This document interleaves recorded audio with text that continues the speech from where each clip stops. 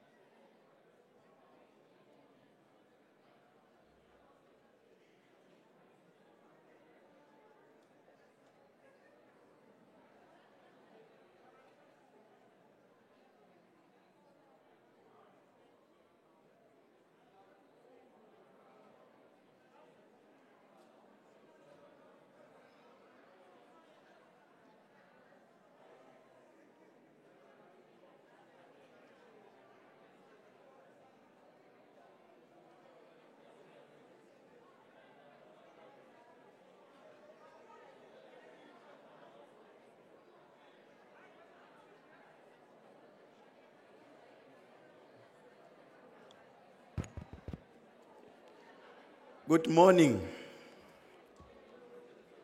Good morning. Thobela. Thobela.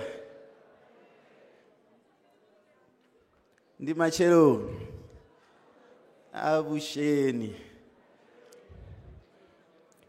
May we please settle down? We are about to start. May we please settle down?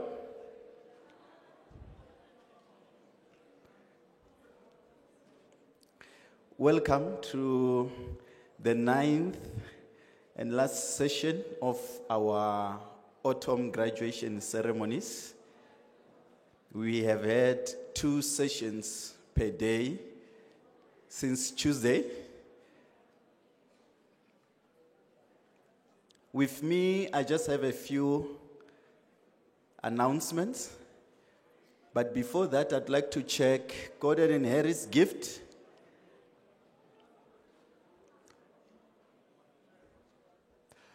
All right. Re kgopela gore re beeng di cell phones tša rena on a silent mode. Let's please put our cell phones on a silent mode. And ba kgopela gore re ska tšea di video during the procession, during the session, because they reflect and interfere with the official photographs. So we do not want in any way to ruin such beautiful memories. Ushers, please assist me in keeping the voices very low. I can still hear people shouting on the sides. Graduates and everyone, may we please keep quiet. We have our restrooms over that door. You will get to the ushers. They will assist you should you need to help yourself. Please note that when the procession enters the hall, re tlo kgopela gore re emelele ka maoto, as our university choir will lead us in the graduation song. The choir will continue to give us items during the session. We are allowed to celebrate, sing along, and cheer them as they sing or when they finish rendering an item. You can celebrate the best way you know how, but just be mindful of the person next to you. Please note that indoors, we are required to keep our face masks on at all times. Do not take it off. Maintain social distance. I see you are seated accordingly. Please limit movements as well during the session. For now, I'm going to give to Gordon Harris gift to demonstrate how our graduates need to conduct themselves across the stage in terms of photographs. Thanks.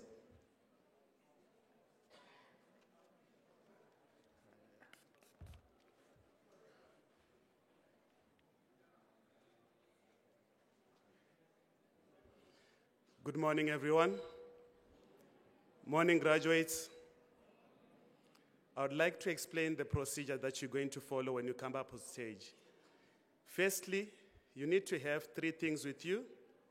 The first one, it's your hood or your belt that will be dragged over your right arm, as Dion is demonstrating here.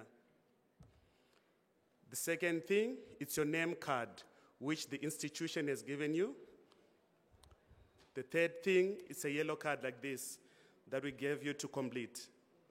Please make sure you complete it in full. You'll be asked to come up row by row, then you'll come up on stage one by one. Next to this podium, there's a black mat. Please stand on that black mat, and in your name card, as your name will be read, we'll take the first photograph from the camera in the middle of the stage. Please look in that direction for you to get a nice photograph. From here, you walk across the stage. There's a kneeling bench in the middle of the stage. Please kneel. The chancellor will keep you there. Then from there, you walk across. At the end of the stage, there is a box. Someone will be standing on the box. The registrar will be standing on the box. Please hand in your belt. You turn around to the audience. You face the camera in the middle of the stage as well, in the middle of the hall as well. That's where we take the second photograph of your package. Please, on that note, just take a moment.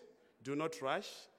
Do not bend down. Do not close your eyes, because the moment the belt passes your chin, that's where we take the photograph. From there, you go down with the stairs. To my right side, you collect your certificate. Then you walk all the way with that passage. We'll take the last photograph, the head and shoulder portrait of your package. Then from there, you go back to your seats. Please know that we take each and every graduate who walks on stage. We take each and every graduate who walks on stage. However, should you want to order these photographs, you're welcome to order them after the ceremony. We are situated at the back of the hall in the foyer. I think most of you have seen us. We also have set up a family studio. You are welcome to bring your friends and family after the ceremony. Lastly, should you not have this yellow card, please raise your hand. Someone will give you one. Enjoy your graduation. Let's appreciate him. I think he forgot to tell you to remember to smile when you come here. We are going to again be requested to stand when the Chancellor dissolves this congregation. The choir will lead us in the national anthem. I believe we know the lyrics. We are allowed also to sing along. Sit back, relax, enjoy yourselves. Know that this is live on YouTube, and our hashtag is hashtag UL Graduations 2022. UL Graduations 2022. We would like to share in your joy, in your happy moment. So do tag us, follow us on Instagram, Twitter, Facebook. Our handle across all the socials is @ULVarsity, @ULVarsity. And do subscribe to our YouTube channel. Don't forget, when alumni and convocation sends messages to you, inviting you to activities, province-wise, we have got what we call chapters. We would like to see you serve in those chapters. Do attend to the invitations. Also join the sectors within your disciplines to contribute to your alma mater. Please note that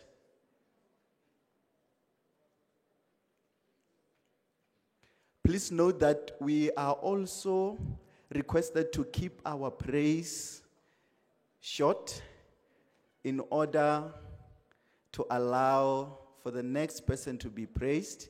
And please do not take your mask off as you praise, as you ululate, as you dance, as you celebrate the graduates.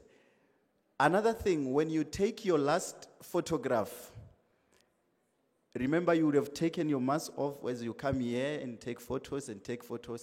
After taking the last photograph by that door, please remember to put your mask back on. So we are going to remain standing as the procession files out of the hall. Renaba Tswadi, the ushers will tell us when and which door to use to exit the hall. We are requested to remain standing in our positions wherever we are. And then after the procession, Retlo Khopela, our graduates, who will be graduates by then, to follow them as they file out of the hall.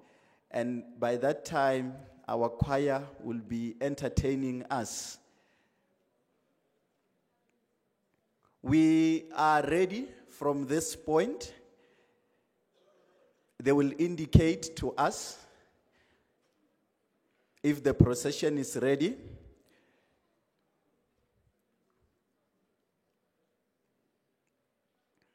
Let us settle down. I see we still have movements. May we kindly assist parents to take to their seats.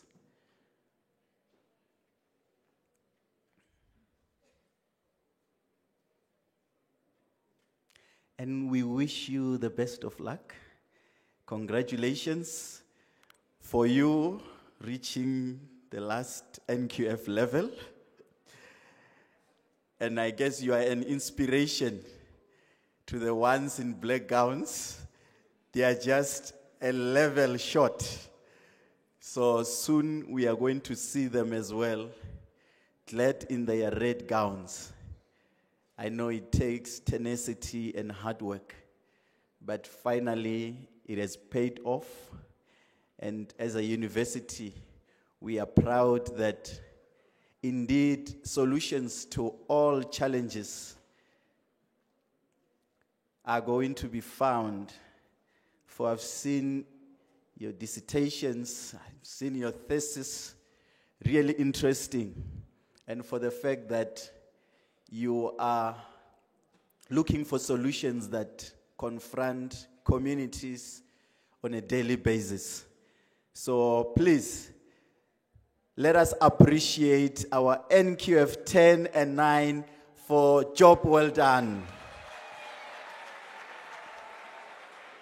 Re ready ya go keteka? Ke tla kwa ka megolokwane, ke tla kwa ka melodi. O bontsha gore re ready. Awa ke phefo. I nkgotsofatse a re lekeng gape. We can do better. We can do better. Megolokwane.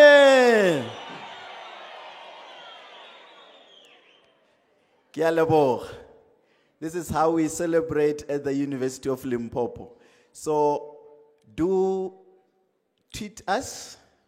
Let's make this last day the national graduations.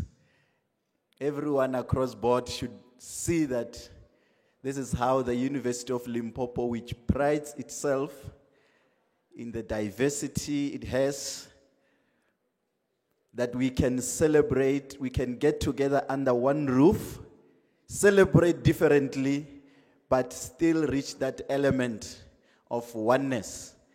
Choir, I think we are ready at this point. We are just waiting for a signal.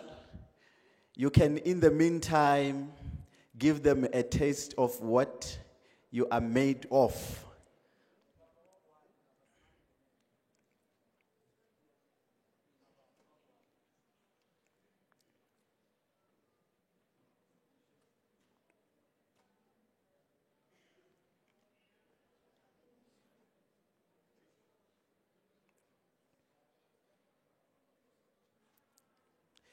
Not forgetting parents and family, friends who are in TA, TB, TC.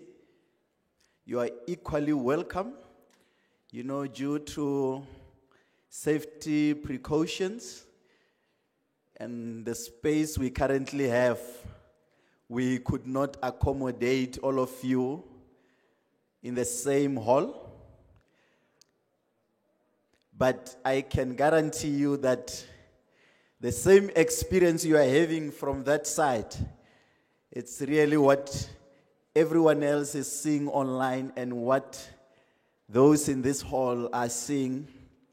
We appreciate your presence. Please also do enjoy, sing along, dance, and let's have merry graduations.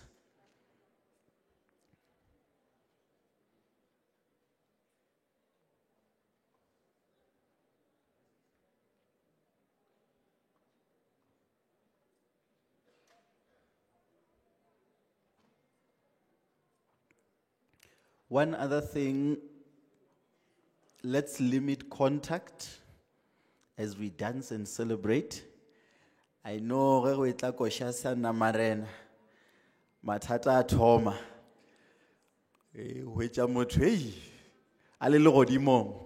So as we go to cloud 9, let's also remember that COVID-19 is still at loose.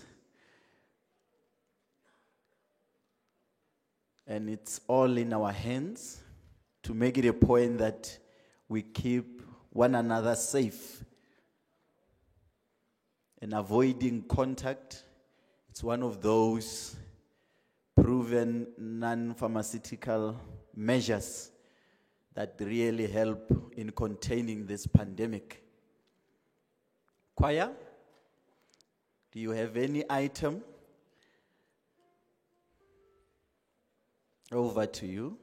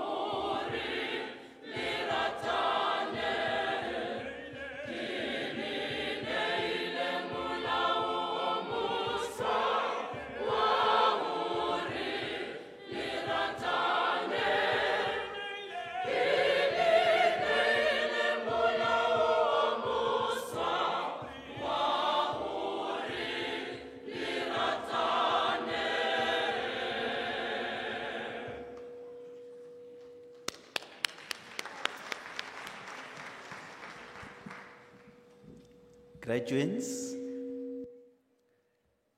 you are more than welcome to organize yourselves into groups. If you wish to come back and give to the university as experts, whether through mentoring those coming after you, whether contributing to curriculum development, you're more than welcome to do so as alumni, and come back to the university and say, we were thinking of giving back in this manner. Also, if you have got a few millions you want to give to the institution, you are welcome to do so. Because the quality of any university can only be measured through it's alumni. So when you go out there, you truly represent what we stand for as a university. So that is why we feel honored to have you and wish you could come back and still associate with the university as now experts and professionals, as CEOs of companies, at whatever level, and the little you wish to contribute, you are mostly welcome. Choir, I think we can give them another item. This choir is the University of Limpopo choir. They go by the name of UL Choristers. They are actually a recording choir, very professional, highly talented. Let's appreciate them, for they are doing this at no cost, but to keep you entertained, to give you a beautiful experience.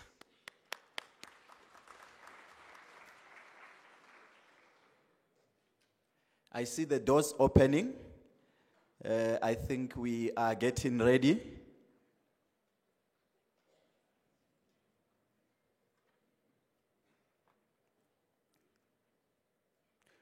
Let's lebala go bea di-phone tša lena on silent mode. A re ska šomišang goba go gatiša di-video gore dinepe tša rena di se interfere le di-flashlights. Ke kgopelo from the photography services. Let's honor them. Shall we all rise?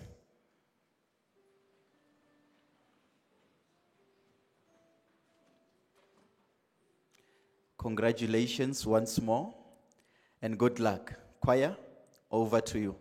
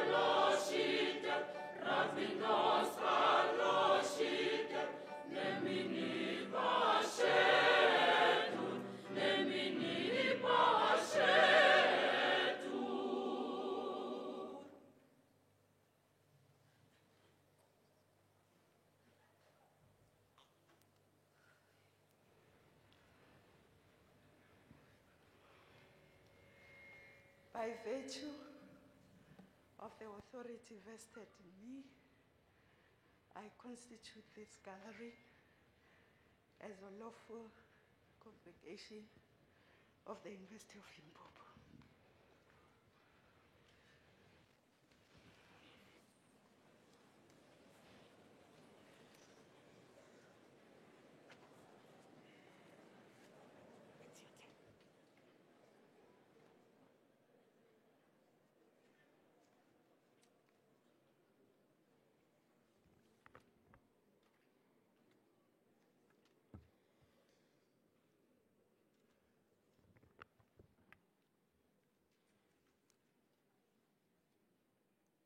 Tobela kamoka khalena. I wish to open this proceeding in prayer, but wish to read to you a portion of Scripture. It comes from the Gospel of Luke, chapter 5, beginning at the first verse. One day, as Jesus was standing by the lake of Gennesaret, the people were crowding around him and listening to the word of God. And Jesus saw at the water's edge 2 boats left there by the fishermen who were washing their nets. He got into one of the boats, the one belonging to Simon, and asked him to put out a little from the shore. And then he sat down and he taught the people from the boat. When he had finished speaking, he said to Simon,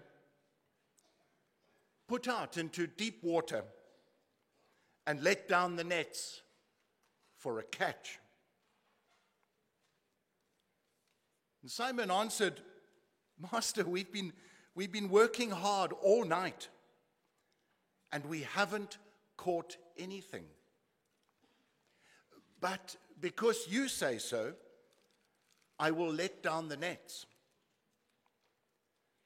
And when they had done so, they caught such a large number of fish that their nets began to break.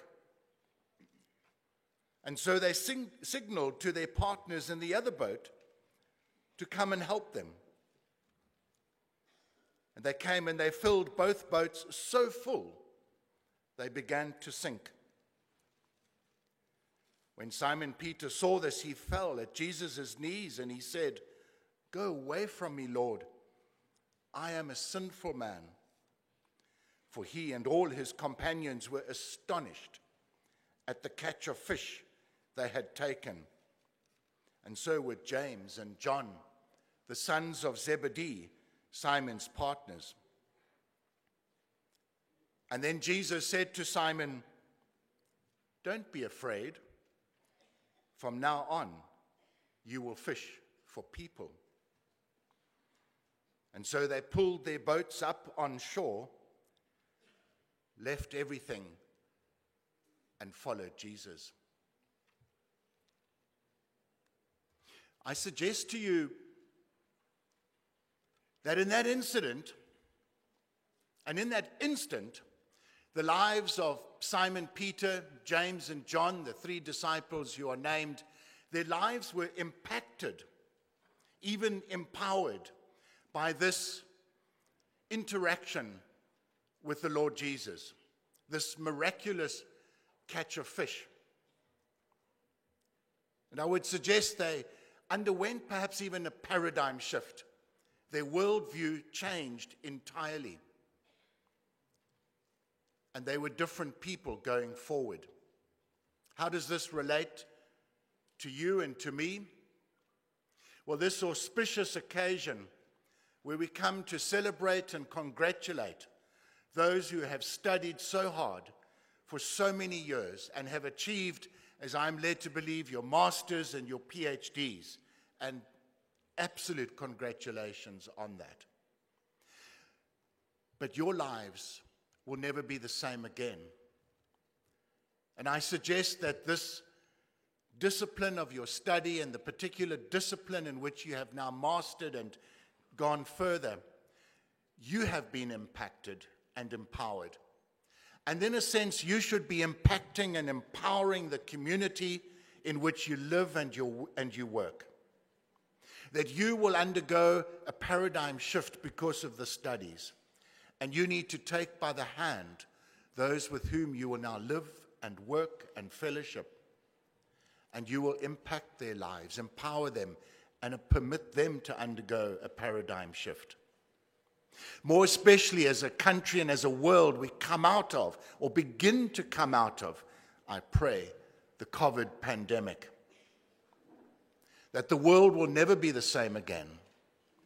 but more especially because the mission and the vision statement of this wonderful university is to impact not only Africa, but the world, and to leave it better off.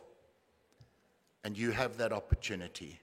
And so my prayer is that you will do exactly that: impact, empower, undergo the paradigm shift, and lead your community and the world into the new world that lies ahead of us.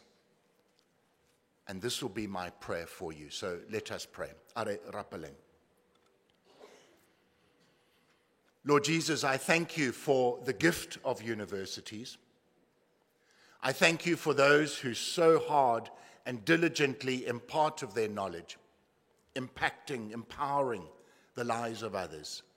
For those who have achieved this incredible level of master's and PhD, doctorate, that they will likewise impact and empower the lives of the community and the world, and especially for us in Africa, impact our lives and leave us better off. So we thank you for this opportunity, for their learning. But we pray also for this occasion that it will symbolize many years of dedication and study. And we commit it and this wonderful institution and all of our lives into your hands. And in your name, and in your name alone, do we pray, Lord Jesus. Amen.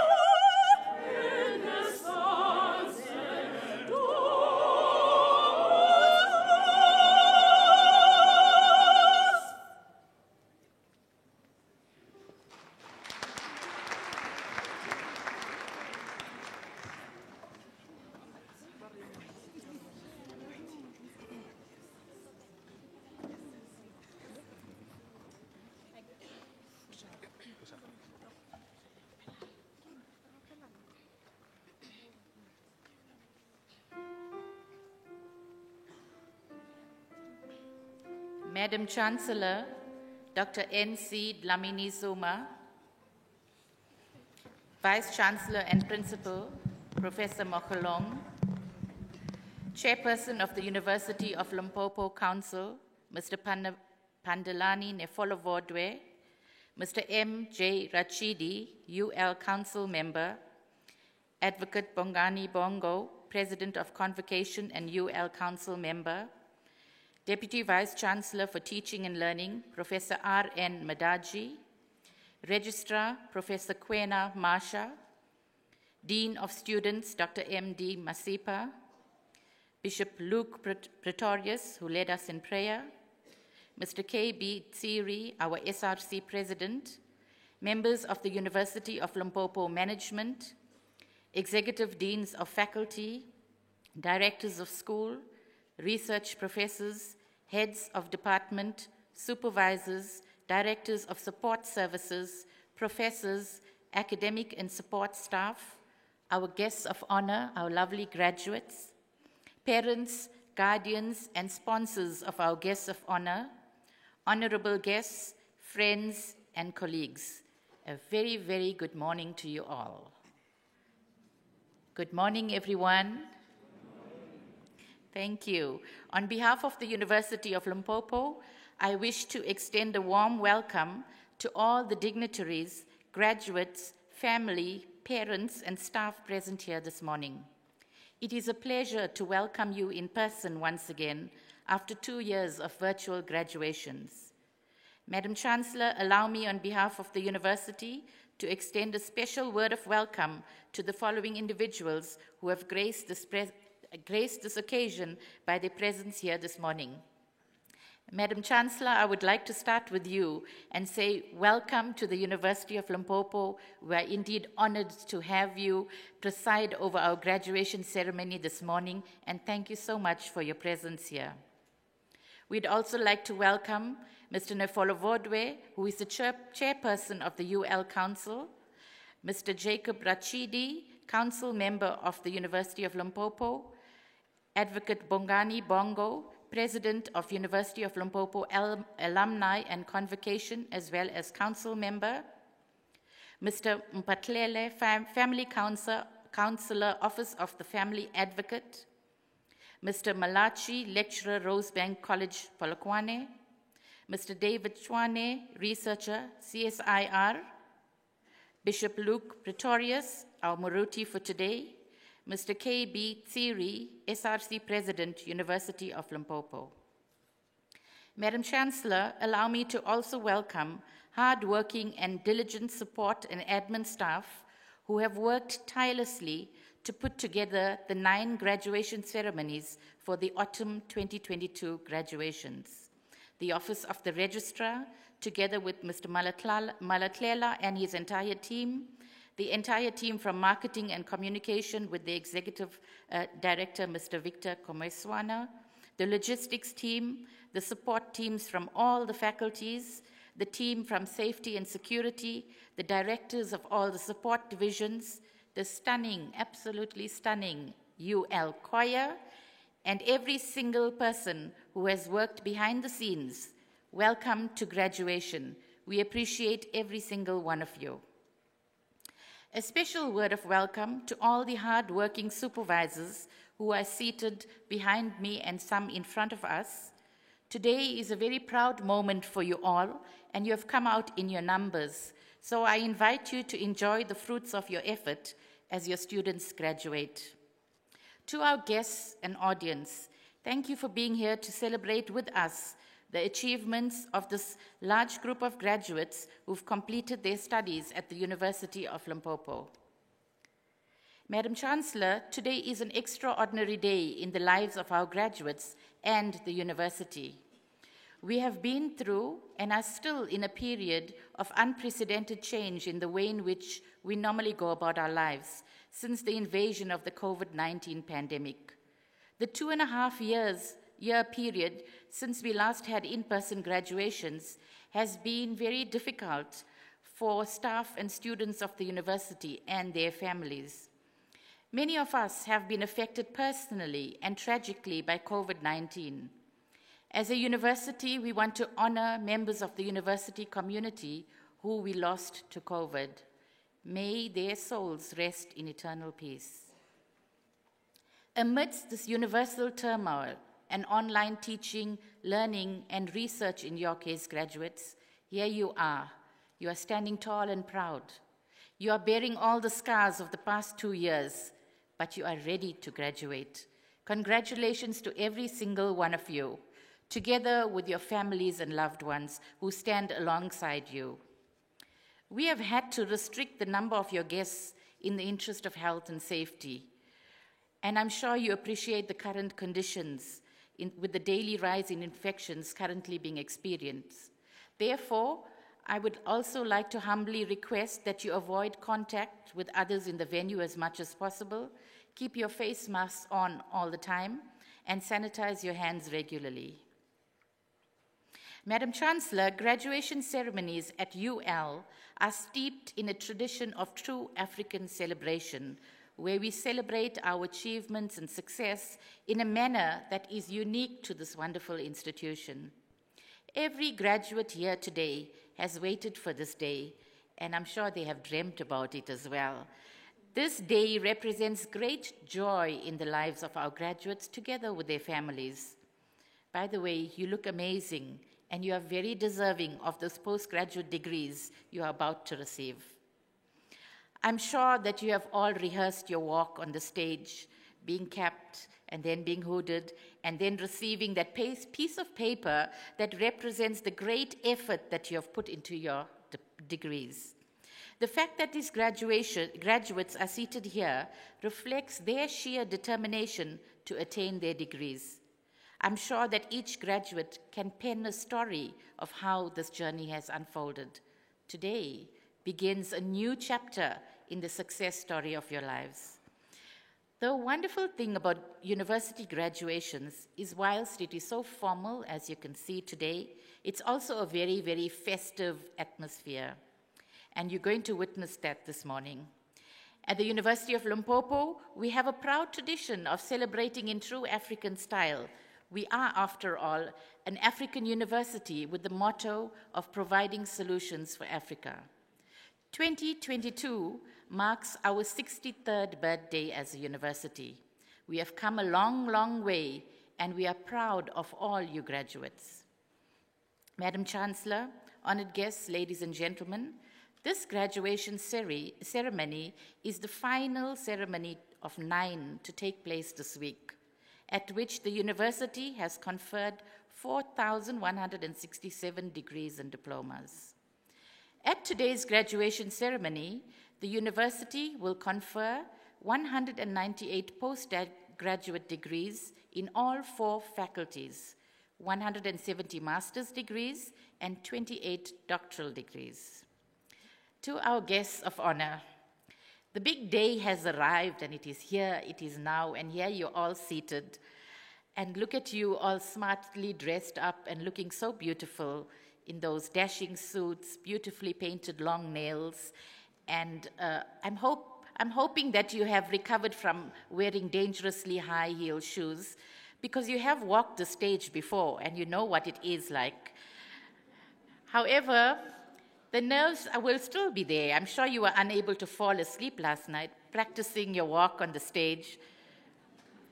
But you've been on the graduation stage before, and you have chosen to extend your territory by gaining master's and doctoral degrees.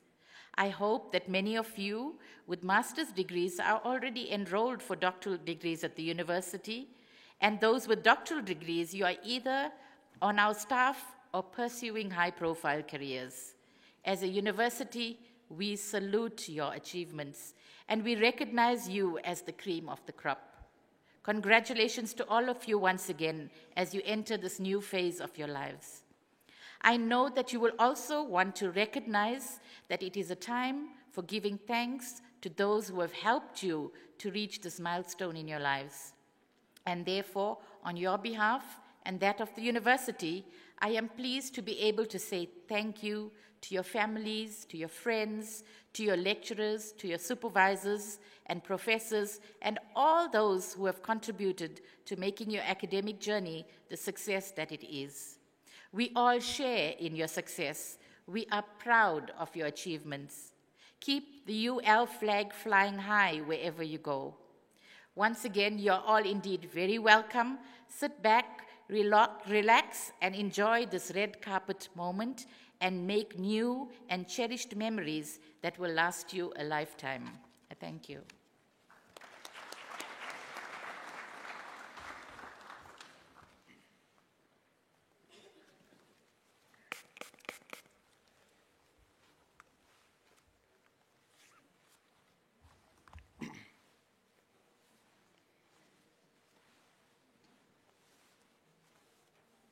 Let me convey my sincere greetings to the Chancellor of the University of Limpopo, Dr. Nkosazana Dlamini Zuma, the Deputy Vice Chancellor and Principal of the University of Limpopo, Professor Matlo Mokhalo, the Chairperson of Council, the President of Convocation, Dr.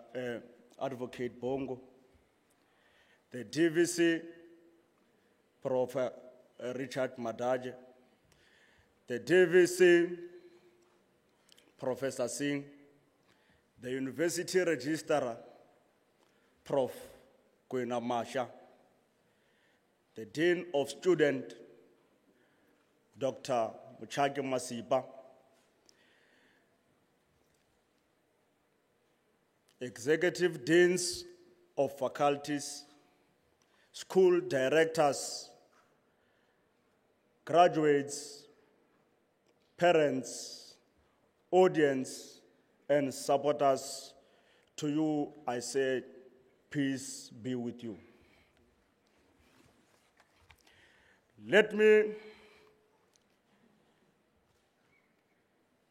I am today, more than ever before, I am proud not only to be citizen of Republic of South Africa, I am also proud to be a child of this soil, of this novel province.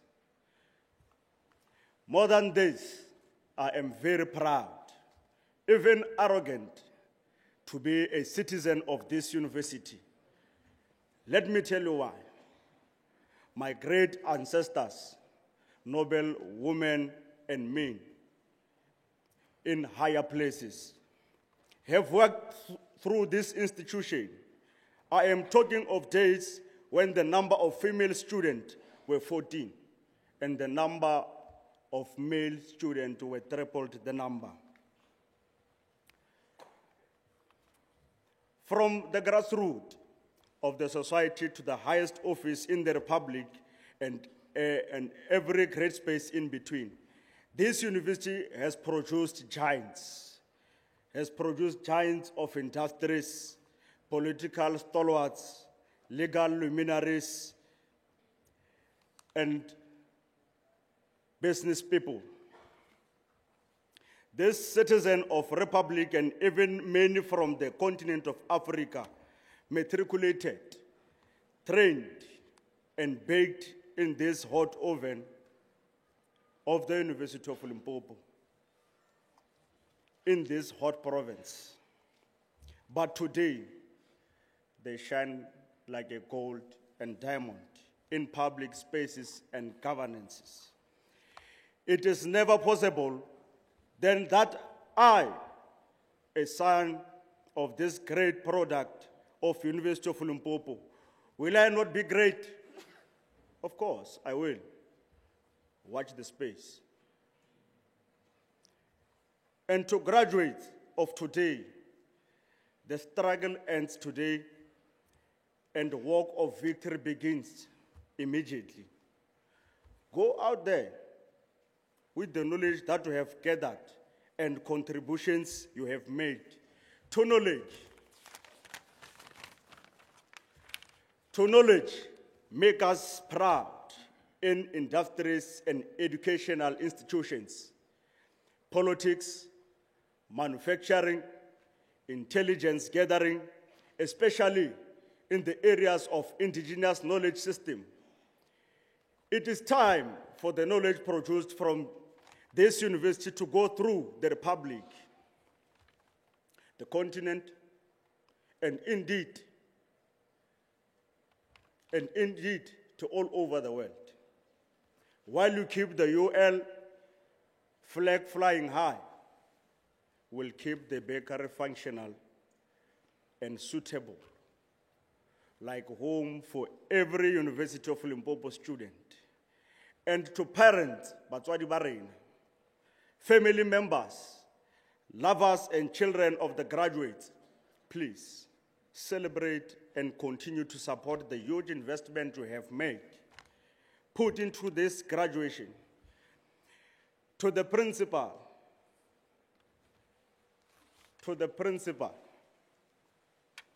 may your days on earth be long. As you travel all over the world, may you receive handshakes, hugs, and kisses.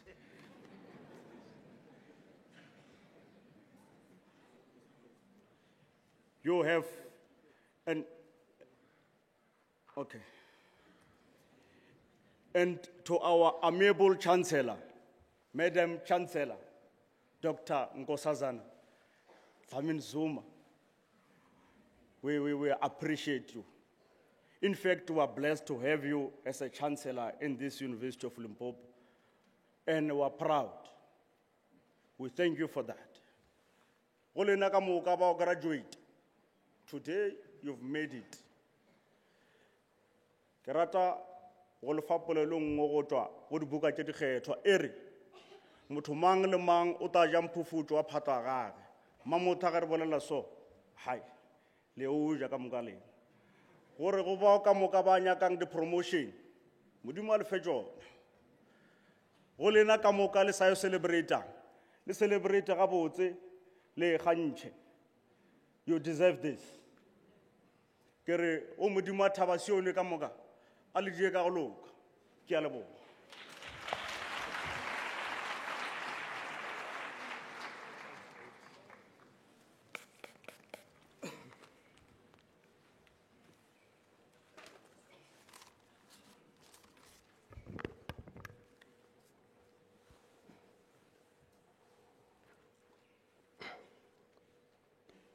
Honorable Chancellor, Dr. Nkosazana Dlamini Zuma, Honorable Vice Chancellor, Professor Nehemiah Mkhalo, Deputy Vice Chancellor, Teaching and Learning, Prof. Richard Madaza, Deputy Vice Chancellor, Research, Innovation and Partnership, Professor Jessica Singh, the Registrar of the University, Professor Kwena Maja, the Dean of Students, Dr. Machaki Masipa, Executive Dean of Faculties present, Directors of Schools, the Chairperson of Council of the University of Limpopo, Uncle Nefolo Vodwe, academic staff, members of council present,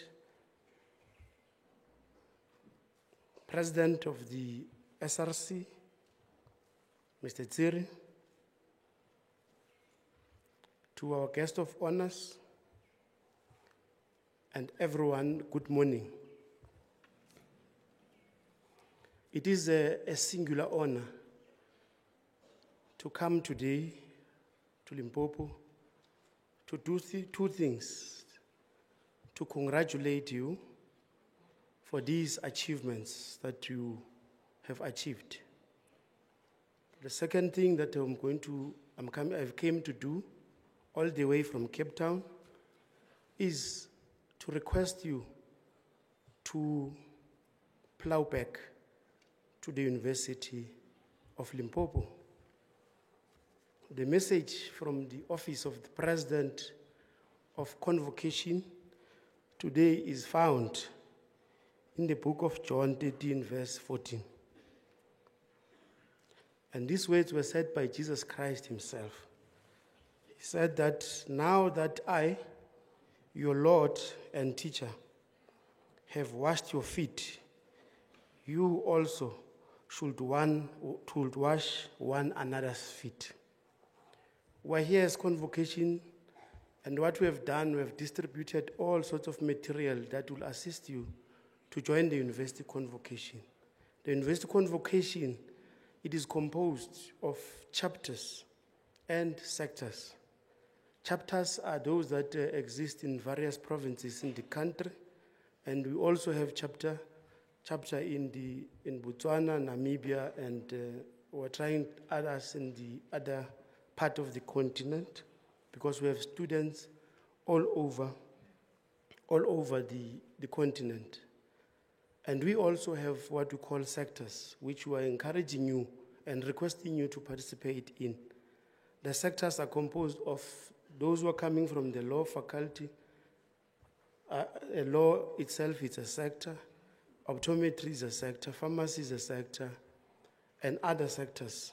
So we are requesting that you participate meaningful in these sectors, because the developments in the higher education sector are such that recommendations from the Council on Higher Education are that people who have graduated in all the sectors are expected to play a pivotal and a meaningful role in ensuring that we grow up the students that are coming as we have graduated.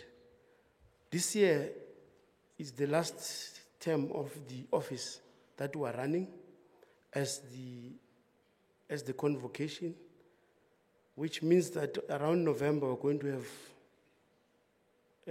a conference.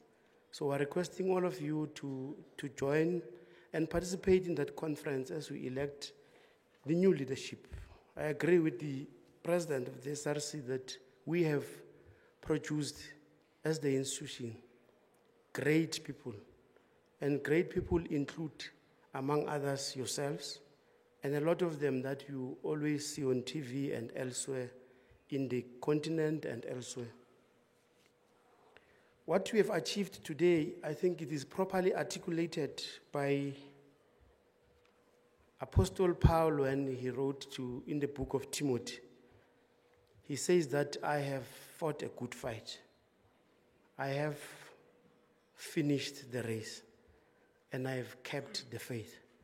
I think what we have done today represents exactly what it is written in that book, because you have fought a good fight. Graduating today represents a good fight, and you have finished the race. No matter how many years you have taken to finish, but what is important, we have finished the race. So please keep up the faith.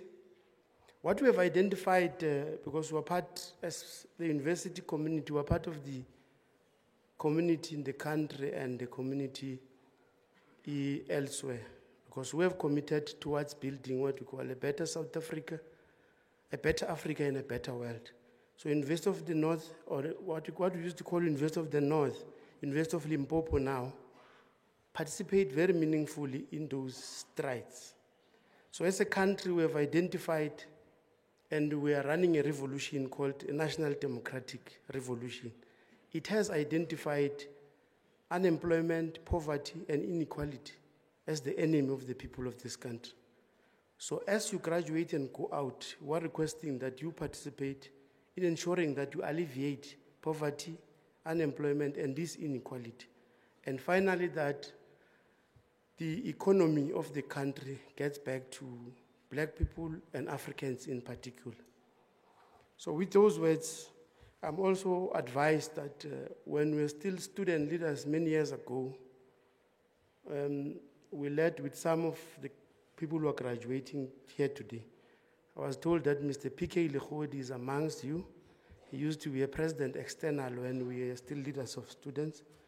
It shows that whatever you do and whatever we did was very good, and it is encouraged. The university has also produced one of the most powerful scientists, which in 2002, when I spoke here, I said he was the one who was going to lead this university to greater heights. Our Vice Chancellor, Professor Mkalung, is the longest serving Vice Chancellor in this country, and was still researching whether it is not in Africa and the world. So the work that he has done must be commended and be thanked by all of us. By all of us. As you can read on TV and elsewhere, it will be a mistake that we don't speak about the gender-based violence that is affecting our societies. Women are being killed like flies in this country. So as you find solutions for Africa, we're requesting that you also do research on how can we cap this scourge and pandemic of people wanting to kill women like they're killing flies. Today, you stand at a pinnacle of your academic journey, and it is from this ceremony that you see the world and its vastness anew. It is only when you get to this pinnacle that might resonate with the words of the late President Mandela in the last lines of his autobiography, Long Walk to Freedom. He said the following, and I quote, "I have discovered a secret after climbing a great hill. One only finds that there are many hills to find after climbing the first one. I have taken a moment here to rest, to steal a view of a glorious vista that surrounds me, to look back on the distance I have come. But I can rest only for a moment, for with freedom come responsibilities, and I dare not linger, for my long walk, it has not yet ended." Congratulations, and congratulations once more. Thank you.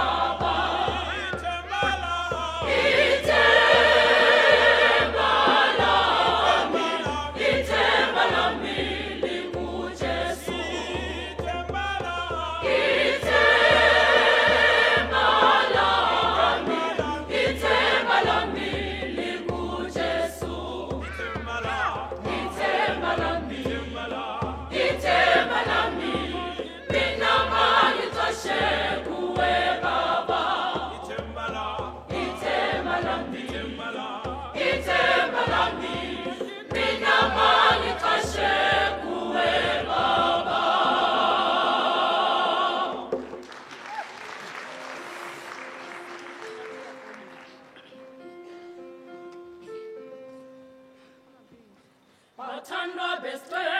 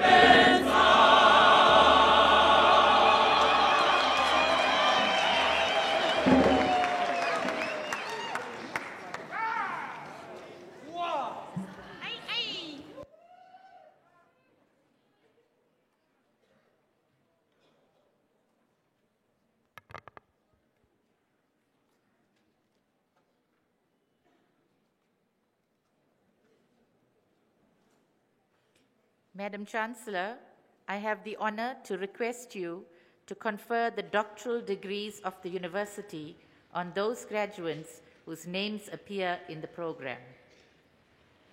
By virtue of the authority vested in me, I confer the doctoral degrees.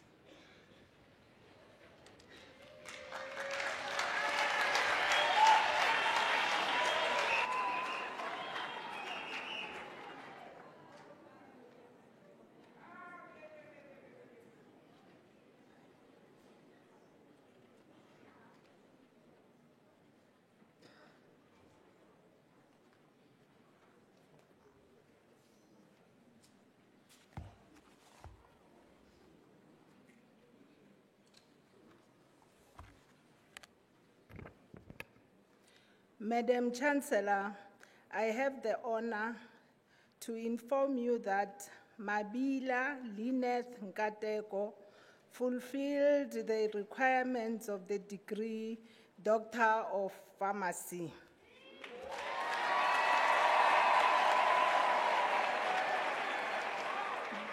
The title of the thesis is Evaluation of Antiretroviral Use in Children Managed in Public Clinics of Mopani District, Limpopo Province, towards a dosing and dispensing training program for nurses. Supervisor, Prof. P.H. Dimana. Course Supervisor, Prof. T.M. Mutiba. Supervisor will read the citation.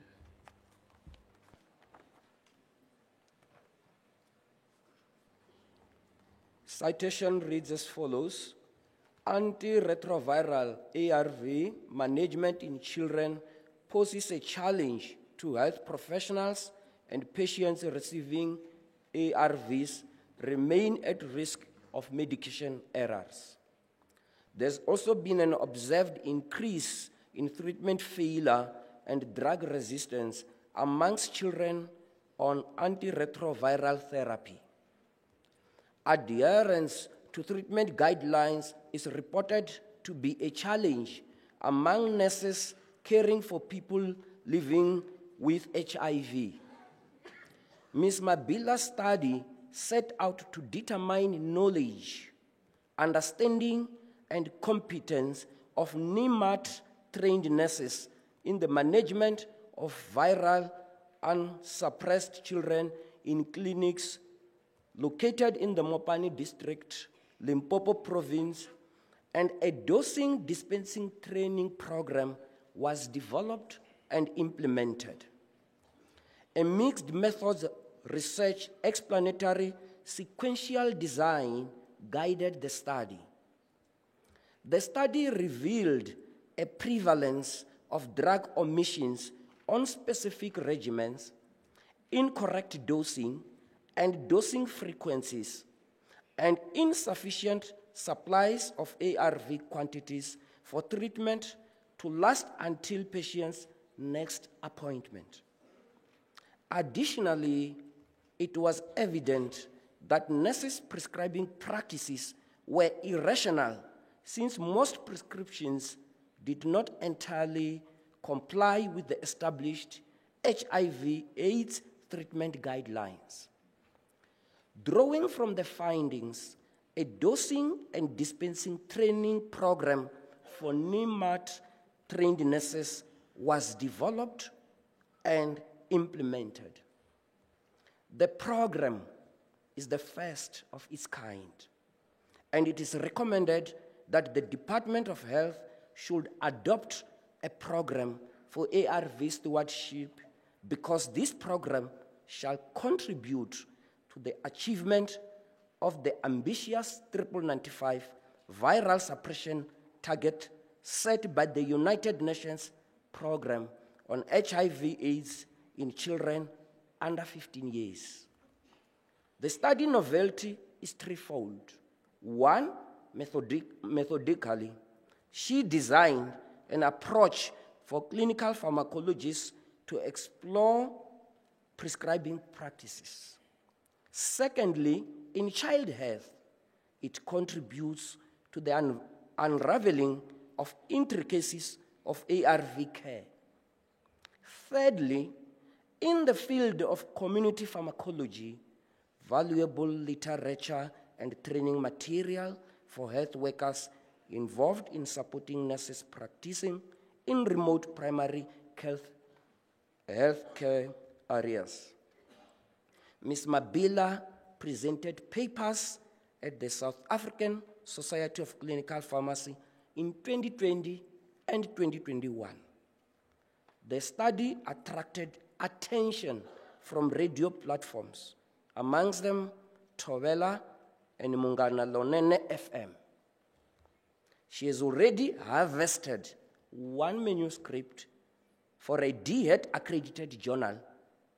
Two others, that is the drafts, are currently in completion.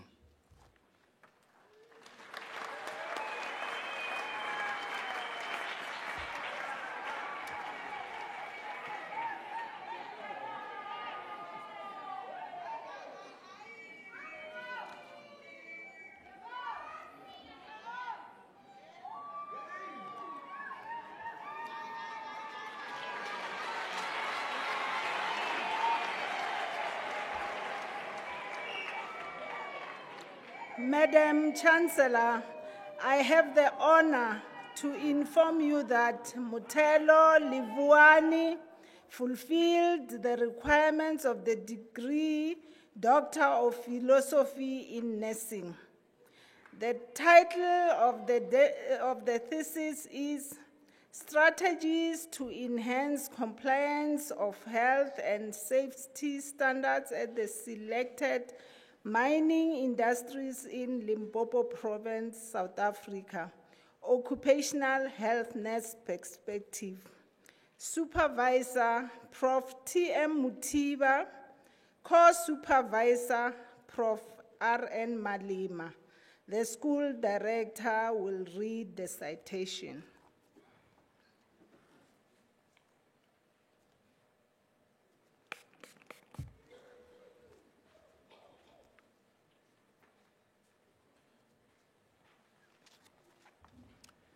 And the citation reads as follows. Based on the occurrence of occupational diseases and safety concerns in the South African mining industries, Ms. Mutelo Livuani's thesis focused on the development of strategies to enhance compliance with the health and safety standards in the mining industries of Limpopo Province, South Africa.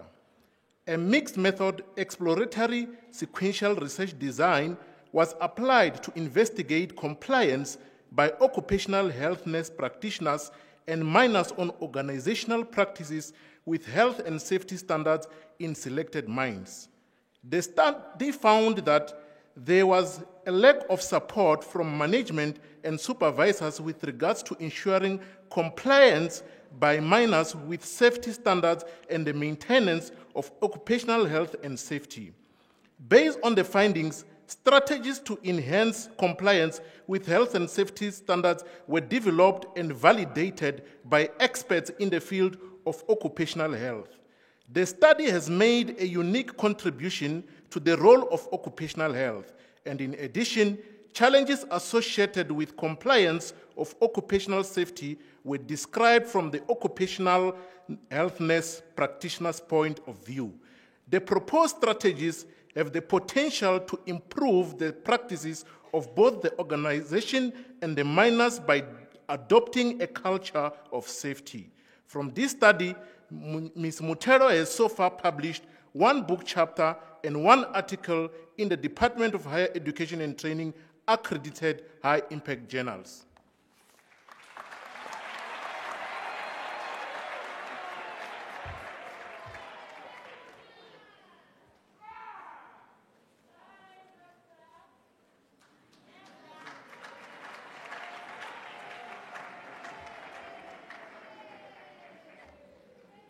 Madam Chancellor, I have the honor to inform you that Hlahla Lina Sibulaishi fulfilled the requirement of the degree Doctor of Philosophy in Nursing. The title of the thesis is Development and Implementation of a Support Program for Parents of Youth Abusing Substances in Selected Public Hospitals in Limpopo Province, a Nursing Leadership Perspective. Supervisor, Prof. T.M. Mutiba, Co-Supervisor, Prof. L. Skal. The course supervisor will read the citation.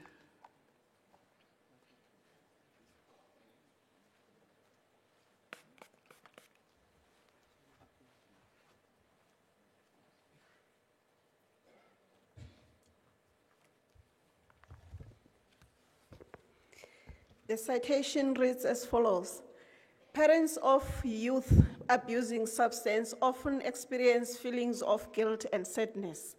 Ms. Hlahla developed a support program for parents of youth abusing substance to capacitate them with strategies to manage and help their youth with substance use disorders.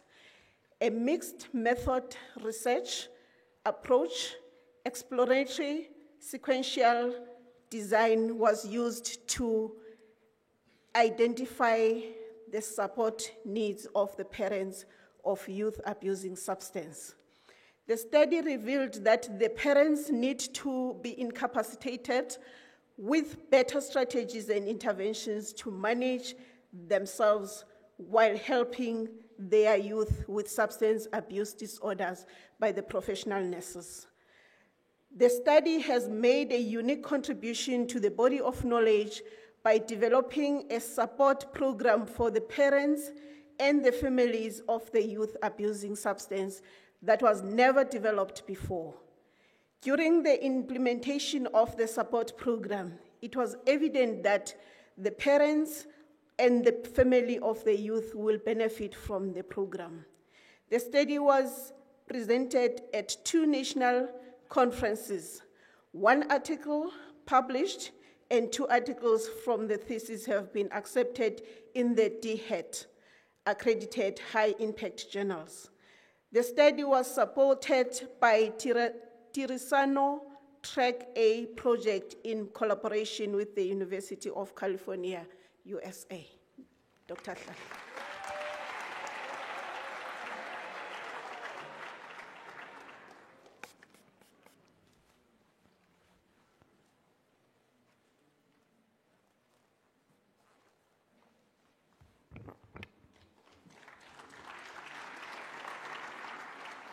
Madam Chancellor, I have the honor to inform you that Legodi Elizabeth Malihu fulfilled the requirement of the degree Doctor of Philosophy in Nursing. The title of the thesis is Development of a Training Program for the Facilitation of the Implementation of the 6 Ministerial Priorities by Professional Nurses in Limpopo Healthcare Facilities, South Africa. Supervisor, Prof. M.K. Tupula. Co-supervisor, Prof. T.M. Mutiba. School director will read the citation.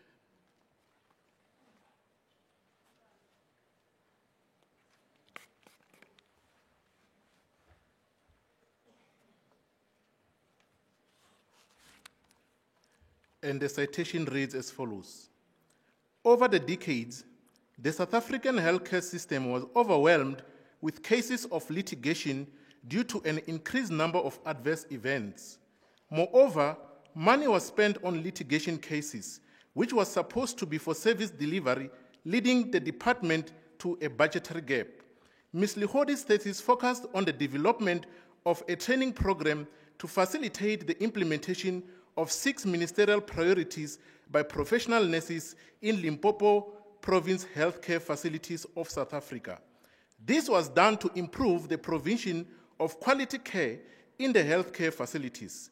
A mixed method research and exploratory sequential design was adopted to explore the lived experiences and knowledge of professional nurses on the implementation of the 6 ministerial priorities in the Limpopo healthcare facilities. The study revealed that 6 ministerial priorities were not implemented effectively in the healthcare facilities of the Limpopo Department of Health due to several challenges experienced by professional nurses. The unique contribution of this study is that the developed training program will capacitate the professional nurses through enhancing the implementation of 6 ministerial goals, which will improve the quality provision of patient care.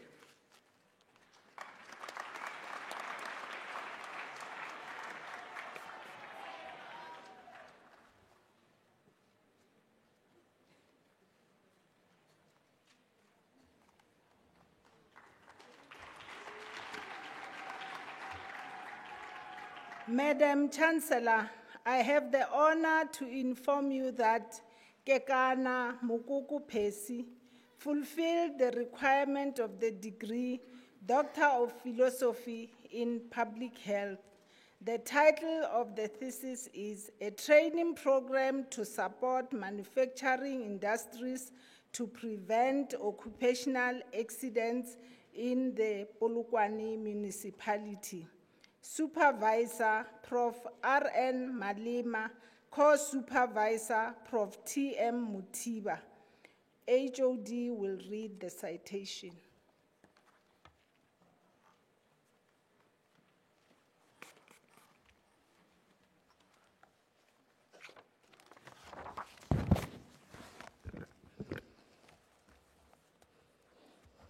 The citation reads as follows.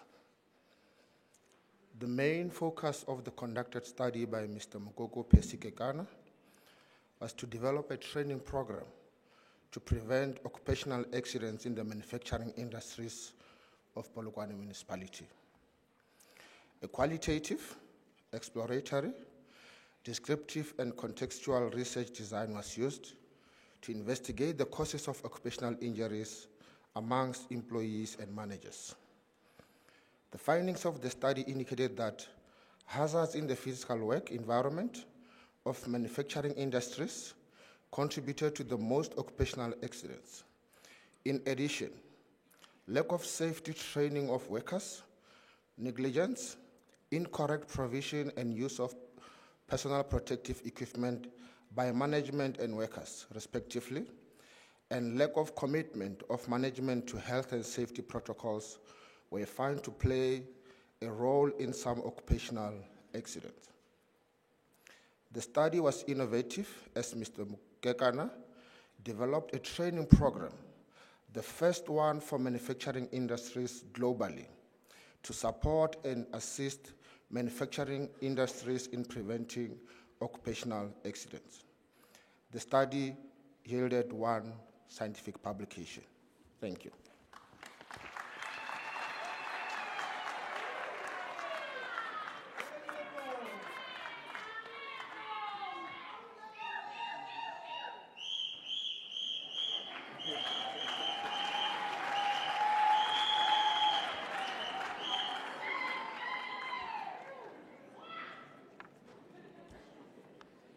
Madam Chancellor, I have the honor to inform you that Mohammed Ihab El Sayed fulfilled the requirements of the degree Doctor of Philosophy in Public Health.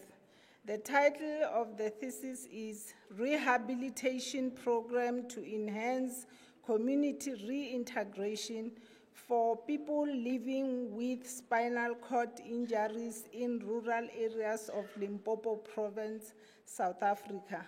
Supervisor, Prof. L. Skal. Co-supervisor, Prof. N.P. Mbambokekana. Supervisor will read the citation.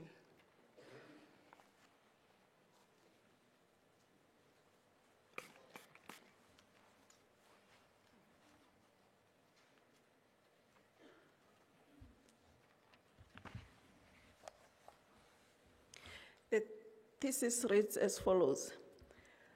Mohammed E.E. focused on challenges faced by people living with spinal cord injuries regarding full reintegration into the community post-discharge from hospital. Quantitative data were generated using the Spinal Cord Injury Community Reintegration Measure tool, and qualitative data were collected through focus group discussions. In phase 2, the Delphi study design was utilized as a validating method in the development of the program. The results revealed that most patients were not fully reintegrated into their communities and further indicated an urgent need to implementation of a rehabilitation program to enhance a successful and better community reintegration for people living with spinal cord injuries. In phase 2 of the study, experts agree that the rehabilitation program to enhance community integration for people living with spinal cord injuries in Limpopo Province should include the identification of the rehabilitation team, distribution of the powers between the team members, and subacute rehabilitation tasks, and the outcome of the successful rehabilitation. The study concludes that rehabilitation is the bridge between people living with spinal cord injuries and successful community reintegration. So far, one article was published from this thesis. Mr. Mohammed is preparing to implement his rehabilitation program at the provincial hospitals in Limpopo Province for the benefit of people living with spinal cord injuries in Limpopo. Dr. Mohammed.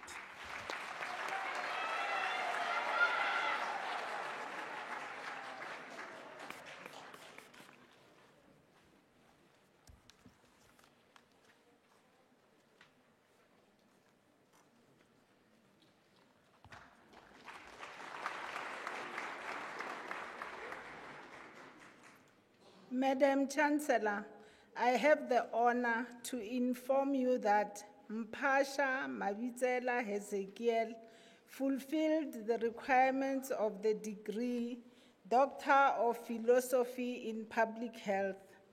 The title of the thesis is Development and Implementation of a Family-Centered Nutrition and Exercise Program for Diabetes mellitus patients of Blouberg Municipality, Limpopo Province. Supervisor, Prof. L. Skal.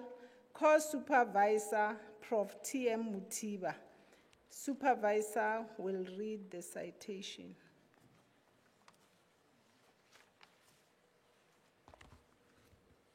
The citation reads as follows. Physical inactivity and poor nutritional status remains a problem among the general South African population, including diabetic patients who should be adopting an active lifestyle. Mr. Mpasha Pitso's doctoral study, Mr. Mpasha Pitso's doctoral studies focused on a family-centered approach to diabetes management through nutrition and exercise.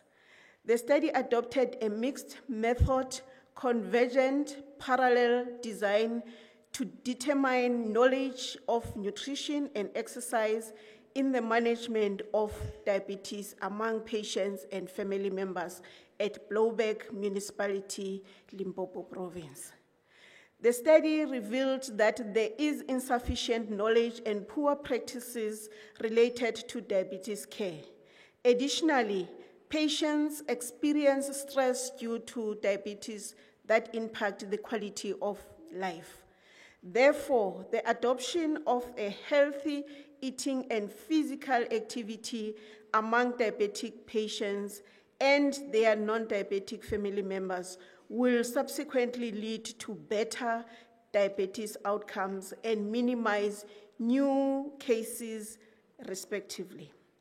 Therefore, Mr. Mpasha developed and implemented a family-centered nutrition and exercise program for diabetes patients, for diabetes mellitus patients, which yielded positive results by improving quality of life for those affected.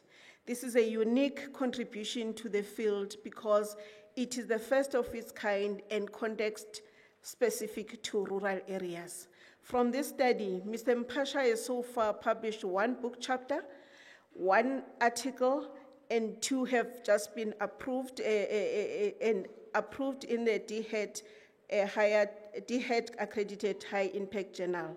5 papers have been presented nationally and internationally. Dr. Mpasha.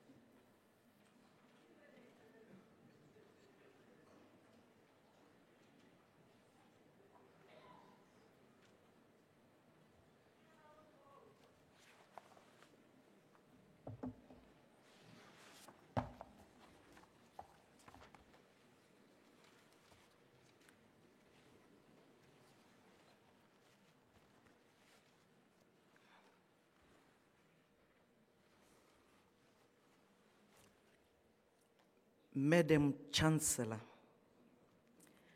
I have the honor to inform you that Lekgau Khumotso fulfilled the requirements of the degree Doctor of Philosophy in Criminology. The title of the thesis is Rape Committed During House Robbery, a Grounded Theory Analysis. Supervisor is Professor J. Buckhazen. Co-supervisor is Dr. W. Maduleke. The supervisor will read the citation.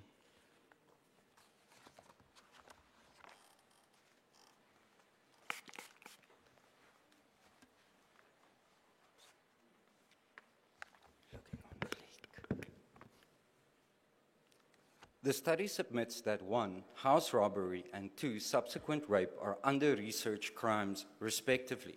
However, they are often treated differently in the fields of social sciences in general and criminology and criminal justice specifically.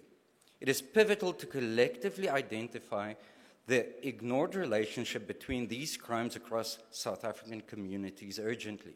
This study was aimed at exploring motivational factors for committing house robbery and subsequent rape. following a qualitative approach guided by the grounded theory research design. The theoretical sampling technique was employed to sample 23 participants, distributed as follows: the Department of Correctional Services, 3 clinical psychologists, 5 social workers, and 15 incarcerated offenders. The sample was confined to the 2 selected correctional centers in the Gauteng and Limpopo provinces of South Africa. The semi-structured face-to-face interviews were conducted, and the steps of grounded theory and MaxQ data software were employed for data analysis. For the contribution to the new body of knowledge, a conceptual model was developed to effectively respond to the mentioned crimes, consisting of 5 components. 1, socialization. 2, sexual violence curriculum. 3, liquor regulation. 4, ammunition registration. And 5, target hampering. The candidate shared some of the findings of this study to 2 national and 2 international conferences. More presentations of the findings will be made in the 2022 academic year at the following conferences: the South African Association of Public Administration and Management, the National Institute for the Humanities and Social Sciences, the Social Sciences International Research Conference, and the International Symposium of the World Society of Victimology. Thank you.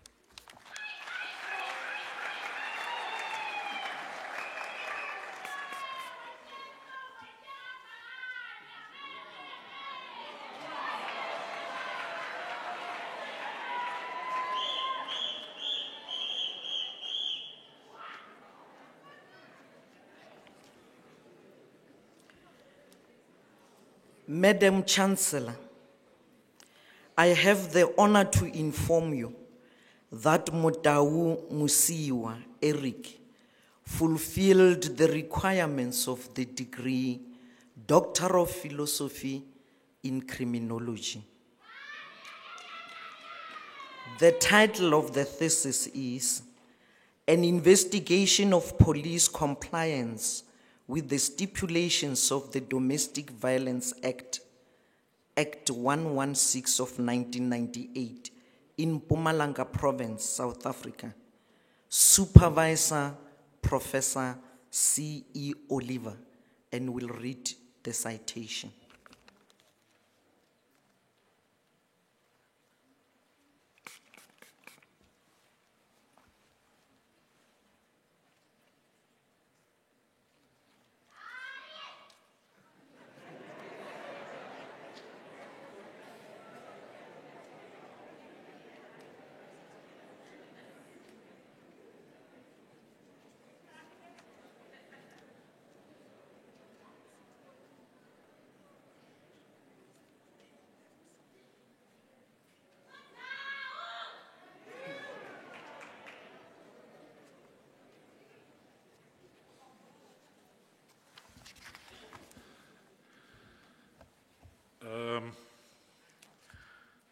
The study explored the policing of domestic violence by the SAPS by emphasizing their compliance in terms of the stipulations of the Domestic Violence Act, Act 116 of 1998.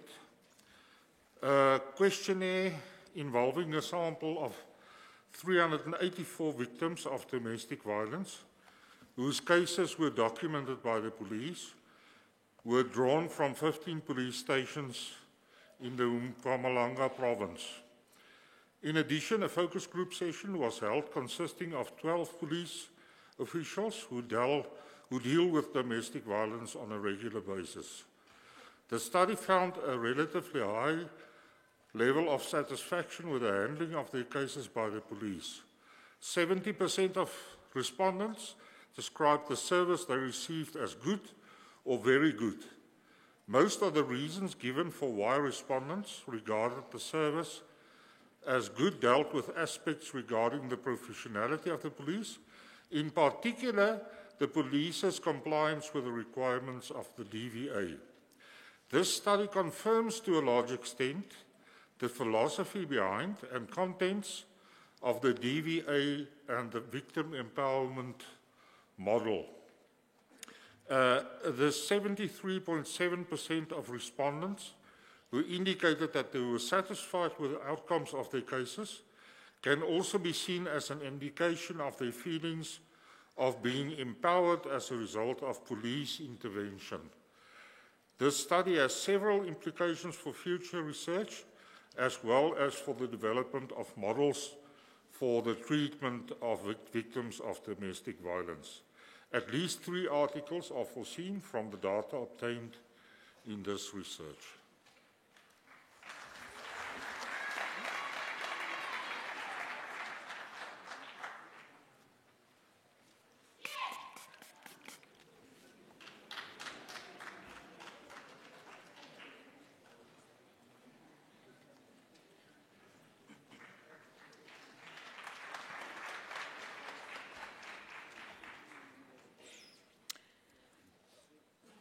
Madam Chancellor, I have the honor to inform you that Bajraj Viloshny fulfilled the requirements of the degree Doctor of Philosophy in Curriculum Studies.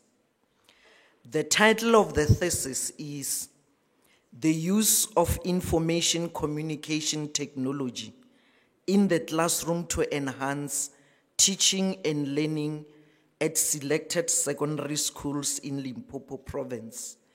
The supervisor is Professor M.J. Temani and will read the citation.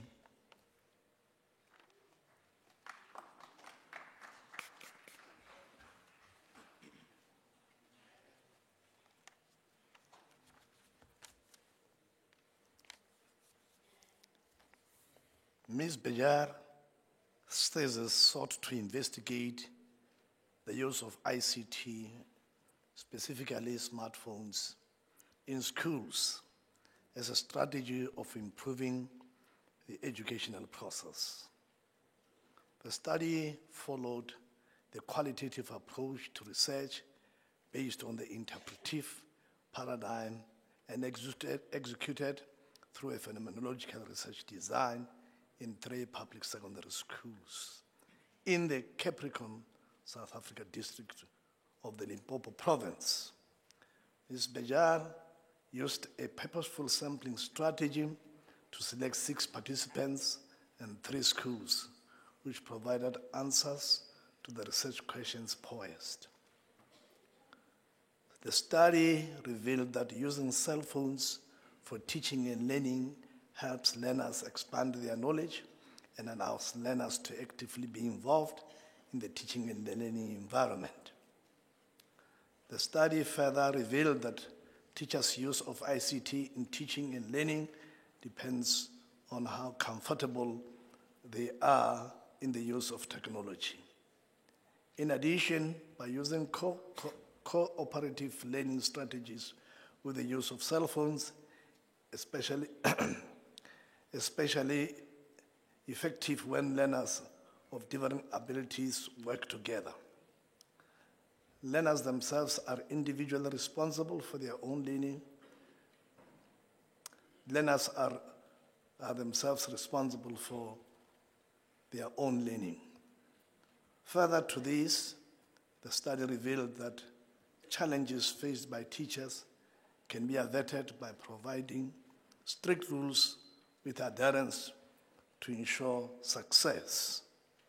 As a result, she used the findings of her study to suggest a valuable model that might assist schools and further teachers to create awareness of the essence of the use of cell phones as a positive tool in teaching and learning in public schools. Congratulations.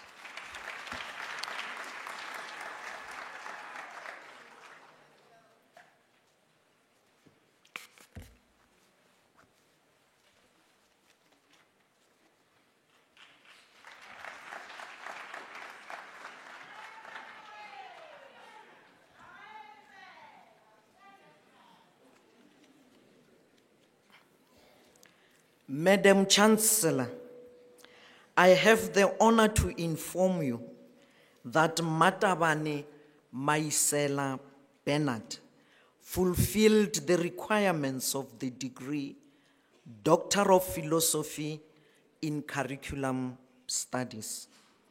The title of the thesis is Crisis in the Implementation of Inclusive Education, Reflection on the Role of Full Service Schools in Sekhukhune District. The supervisor is Dr. J.M. Mamabolo and will read the citation.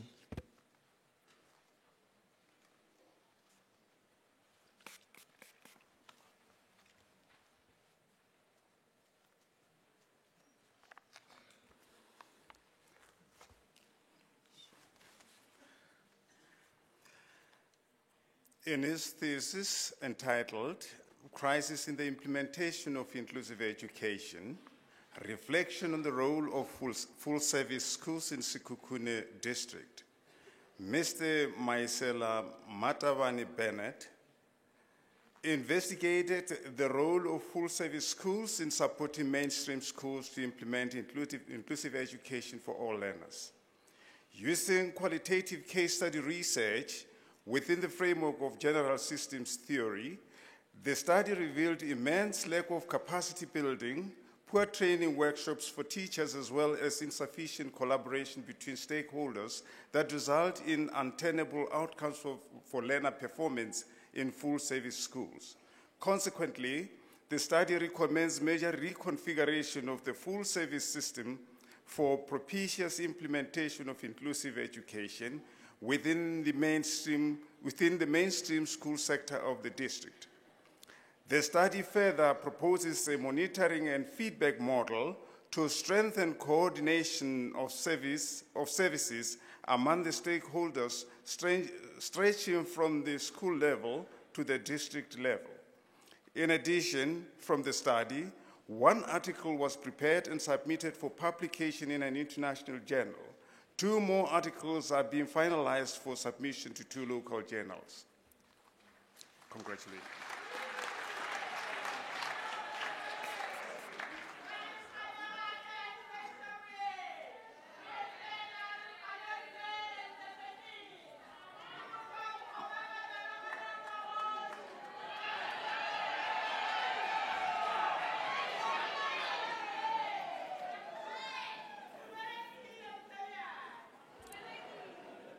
Madam Chancellor, I have the honor to inform you that Nkadimeng Mampuru Philemon fulfilled the requirements of the degree Doctor of Philosophy in Curriculum Studies. The title of the thesis is Implementation of Blended Learning in Sekhukhune District Schools in Limpopo Province, South Africa. Supervisor is Dr. K.L. Tabankadimene.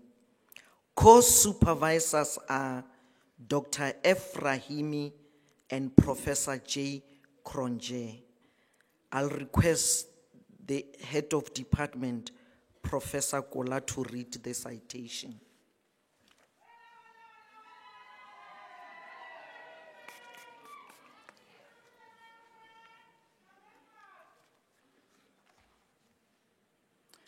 The study aims at investigating teachers' perceptions and technological skills in the implementation of blended learning in Sekhukhune District Schools in Limpopo Province, South Africa. The study was informed by connected learning theory, technology accepted model, and the connectivism theories frameworks. The study was premised within pragmatism paradigm, and the convergent parallel mixed methods research design was adopted. 4 schools were purposefully sampled for the qual strand, and 4 school principals, 4 heads of departments, and 4 teachers took part in the investigation. For Quan, a total of 177 research participants were selected. Qualitative data was analyzed using thematic and narrative analysis, whereas the quantitative data was analyzed using Statistical Packages for Social Sciences, version 28. The research findings indicate that teachers embrace the introduction and implementation of blended learning in schools. The good intentions of blended learning are met by a lack of e-technological supply and the internet connection in schools, lack of e-tech policies, lack of teachers' digital training, insufficient teachers' technological competencies, and the inadequate teacher support in the use of technologies. These factors impede the effective implementation of blended learning in Sekhukhune School. The study, therefore, recommends that the Limpopo Department of Education should provide the supply of e-tech in Sekhukhune School through fiscal policies. The study further recommends that the Limpopo Department of Education, through districts and circuits, train and develop officials and teachers in digital technologies for successful implementation of blended technologies in teaching and learning. The study also suggested a proposed blended learning model which might assist in the implementation of blended learning in schools. This thesis is set to produce 4 articles.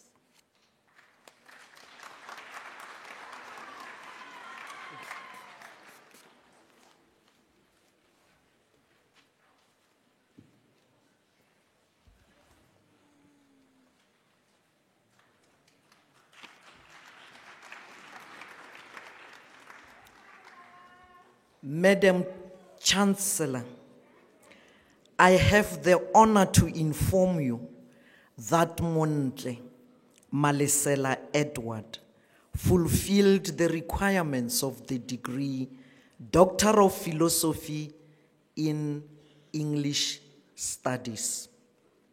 The title of the thesis is Repurposing Identity in African Literatures, a post-colonial analysis of Nadine Gordimer's selected novels.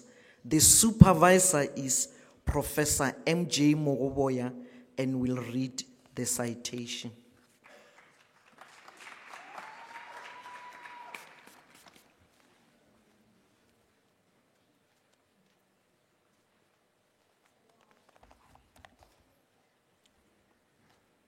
The citation reads as follows. Mr. Montle's thesis contends that African identity crisis derives its genesis from the colonial influence in Africa, which ensues from the contact between Africa and the West. This identity crisis still vexes Africa to date, nuanced in democracy. The thesis problematizes the issue of African identity crisis as an imposition and the concomitant erosion of African identities by Western powers. Mr. Montle has utilized a qualitative approach to crystallize this identity crisis. He has purposefully selected the following novels by Nadine Gordimer as cases in point: No Time Like the Present, The Pickup, The House Gun, None to Accompany Me, July's People, and A Guest of Honor, from other novels by the same author because of their germaneness to the thesis. As data, these novels were textually analyzed. Mr. Montle has also consulted Anglophone, Francophone, and Lusophone African literatures as the antithetical perspectives to this crisis. In line with these perspectives, he has employed post-colonial theory, Afrocentricity, and feminism to explore solutions to this problem. Africa should find solutions to her problems by focusing on herself as the center.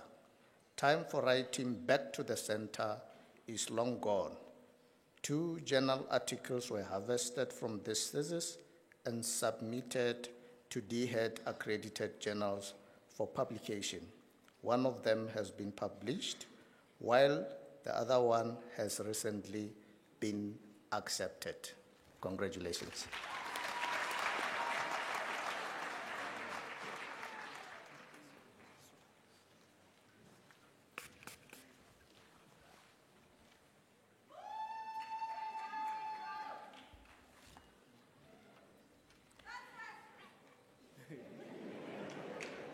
Madam Chancellor, I have the honor to inform you that Juniper Wanda fulfilled the requirements of the degree Doctor of Philosophy in Media Studies. The title of the thesis is An Examination of Community Radio's Economic Empowerment Programming at 3 community radio stations in Limpopo Province. The supervisor is Professor T. Muswede and will read the citation.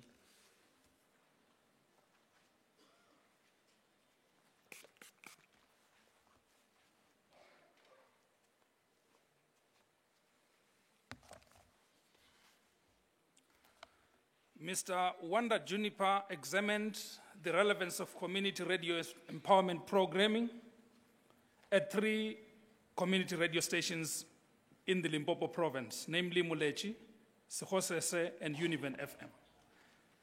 The study explored the nature of community radio programming, determined programming formulation processes, assessed the quality of economic knowledge and entrepreneurial skills transferred to target audiences, and established the challenges that impede implementation of community empowerment programs in the sector. Extensive literature in relation to the relevance and impact of radio programs on target audience was reviewed, both at the local and global levels. A case study design within the qualitative approach was adopted to inform the research design, data collection methods, and analysis procedures, where study entities and participants were purposefully selected. Triangulation of data collection procedures involved the focus group, method, in-depth interview, and document analysis. Thematic analysis was adopted in the data analysis to generate discursive themes and synthesis of findings, where both relevant literature and participatory communication paradigms were inferred to support study findings. The study notes that community radio as a technology has the inherent potential to facilitate knowledge and skills transfer on economic empowerment to target communities in South Africa. Notwithstanding the sector's relevance and positive impact through its diverse programming formats, it encounters challenges in the program formulation process, design, and implementation. This is largely owed to limited stakeholder involvement, lack of audience research, inadequate funding, lack of relevant skills among programmers, and absence of program evaluation. This has a negative bearing on the quality of economic empowerment programs offered by the community radio stations in the province. Subsequently, the study has developed a self-designed economic empowerment programming model based on the existing institutional and policy framework to enhance the effectiveness of radio programming in the sector. Congratulations.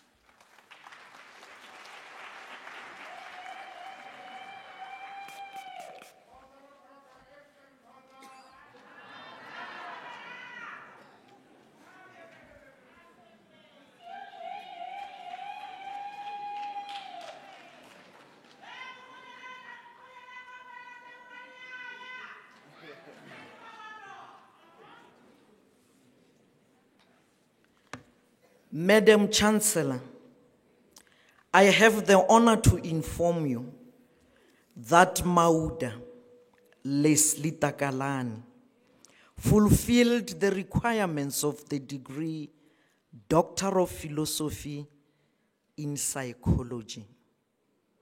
The title of the thesis is The Perception and Treatment for Mental Illness by Selected Pentecostal Pastors in Polokwane towards an intervention program. The supervisor is Professor T. Sodi. Co-supervisors are Dr. J.P. Mukwena and Dr. S. Muribe. The co-supervisor, Dr. J.P. Mukwena, will read the citation.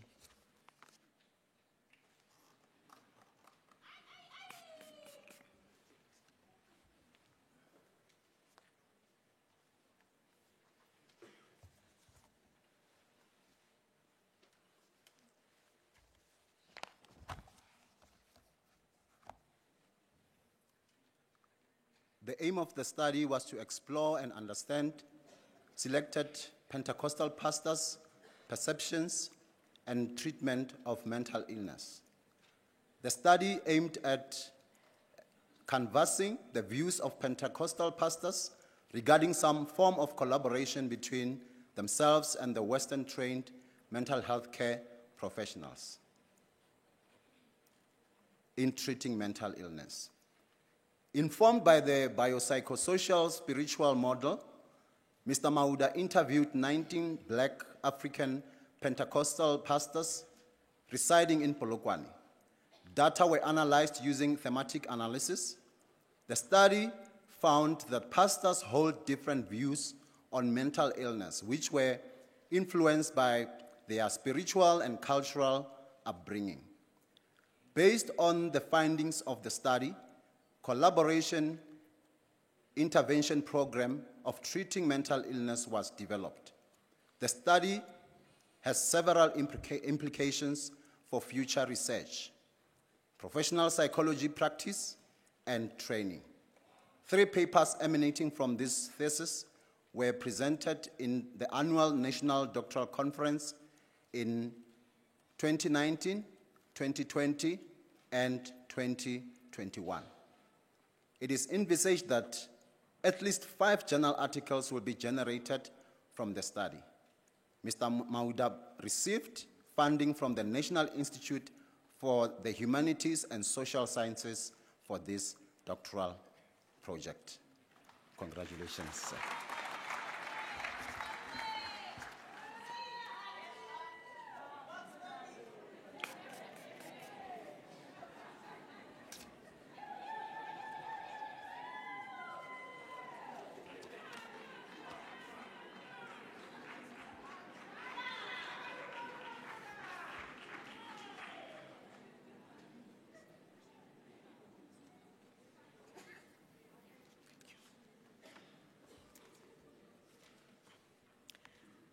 Madam Chancellor, I have the honor to inform you that Muloisane Ledwaba, Johanna Masetla, fulfilled the requirements of the degree Doctor of Philosophy in Psychology.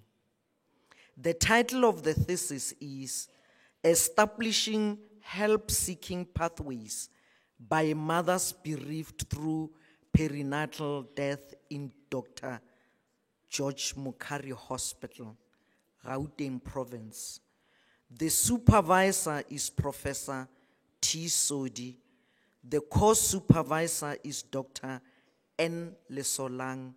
The supervisor will read the citation.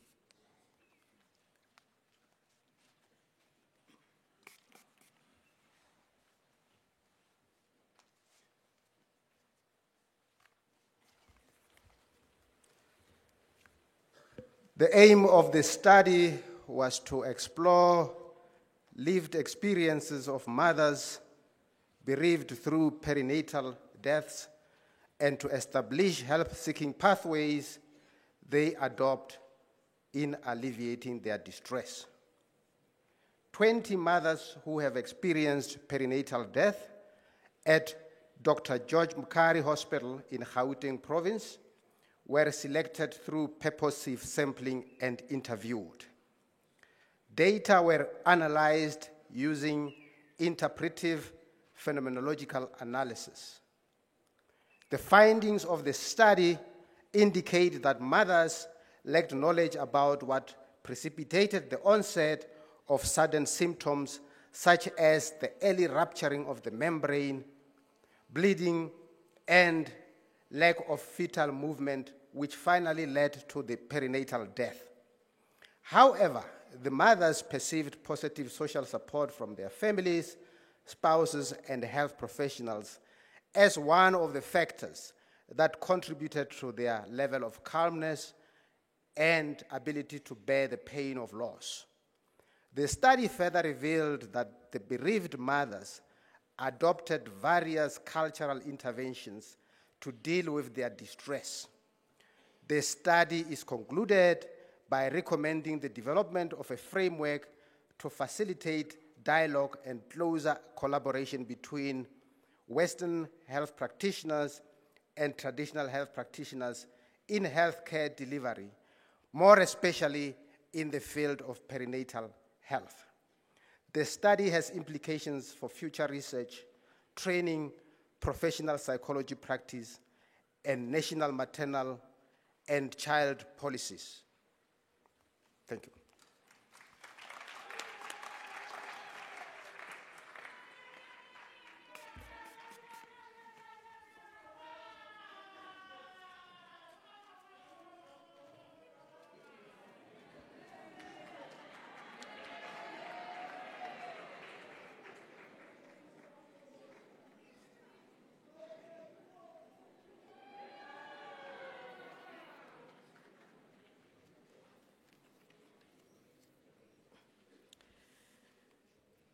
Madam Chancellor, I have the honor to inform you that Sikita Salome Tilivali fulfilled the requirements of the degree Doctor of Philosophy in Psychology. The title of the thesis is An Exploratory Study on the Psychological Meaning of Ancestral Calling by Nanga Zavavenda. The supervisor is Professor T. Sodi. Course supervisor is Dr. N. Lesolang. The course supervisor will read the citation.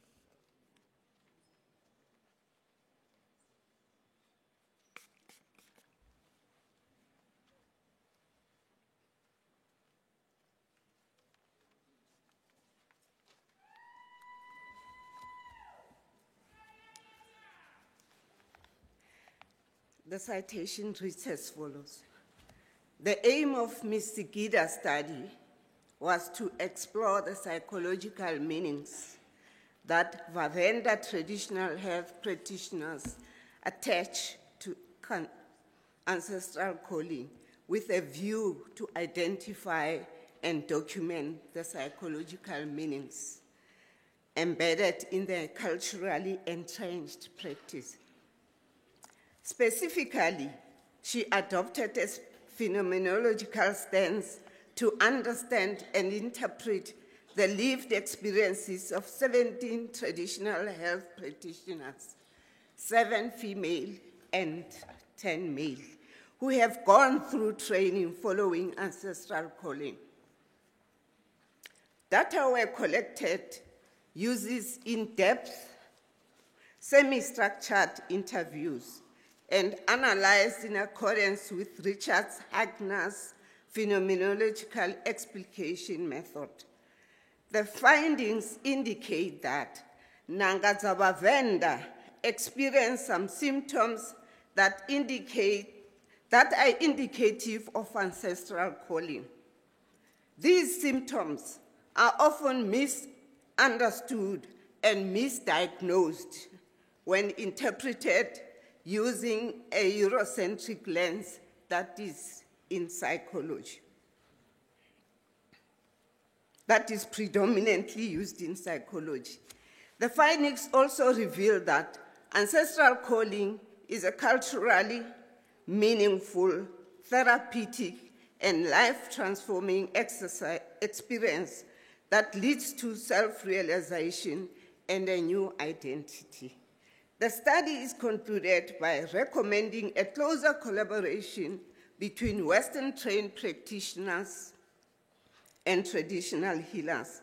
2 papers from the thesis have already been presented at national conferences.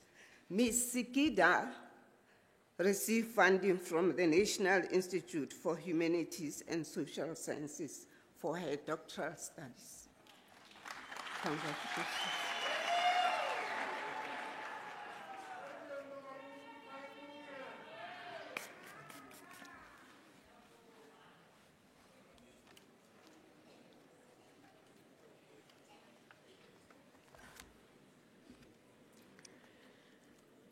Madam Chancellor, I have the honor to inform you that Ngobeni Doreen Dintswalo fulfilled the requirements of the degree Doctor of Philosophy in Xitsonga.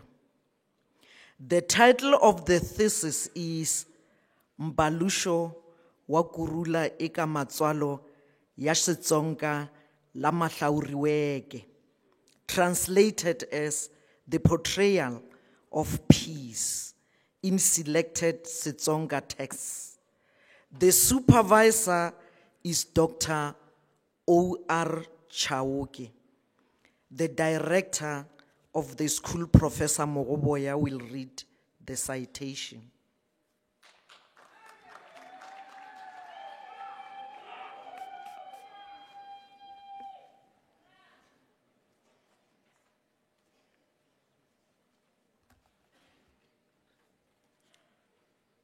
Ms. Ngobene's study looks at peace in the world as depicted in selected Xitsonga texts. In many communities, women are involved in maintaining peace. Ogoloma and Upere describe peace as freedom from quarrel, strife, conflict, rioting, hostility, violence, or war. The study investigates factors that contribute to peace and strategies that can be used to bring and maintain peace in selected Xitsonga texts. The study also explores differences between positive and negative peace and determines factors that contribute to a lack of peace in selected Xitsonga texts. According to Coulton, negative peace is the absence of violence and war, and positive peace is the integration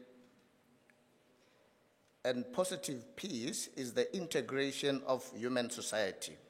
This study is based on the qualitative research approach to explore the portrayal of peace in selected Xitsonga texts and the purposive sampling designed to select the sample of this study. The study will assist parents and family members to stop violence against women and children and to maintain peace in their families. Many people are killed in armed robberies, rapes, burglaries, protests, and heists. Therefore, this study will assist the community in designing strategies to avoid these challenges. The South African Police Services will implement the strategies recommended to reduce and eliminate violence in South Africa. This will enable community members to live in peace. A journal article has been harvested from this study and is currently under review for possible publication in an accredited journal. Congratulations.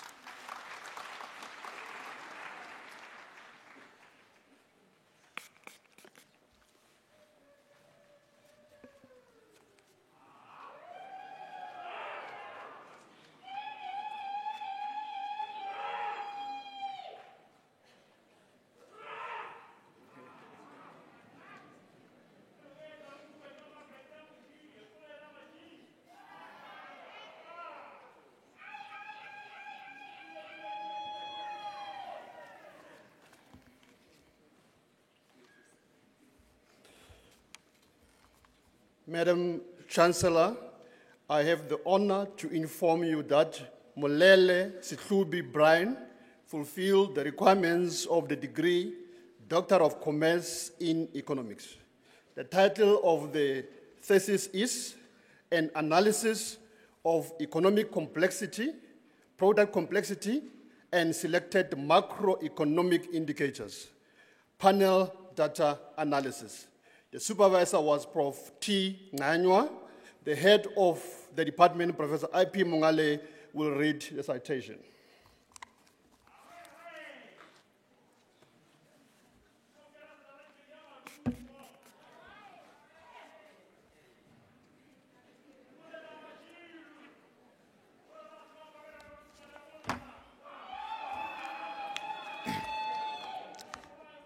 The citation reads as follows. Mr. Molele's doctoral thesis provides a comprehensive analysis of the relationship between economic complexity index and some selected macroeconomic variables in a comparative setting between selected sub-Saharan Africa and BRICS countries. The economic complexity as a development index reveals how sophisticated a country is, as shown by its export structure. The thesis employed the panel autoregressive distributive lag methodology, standard Granger causality, impulse response function, and the variance decomposition techniques for this analysis. The results of the selected sub-Saharan economies provided information that suggests that economics complexity index has an effect on 3 microeconomic indicators. However, the sub-Saharan economies need to improve on their product complexity, leading into export basket and subsequently economic complexity. These selected sub-Saharan economies are not developed enough compared to the BRICS nations. The sub-Saharan region needs to learn from the BRICS from the leading BRICS countries by creating a conducive environment for a better development of innovation that improves the domestic value chain that produces knowledge-based products for the export market. Congratulations.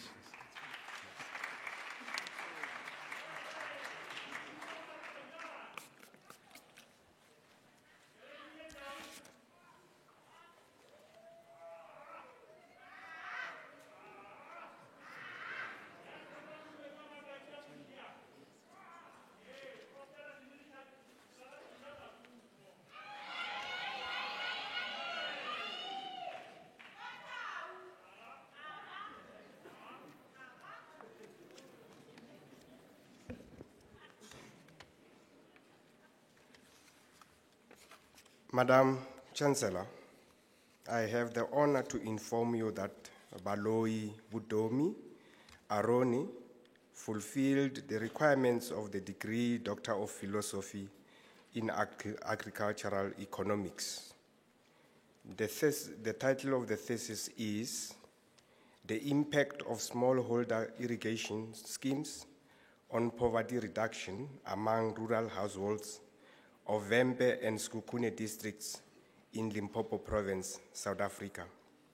The supervisor is Professor A. Belete, co-supervisor is Professor J.J. Hlongwane, and the co-supervisor will read the citation.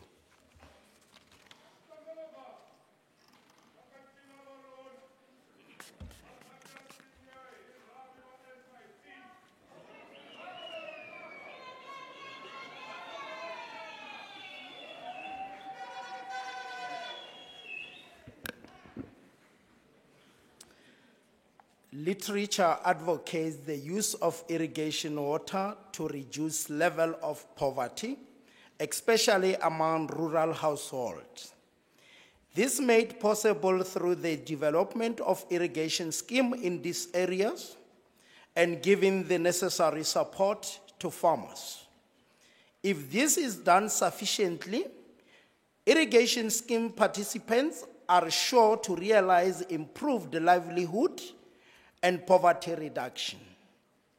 However, different communities are faced with different challenges and are subjected to the rules and norms applied in their respective communities, making it difficult to overcome poverty and thus posing a threat to the success of irrigation scheme and their purpose.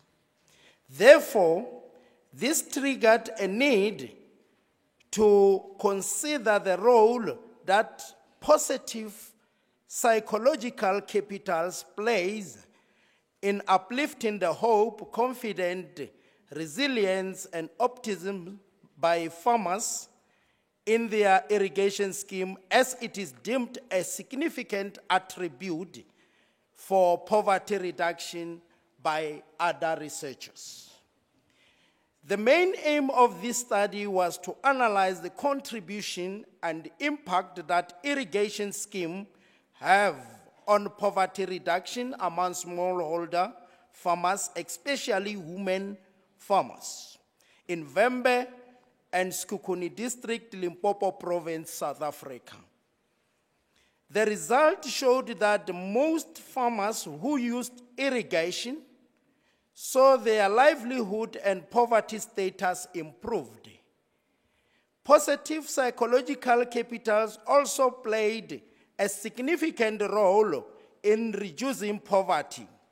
However, factors such as lack of capital assets, social grants, illiteracy, old age, lack of vocational training, and risk aversion in some instances contributed to poverty. The study recommends that government and other relevant bodies improve agricultural extension service and training, and also promote women's participation in decision-making for equitable water management. One paper is accepted for publication in a DHET accredited journal. From the thesis, 2 manuscripts are also submitted for publication and are still under review. Congratulations for Tom.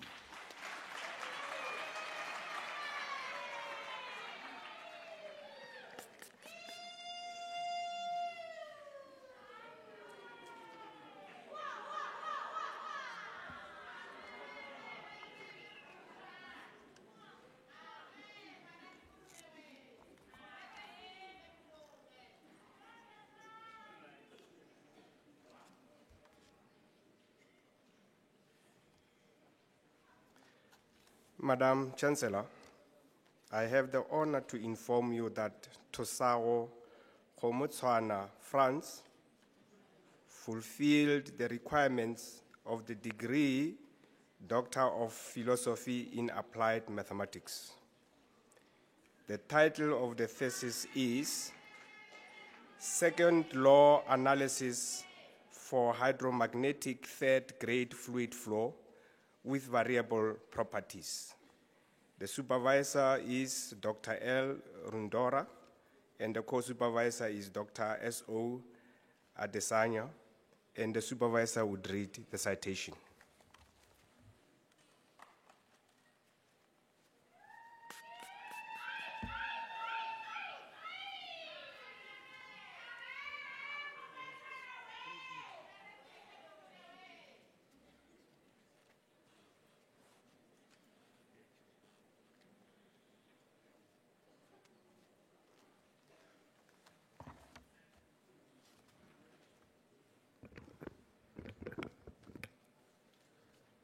The citation reads as follows. Mr. Tosao theoretically investigated the flow of a reactive variable properties third-grade fluid in horizontal and vertical channels subjected to different physical effects with the second law of thermodynamics as the area of focus. The physical effects that were considered included an externally applied magnetic field, Navier slip, porous media, and convective boundary conditions. The research mainly focused on entropy generation minimization in a thermofluid flow system. Entropy is a thermodynamic quantity representing the unavailability of a system's thermal energy for conversion into mechanical work. It is a priority for researchers in the contemporary times to find techniques for controlling the wastage of useful energy in thermomechanical processes. Entropy generation minimization is critical as it ensures energy systems efficiency.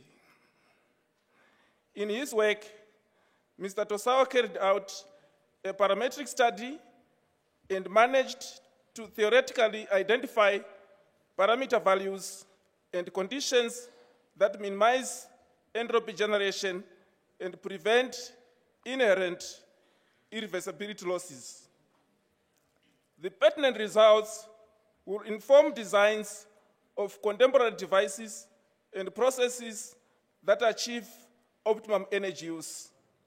The work involved solving nonlinear fluid dynamics models using efficient semi-analytic and numerical techniques and applying mathematical software to obtain the numerical results. 3 original research articles have been extracted from the thesis, one of which has already been published in the International Journal of Engineering Research in Africa, and it is accredited. Publishing in such a journal makes us extremely proud, as this bears testimony to the fact that our work is squarely aligned to the motto of our university, finding solutions for Africa. Dr. Tosao.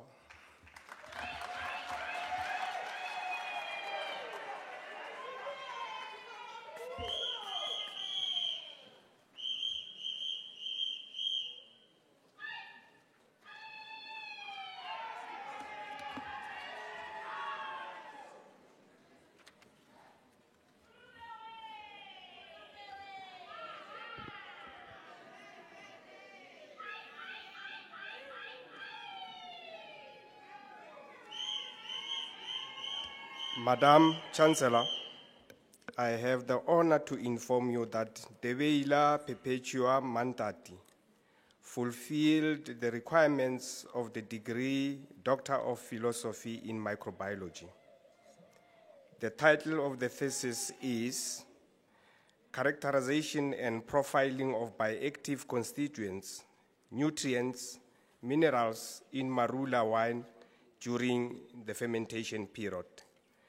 The supervisor is Professor K.L.M. Moganedi, and the co-supervisor is Professor Masuku.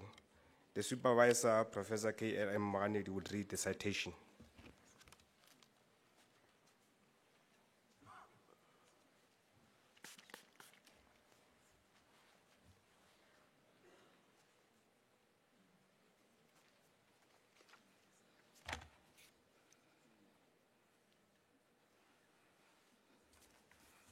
The citation reads as follows. Marula fruit wine is an indigenous alcoholic beverage that belongs to African continent. The wine has strong cultural and religious values in the African communities. It is also revered for its health and nutritional properties, not forsaking the appreciation for its potency by the elderly in the communities. The wine has been turned into an enterprise in local villages and provides much needed income for the many African households. There is a great potential to develop Marula wine into a commercial herbal drink. The health and nutritional properties of Marula fruit wine are well documented. However, there is a dearth of knowledge about the properties of Marula wine. This is the avenue that was explored in the study. That is the health and nutritive characteristics of the Marula wine and how these components evolved during the fermentation process were investigated.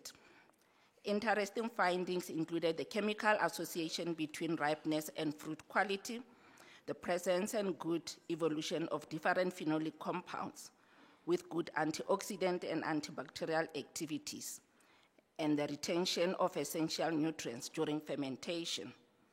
Marula fruit wines are produced without any control of fermenting microbes and incubation conditions when compared to grape wines.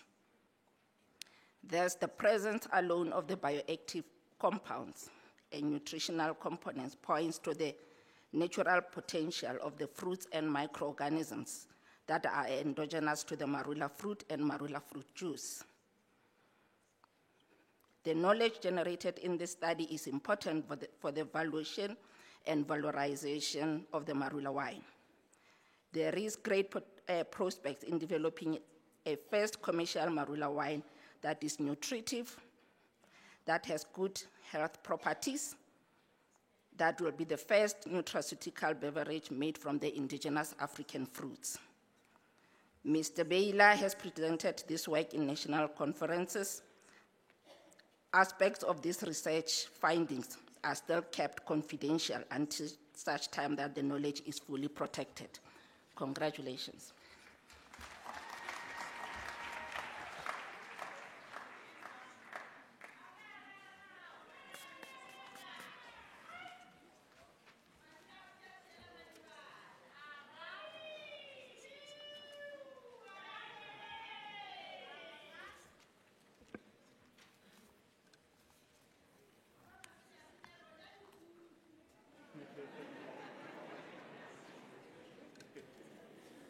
Madam Chancellor,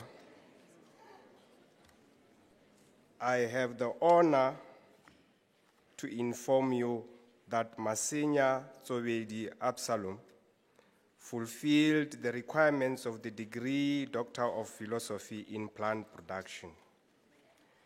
The title of the thesis is Nodulation Bacteria Cucurbitacin containing phytonematicides, dosage model, and nutritional water productivity of Sathalentia frutescens in the context of climate-smart agriculture. The supervisor is Professor K.M. Pofu, and the co-supervisor is Professor P.W. Mashela, and Professor K.M. Pofu would read the citation.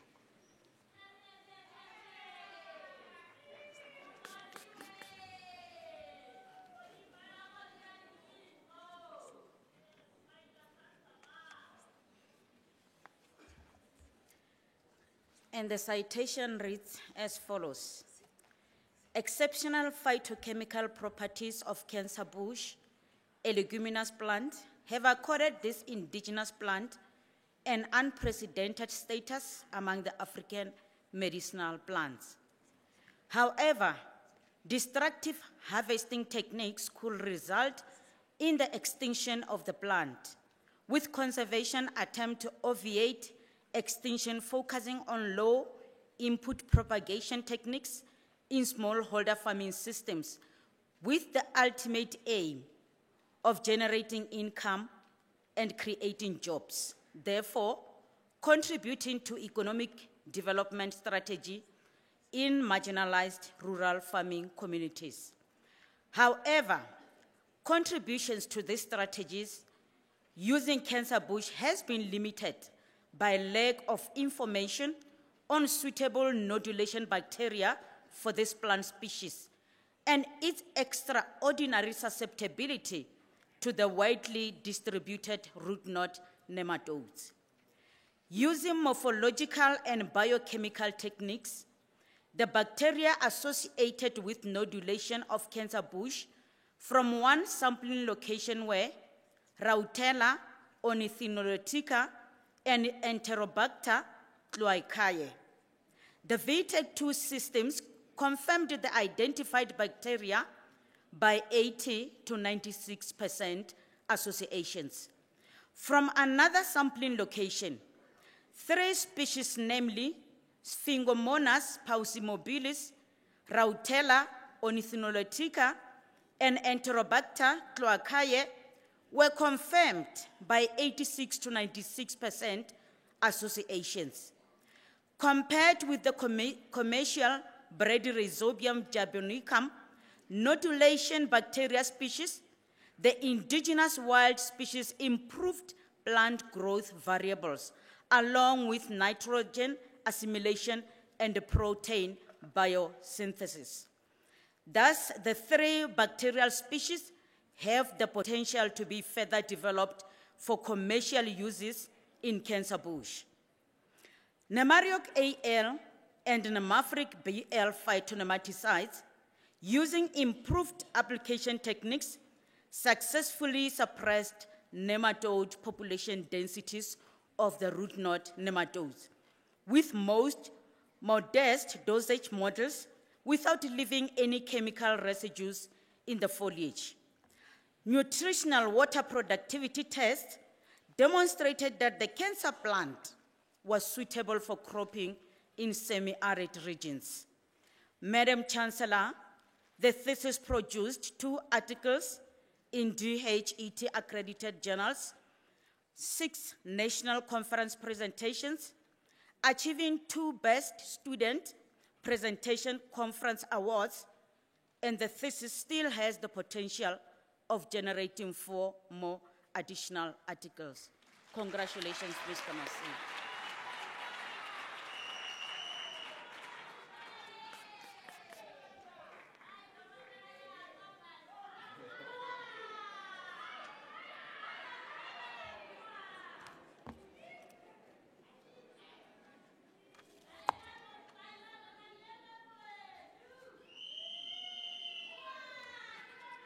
Madam Chancellor, I have the honor to inform you that Shikwambana Kingsley fulfilled the requirements of the degree Doctor of Philosophy in Plant Production. The title of the thesis is An Elucidation of Selected Pre-Harvest Practices and Post-Harvest Treatment Influencing Hass Avocado Fruit Exocarp color development during ripening. The supervisor is Professor T.P. Mafio, and the co-supervisor is Dr. N. Mataba. The co-supervisor, Dr. Mataba, would read the citation.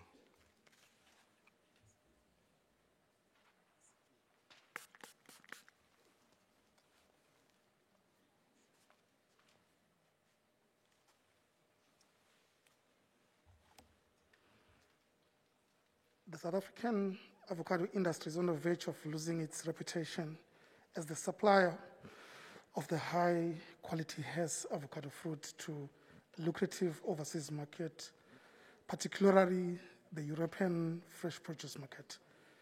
The conundrum is due to the complaints about poor Exocap color development during the ripening of Hess avocado fruits.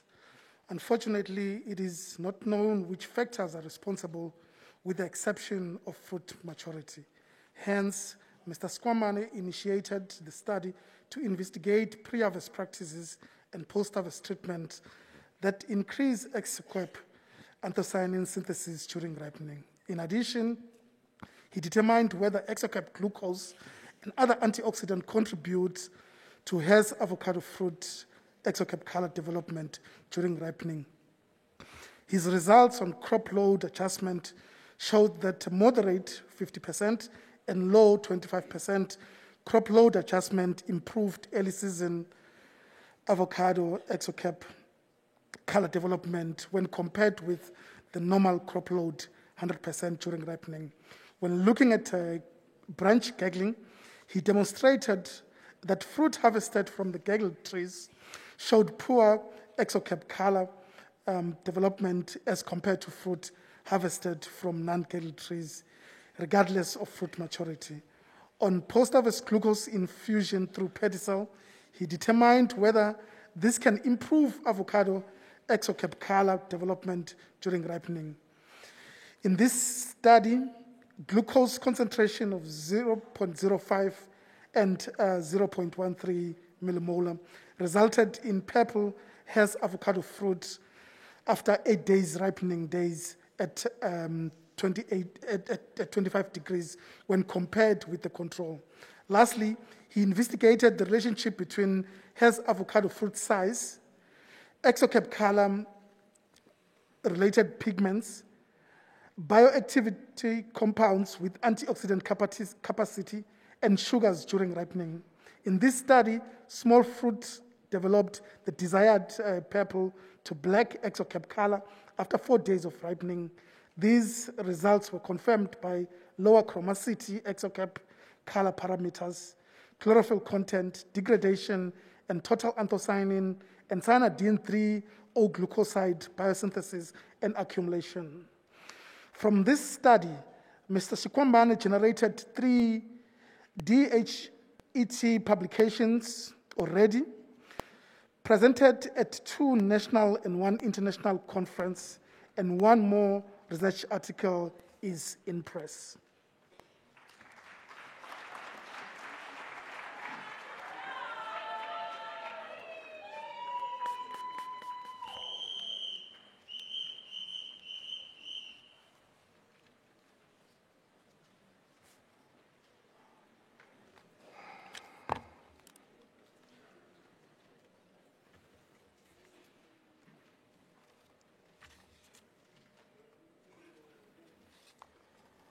Madam Chancellor, I have the honor to inform you that Tosao Sechele Stanford fulfilled the requirements of the degree Doctor of Philosophy in Plant Production. The title of the thesis is Status of Rhizobacteria and Vesicular avascular mycorrhizae in Limpopo soil and enhancement of dry land soybean, scientific name Glycine Max, growth and water use efficiency through selected agronomic practices. Supervisor, Dr. R.L. Maladuli, co-supervisors, Professor D. Maposa, and Dr. N.S. Mokhetli. The supervisor, Dr. Maladuli, would read the citation.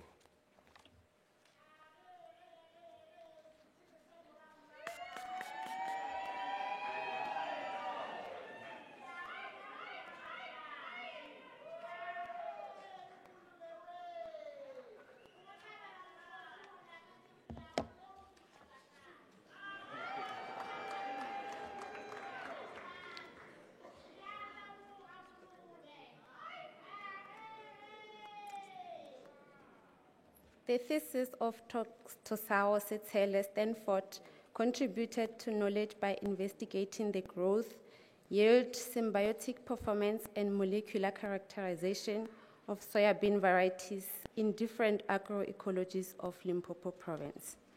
The study recommended soybean variety TGX 10851F for improved growth, yield, and water use efficiency. Moisture conservation techniques improved the symbiotic performance of soybean varieties. Molecular characterization and phylogenetic analysis identified new 9 strains from soybean root nodules associated with Bradyrhizobium and Rhizobium species. Agrobacterium species were found on root nodules of soybean, and their roles on legume crops need further investigation for better understanding and contribution to crop productivity. The study recommends the utilization of housekeeping and symbiotic genes to provide comprehensive phylogeny of the microsymbionts associated with soybean root nodules. One article from the thesis has been accepted for publication, and 2 other articles are being prepared for submission at accredited journals. Congratulations.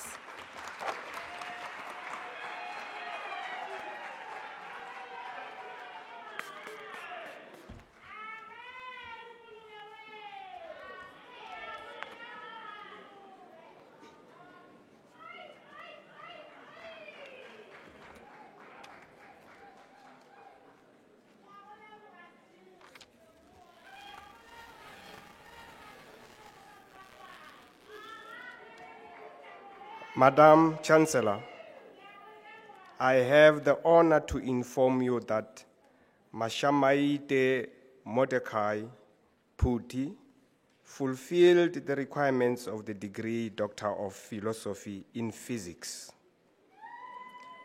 The title of the thesis is Phase Stability and Temperature Dependence of Titanium, Zirconium, Platinum shaped memory alloys.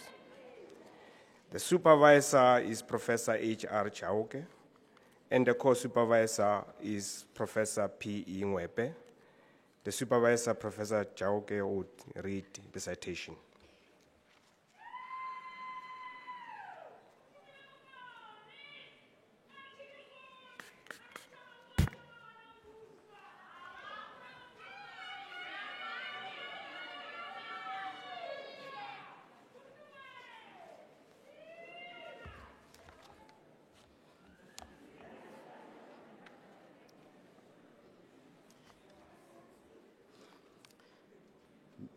The citation reads thus: Mr. Mashamaite's thesis focused on the development of titanium platinum-based ternary high-temperature shape memory alloys for applications in the aerospace and automotive industry. In particular, he investigated the phase stability and transformation of binary and ternary alloys using multi-scale computational methods. The unique contribution of his thesis was to evaluate the effect of 4 alloying elements to deduce their suitability and performance at elevated temperatures. Their temperature dependence was determined from the lattice expansion, elastic properties, vibrational stability, and X-ray diffraction within a large-scale atomic molecular massive parallel simulator code.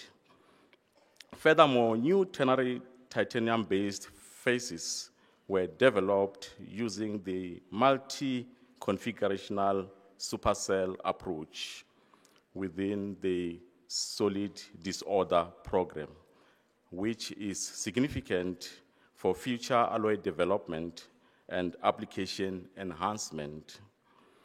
An evaluation on the effect of zirconia as a ternary element favored the B19 phase in both the binary and ternary alloys.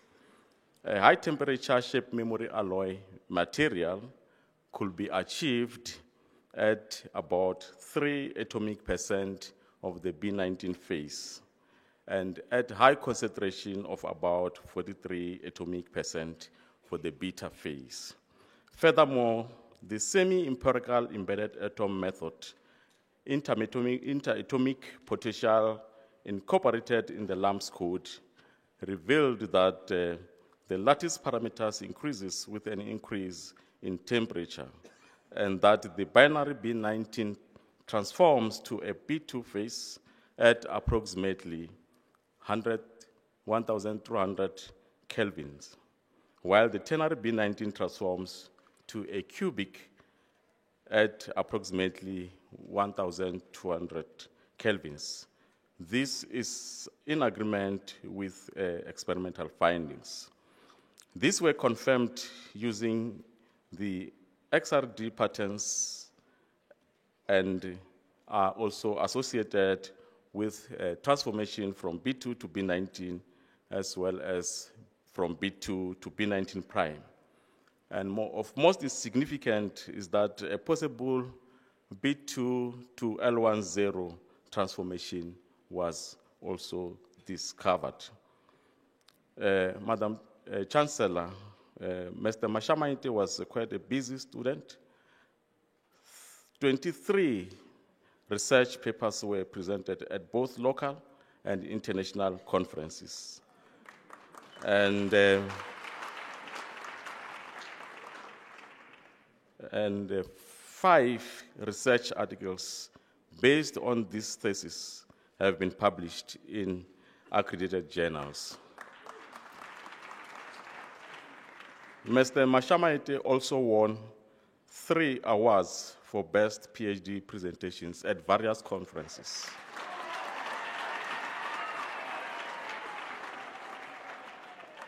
Madam Chancellor, I was informed by a reliable source that today is a birthday for Mr. Mashamaite. Congratulations.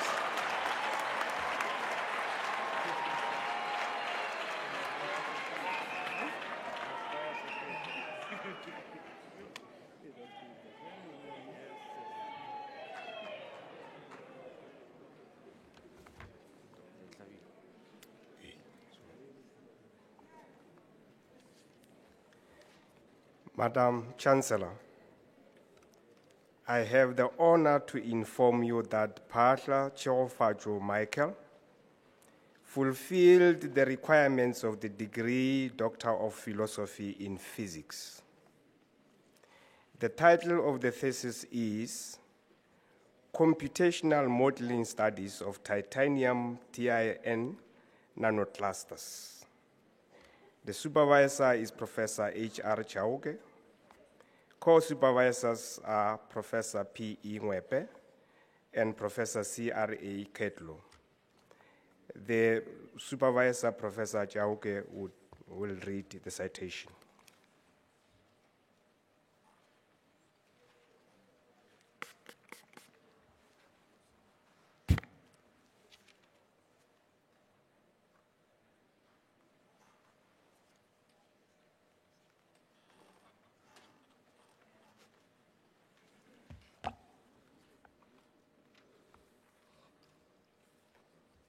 The citation reads thus: Mr. Patla's thesis focused on the development of titanium powder from titanium metal for application in various industries.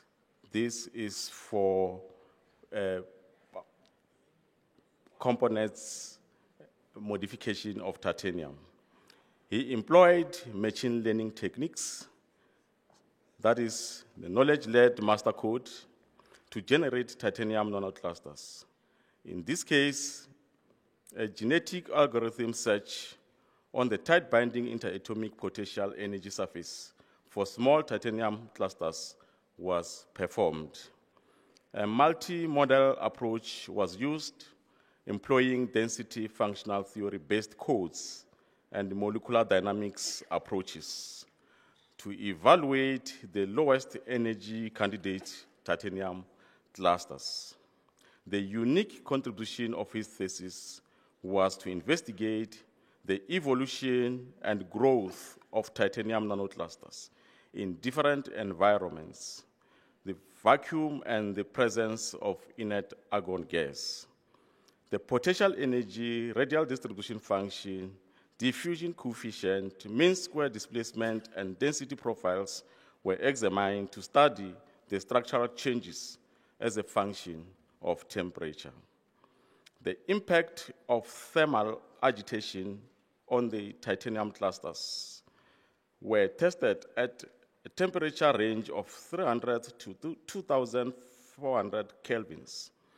The interatomic interaction for vacuum and inert gas environment were modeled using Gupta and Lennard-Jones potentials.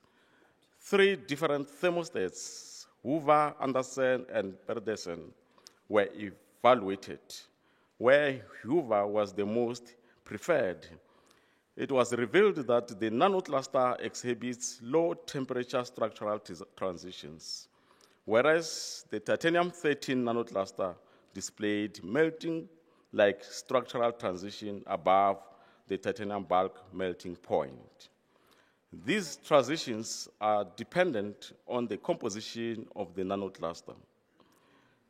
The icosahedron, 2 interpenetrating icosahedron, and pentagonal bipyramid were found to be the most dominant building block geometries. The inert gas environment was found to exhibit features that are associated with the melting of nanoclusters below the bulk titanium melting point. The reactivity of the titanium nanoclusters when they are modified by different impurity elements favored the iridium dopant. From this study,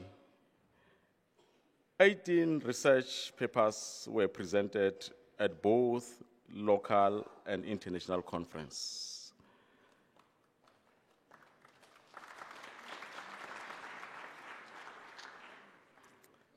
And from these conferences, 3 research articles based on this thesis have been published in accredited journals. And also, Mr. Patla won an award for a best PhD presentation at the South African Nanotechnology Initiative Nanoscience Young Researchers Symposium. Thank you very much. Congratulations.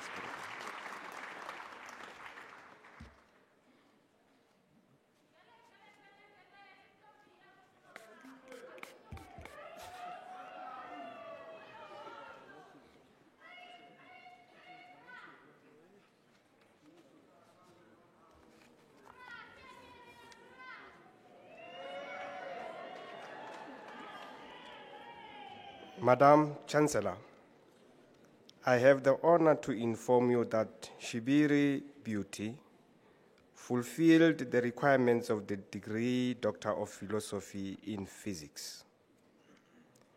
The title of the thesis is Large-Scale Simulation Studies of Lithiated Lithium Manganese Oxide Nano-Architectures. The supervisor is Professor P.E. Ngwepe, and the co-supervisor is Professor R.S. Letwaba. And the supervisor, Professor P.E. Ngwepe, will read the citation.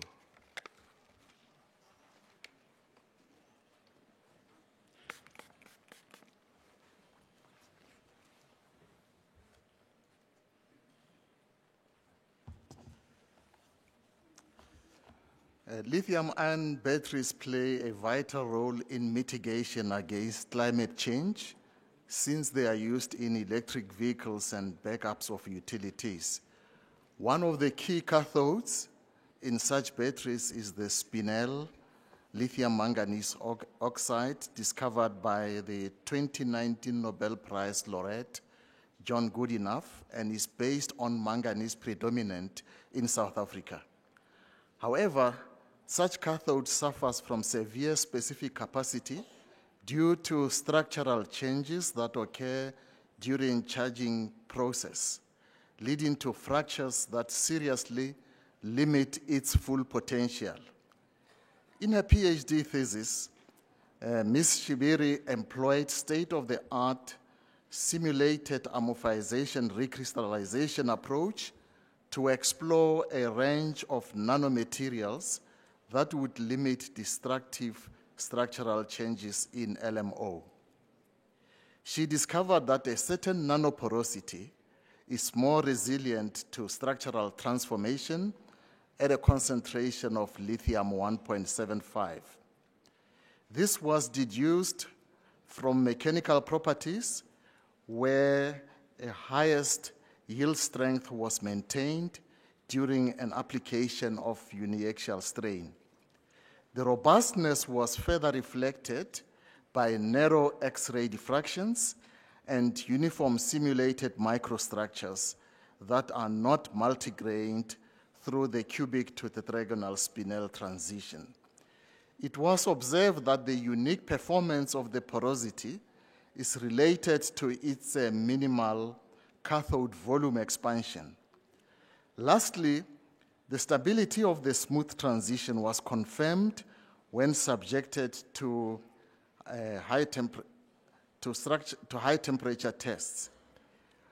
Generally, the ability of nanoporous structure to withstand volume changes without compromising structural integrity could be attributed to their large surface areas and pores, which allow materials to flex within their pore. This study has predicted and shed light on desirable properties that have a potential to restrain battery degradation and uniform future optimum lithium-ion battery developments. The thesis has produced one publication, and another one has been prepared and held whilst a patent is being applied for. Ms. Shibiri has presented her work at 9 national and 3 international conferences. She won 5 prizes at national conferences and a prize at an international conference. Thank you.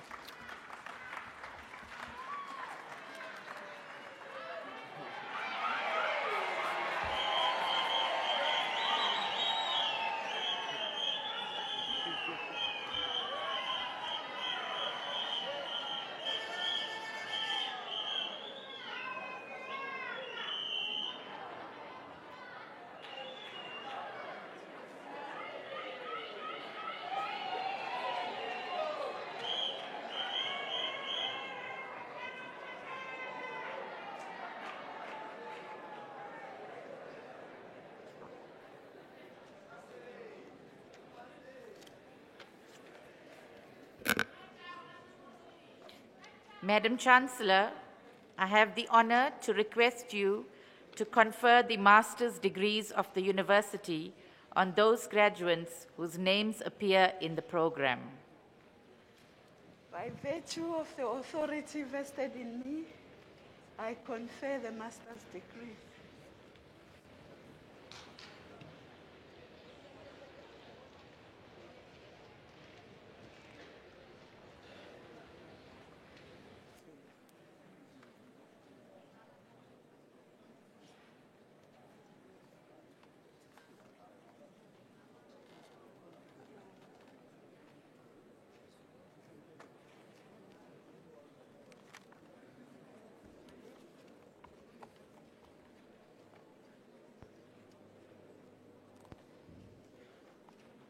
Madam Chancellor, I have the honor to inform you that Bendlela Takalani Masale fulfilled the requirements of the degree Master of Medicine in Diagnostic Radiology.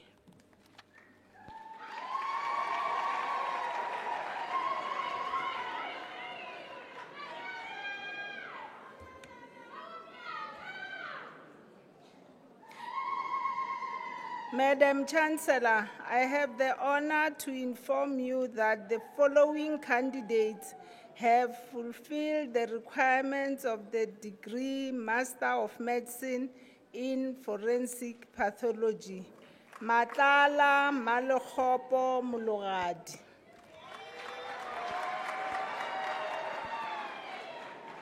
Mphatsha Tebogo Velemin. Yeah, you can.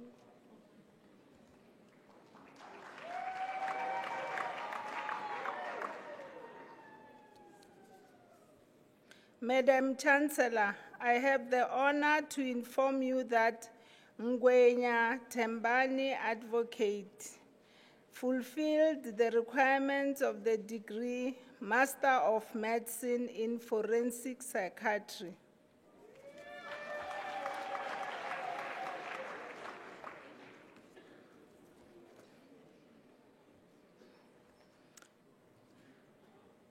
Madam Chancellor, I have the honor to inform you that the following candidates have fulfilled the requirements of the degree Master of Medicine in Radiation Oncology. Manavalan Ticho, Jos Powell Davis.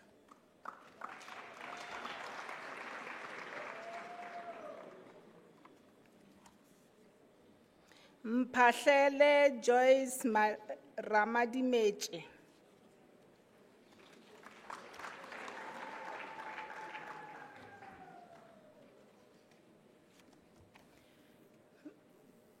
Madam Chancellor, I have the honor to inform you that Malahlela Anna Macheu fulfilled the requirements of the degree Master of Nursing. The title of the dissertation is Challenges Faced by Nurses Implementing Adolescents Youth-Friendly Service in Khanya Local Area, Limpopo Province. Supervisor, Ms. L. Mutelo. Co-supervisor, Mr. M.O. Mbombi.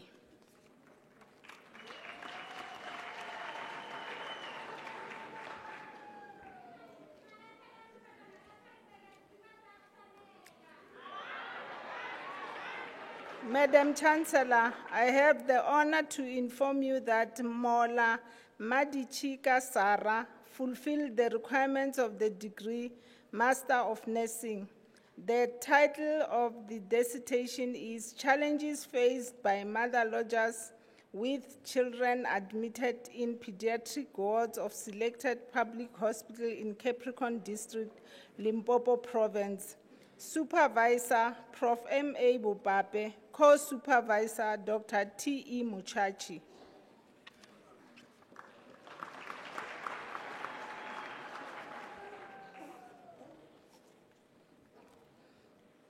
Madam Chancellor, I have the honor to inform you that Rampaka Musima Esther fulfilled the requirements of the degree Master of Nursing. The title of the dissertation is Effect of Air Pollution Exposure on the Upper Respiratory System within Communities Surrounding Mining Industry in Waterberg District, Limpopo Province. Supervisor, Ms. L. Mutelo, Co-Supervisor, Prof. T.M. Mutiba.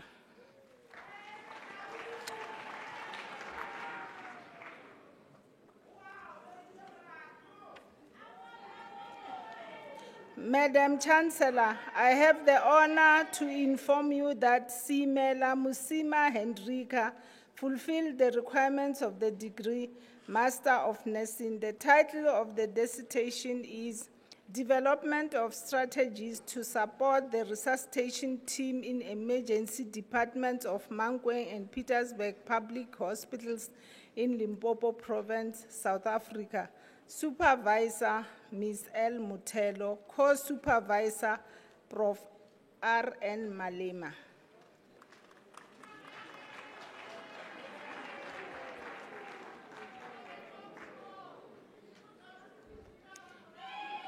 Madam Chancellor, I have the honor to inform you that Chohan Hithel fulfilled the requirement of the degree Master of Pharmacy. The title of the dissertation is Patients' Attitudes and Experiences Towards Automated Pharmacy Dispensing Units in Johannesburg, South Africa. Supervisor, Mr. M. Boka, Co-Supervisors, Prof. P.H. Dimana and Prof. T.M. Mutiba.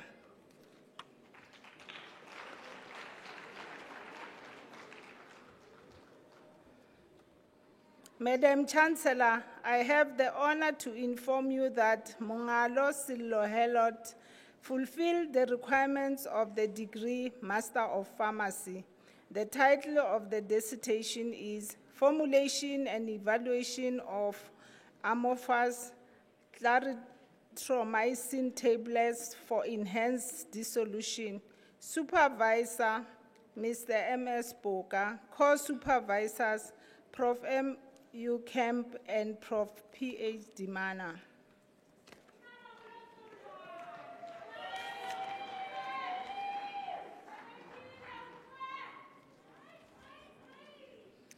Madam Chancellor, I have the honor to inform you that the following candidates have fulfilled the requirements of the degree Master of Public Health. Dibakwani Lisibe Poshia.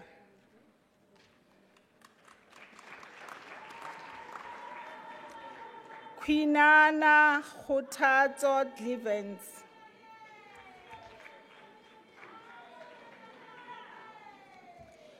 Makavu Musiwa.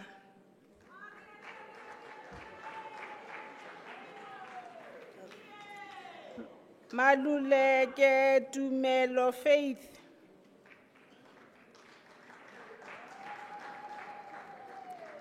Manyena Madie Colin.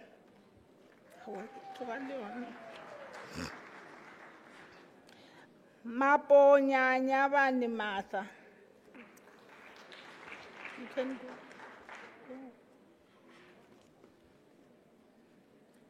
Maphosa Matimba Justice.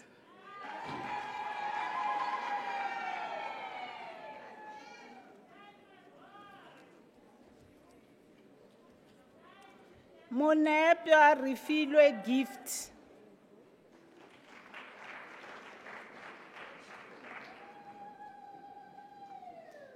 Matsimela Lebogang.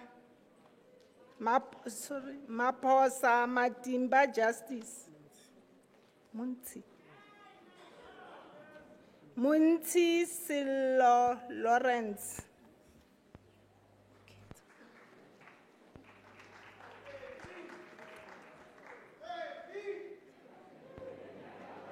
Muta Nokulunga Fion.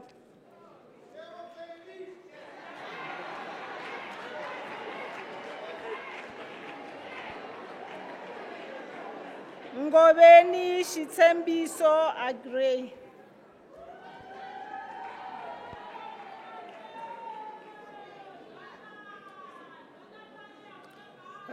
Ramunyai Mukadi Catherine.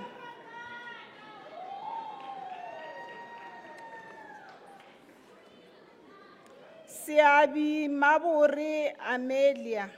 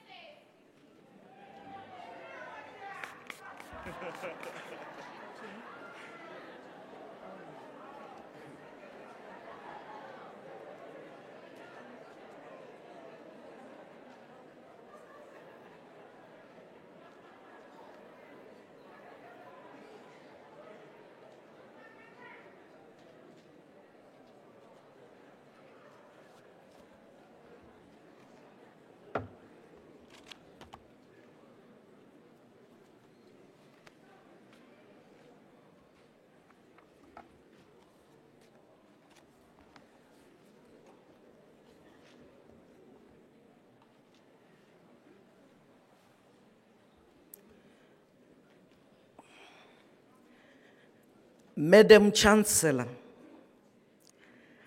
I have the honor to inform you that the following candidates have fulfilled the requirements of the degree Master of Arts by dissertation.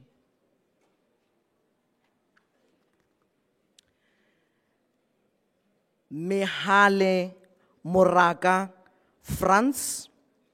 The title of the dissertation is Electoral Campaigns and Political Communication, a comparative analysis of EFF and ANC framing of the land question and unemployment during the 2019 elections. The supervisor is Professor S. Mboof.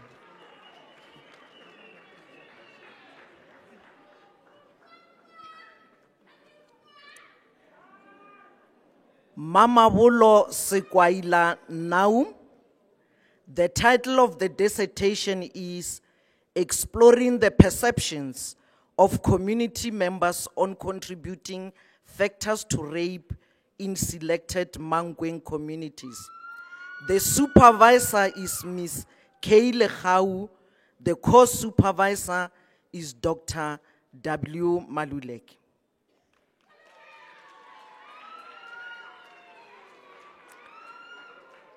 Morerwa Matilu Christina, Criminology.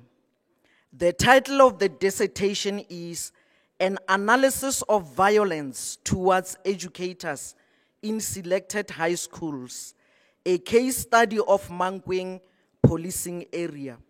The supervisor is Dr. W. Maluleke. The co-supervisor is Ms. Keile Khau.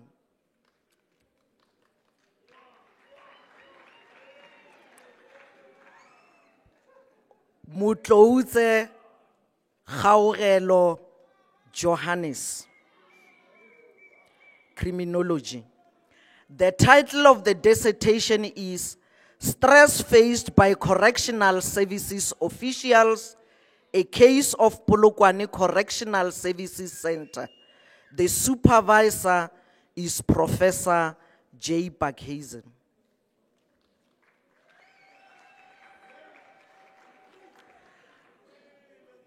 Mapoto Tumelo Ignatius, International Politics. The title of the dissertation is Analyzing Human Security Challenges in Zimbabwe, 2008 to 2017. The supervisor is Mr. G. Mateba. The co-supervisor is Dr. A.V. Liwai.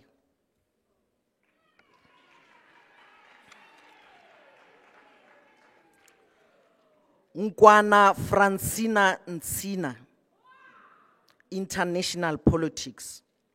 The title of the dissertation is An Examination of the People's Republic of China's Foreign Policy Implementation Towards Africa, a case study of Ghana, an Afrocentric analysis, 2010 to 2021. The supervisor is Dr. L.T. Lerodi. The co-supervisor is Professor K.B. Shai.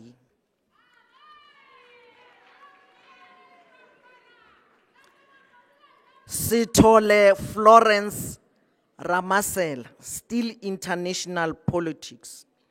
The title of the dissertation is An Afrocentric Critique of France's Foreign Policy Towards Africa. Case Study of South Africa, 2009 and to 2019. The supervisor is Dr. L.T. Logodi. The co-supervisor is Professor K.B. Shai.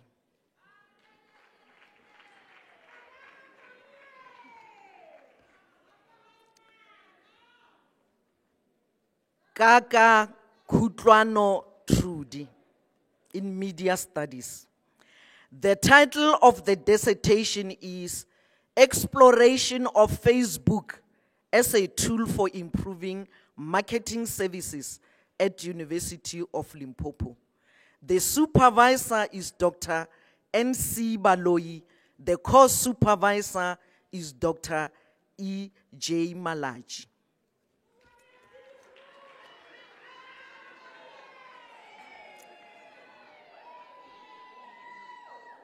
Mphaga Josias Makwena, still in Media Studies. The title of the dissertation is Investigation of Public Broadcasters' Management of Sports Broadcasting Rights. The supervisor is Dr. N.C. Baloyi. The co-supervisor is Dr. E.J. Malaji.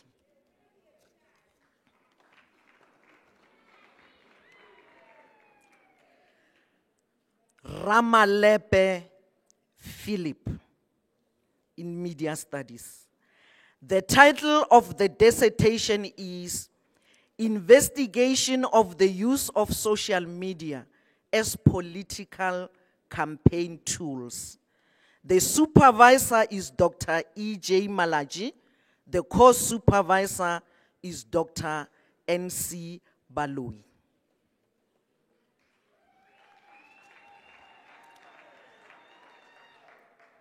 Malika Pushelejo in Political Science. The title of the dissertation is An Exploration of Tribal Wami Oppression and its Role in Creating Unsafe Environment for Black Women in Post-Apartheid South Africa. A case study of Mankweng Community, Limpopo Province. The supervisor is Mrs.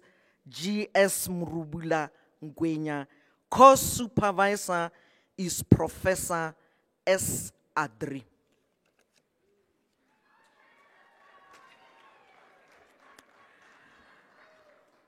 Matlejwane Lerato Hilda in Psychology.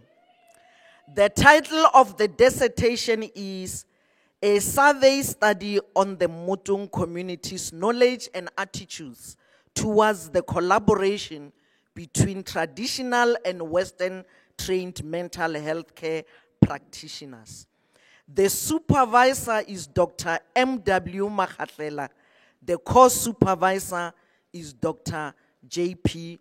Mokwena.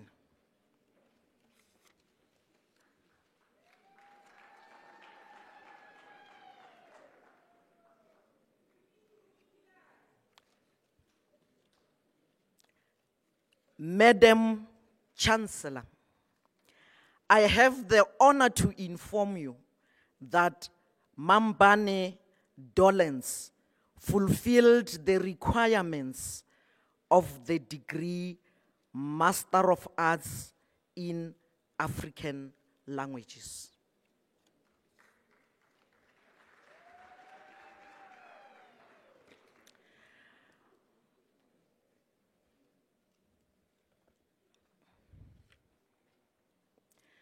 Madam Chancellor, I have the honor to inform you that the following candidates have fulfilled the requirements of the degree Master of Arts in Clinical Psychology.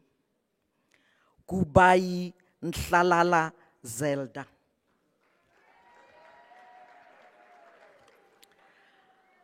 Mahasha Tebogo.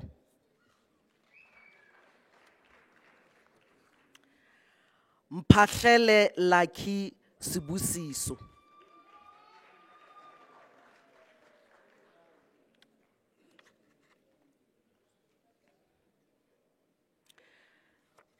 Madam Chancellor, I have the honor to inform you that the following candidates have fulfilled the requirements of the degree Master of Arts in English Studies.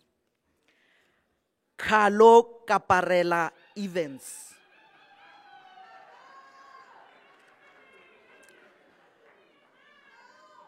Makhwale Montabeng Hazel.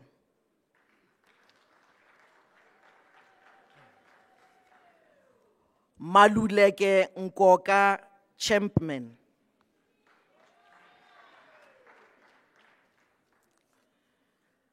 Nkadima Godfrey Mapase.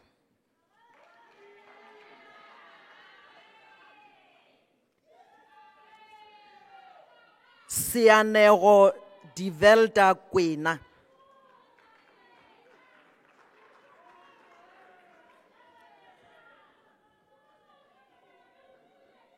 Shwajwa Mpo Maxwell. It's a master's by dissertation. The title of the dissertation is The Use of Interlanguage by First-Year English Language Students at the University of Limpopo. The supervisor is Mrs. M.A. Choshi. The course supervisor is Professor L.J. Mwebe.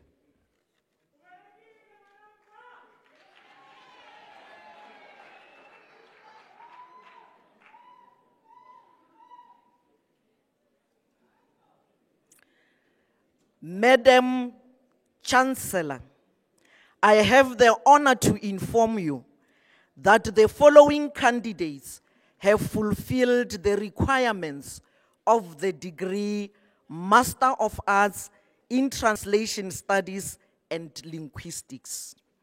Kovola Anna Toman.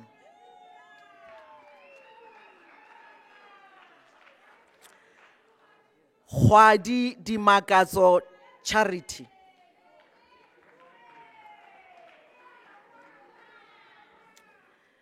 Leboho Putero Sharon.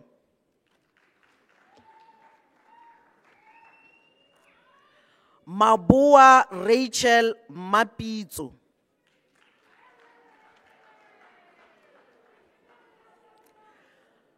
Maeko Kantini Hazel.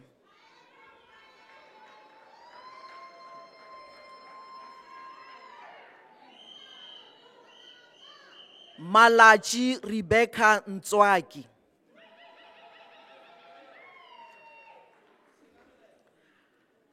Mampa Tinyiko Precocia.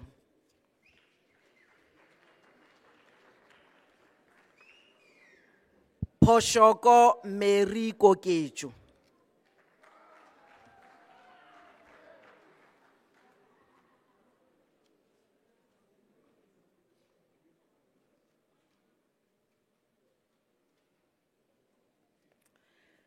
Madam Chancellor, I have the honor to inform you that the following candidate has fulfilled the requirements of the degree Master of Education, Mashiane Mathadi Makacho.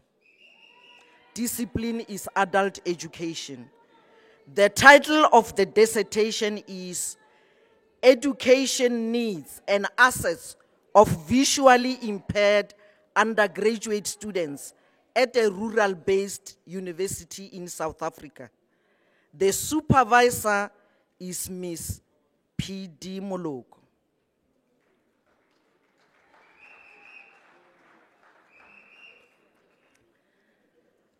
Ramorwalo Mashau Philemon in adult education.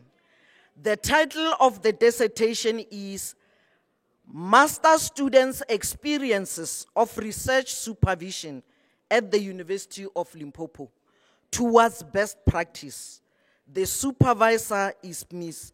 PD Moloko.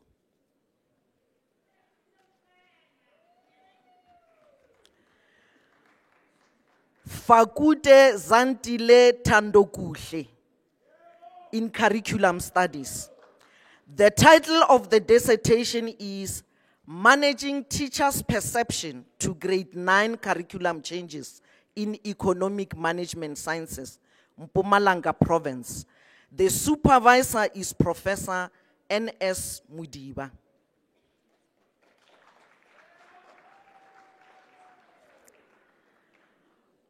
Mahlangu Clara Notembela in curriculum studies.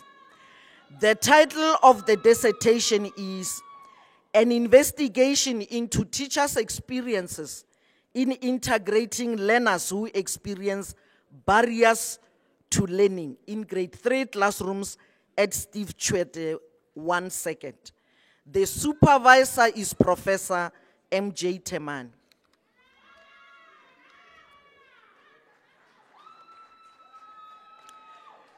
Mangena Flora in curriculum studies. The title of the dissertation is Managing Transition of Learners from Foundation to Intermediate Phases in the Schools of Mashishing, Mpumalanga Province. The supervisor is Professor N.S. Mudiba.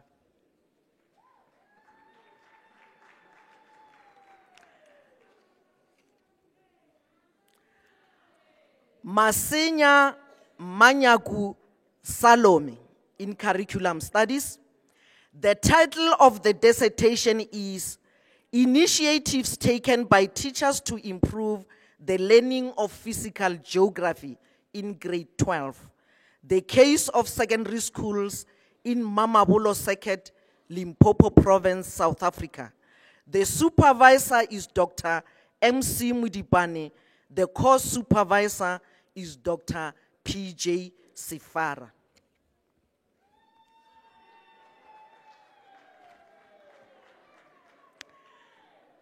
Mapanga Anna in curriculum studies. The title of the dissertation is Alternative Strategies to Improve the Performance of Learners with Special Needs in Senior Phase. A case of Kulunolwaswi Primary School. The supervisor is Dr. J.M. Mamabolo.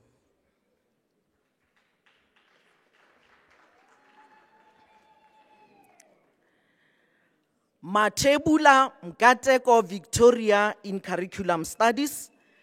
The title of the dissertation is Exploration of the Causes of Poor Performance in Mathematics Secondary School at Tulamahashi Seket. The supervisor is Professor M.J. Temane. The course supervisor is Professor K.M. Chweni.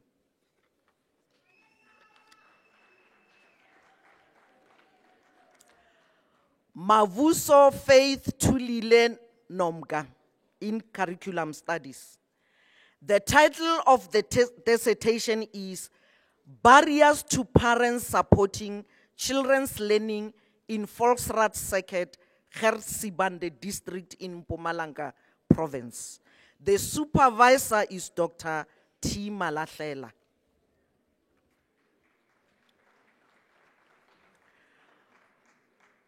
Muabelo Kineilwe in curriculum studies. The title of the dissertation is Exploring the Effects of Language Transitioning from Sepedi to English in Teaching and Learning Natural Sciences and Technology in grade 4, Mangweng Seket.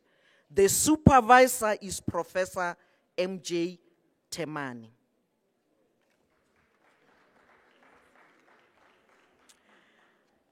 Nyati Promise in curriculum studies. The title of the dissertation is An Investigation into How Progressed Learners are Supported Through the Learning Process. The case of Manyeleti Seket, Mpumalanga Province, South Africa. The supervisor is Dr. M.C. Mudibane.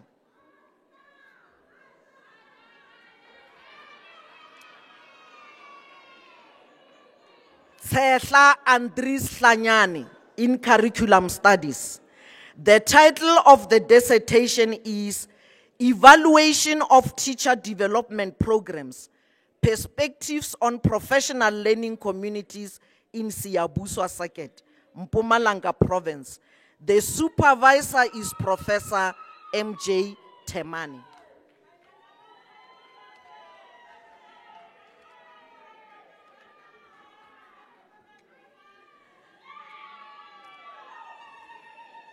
Mengwai Tony Kolo in language education.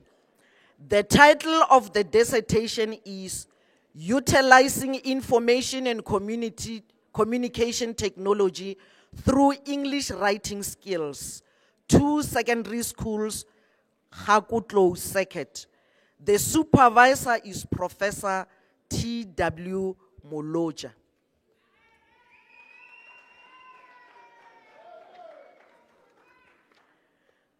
Nchabeleng Bonolo Koruakai in language education. The title of the dissertation is An Investigation of the Challenges Experienced on the Development of Listening and Speaking Skills, a case of 2 selected high schools in Mahwelering Circuit, Limpopo Province. The supervisor is Professor T.W. Moloja.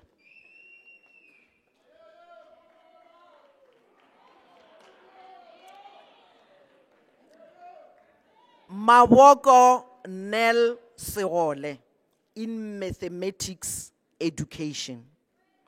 The title of the dissertation is Exploring the Affordances and Constraints of Using Contextual Teaching in a Grade 9 Mathematics Classroom. The supervisor is Dr. L.L. Mokwana. The course supervisor is Dr. D.J. Mutelo.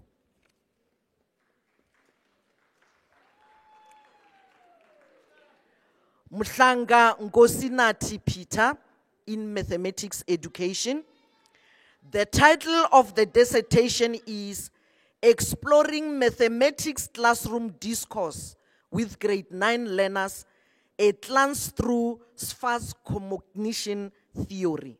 The supervisor is Dr. D.J. Mutelo. The course supervisor is Professor K.M. Chweni.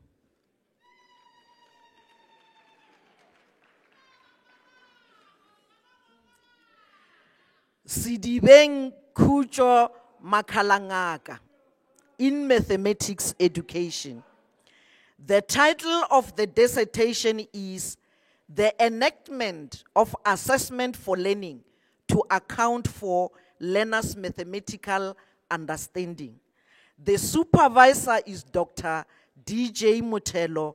The course supervisor is Professor K.M. Chweni.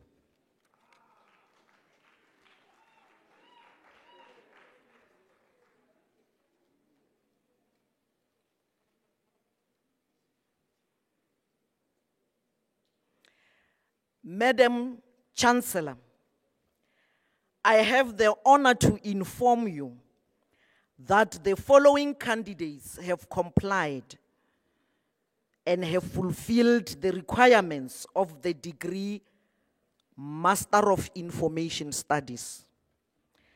Masikwameng Clement Mahudu. The title of the dissertation is Digital Preservation and Access to the South African Documentary National Heritage at the National Library of South Africa. The supervisor is Professor S.T. Bupape.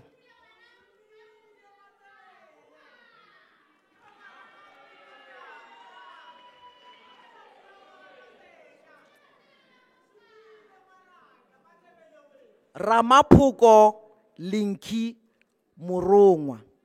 The title of the dissertation is Records Management Practices in Public Clinics in Mankweng, Limpopo Province, South Africa. The supervisor is Dr. L.A. Magahlela.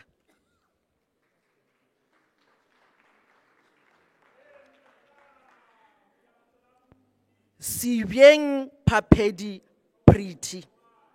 The title of the dissertation is Medical Records Management Practices Within the Private Sector, a case study of Mediclinic hospitals in the Limpopo province, South Africa.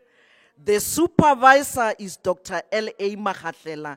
The course supervisor is Professor M.A. Dikotla.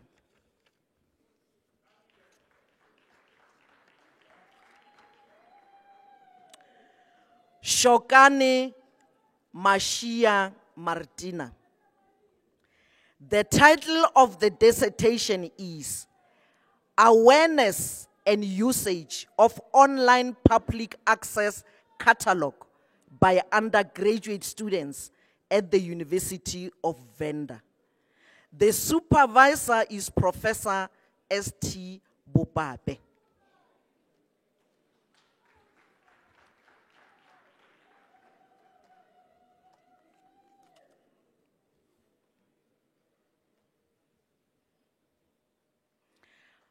Madam Chancellor, I have the honor to inform you that the following candidates have fulfilled the requirements of the degree Master of Social Work. Morano Tapelo Isaac.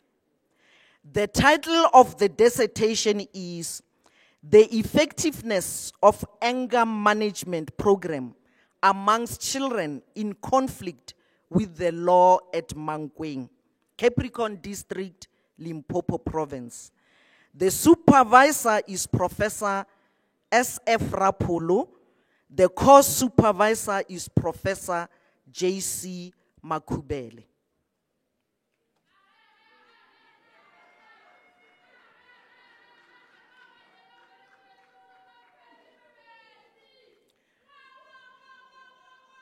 Pukubye Puti Esther. The title of the dissertation is Exploratory Study on the Financial Literacy of Frontline Social Workers in Waterberg District of Limpopo Province, South Africa. The supervisor is Professor J.C. Makubele. The course supervisor is Mrs. D.T. Silwana.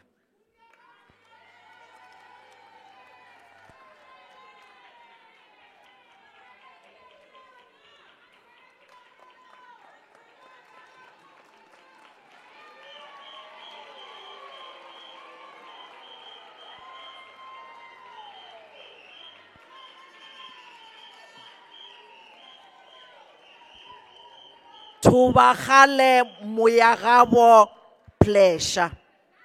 The title of the dissertation is Psychosocial Challenges Faced by Older Persons Fostering Orphan Children Living with HIV and AIDS in Bakenberg Village, Limpopo Province. The supervisor is Mrs. J.M. Mugone. The course supervisor is Professor R.N. Malema.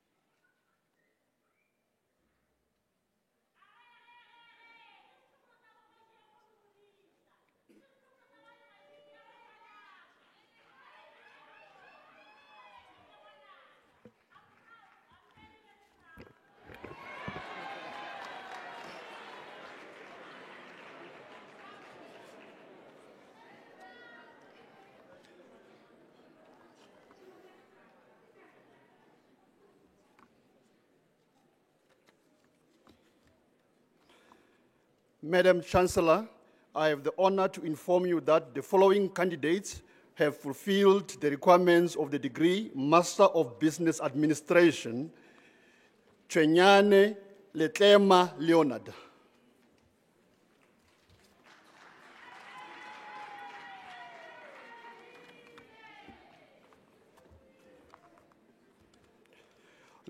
Leogong Mabina Madimeta.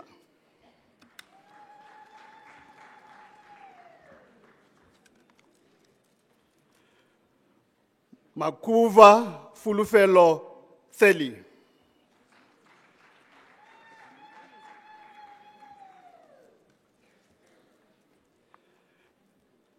Silimela Mashudu.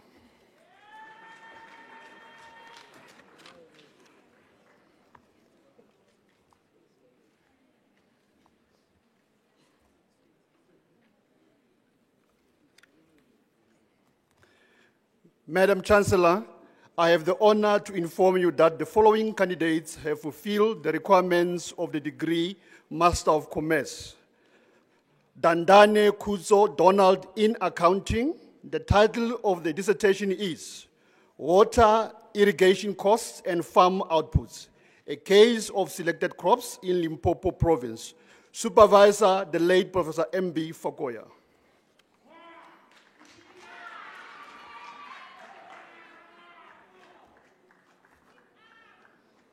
Manamela Tumelo Abram in Accounting.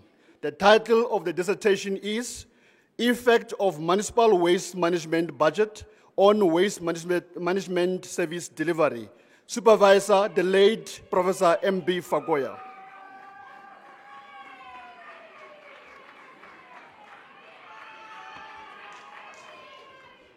Sono Musa Brian in Accounting. The title of the dissertation is Stakeholder Value Creation and Financial Performance of Selected JSE Firm.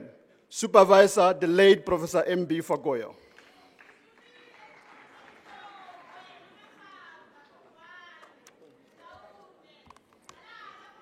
Hlongwane Paseka in Business Management. The title of the dissertation is Determinants of Mobile Technology Adoption for the Improvement of Supply Chains of Small and Medium Enterprises. Supervisor, Professor G.P.J. Pelser.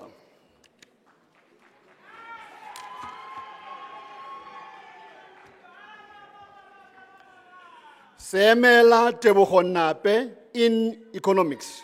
The title of the dissertation is The Impact of Capital Flight on Fixed Investment in Selected SADC Countries. Supervisor, Professor T. Nganywa. Co-supervisor, Professor I.P. Mungale.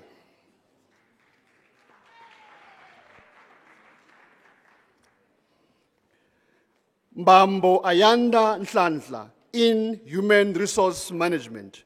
The title of the dissertation is The Effects of Workplace Bullying on Organizational Citizenship, Behavior and Turnover Intention in Selected South African Universities. Supervisor, Professor T.S. Setati.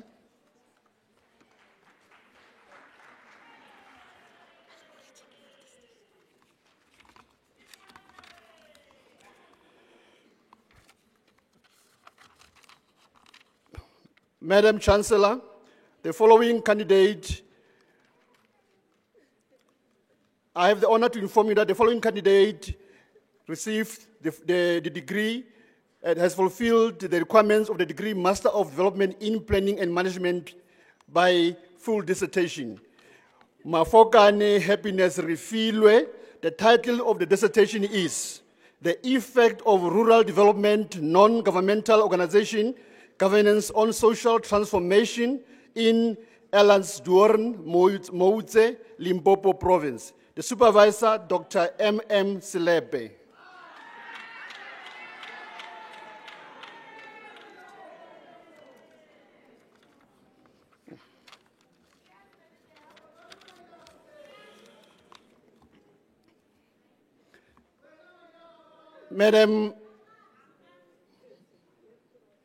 Madam Chancellor, I have the honor to inform you that the following candidates fulfill the requirements of the degree Master of Development in Planning and Management coursework. Mashilo Kakuru Sina.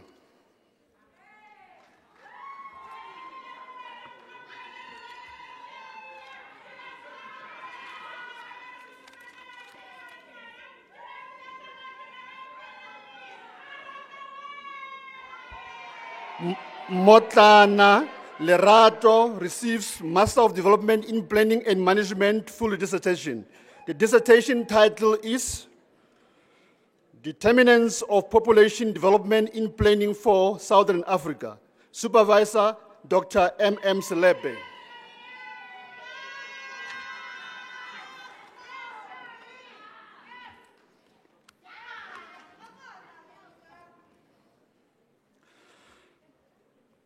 Madam Chancellor, I have the honor to inform you that the following candidates have fulfilled the requirements of the degree Master of Development in Planning and Management by dissertation. Makamata Mpo Gift, the title of the dissertation is The Effect of Small and Micro Enterprises on Employment Creation in Sefene Village, Limpopo. Supervisor, Dr. T.M. Ramoroka, co-supervisor, Professor M.P. Sibola.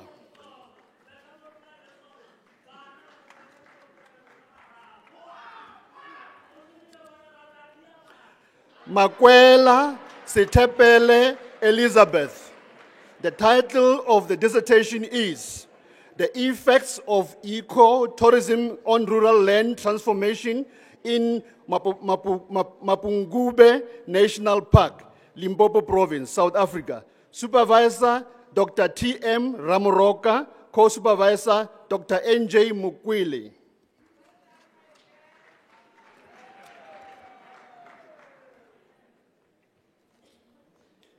Mashabela Mabatu, title of the dissertation is The Impact of Public-Private Partnership as a Strategy for Infrastructure Development in South Africa. Supervisor, Dr. K.R. Chauke.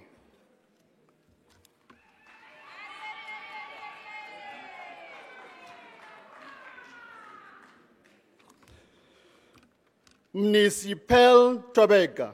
The title of the dissertation is The Effects of Ecotourism on Poverty Alleviation in Nyokhani Village, Mpumalanga Province. Supervisor, Dr. T.M. Ramoroka.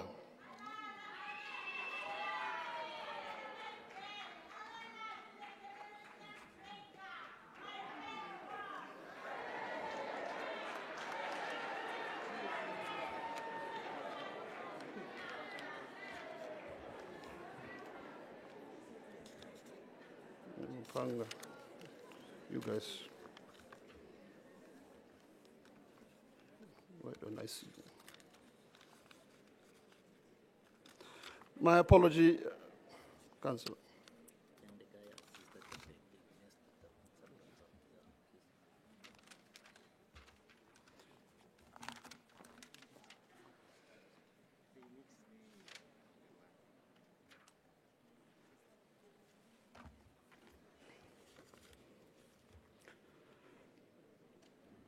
Mapanga N.D. Draco received the degree Master of Development in Planning and Management, Planning and Development.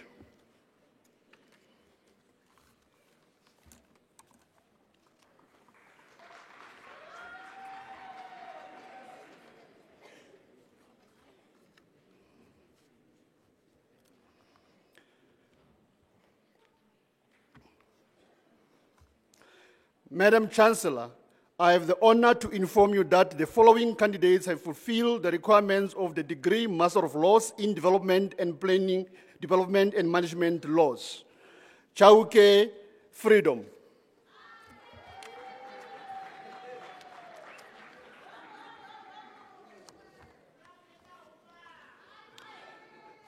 Gaveni Walter.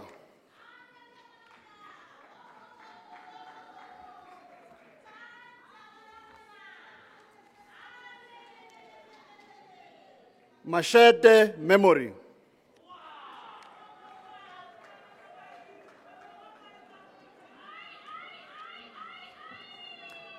Malapane Mohale.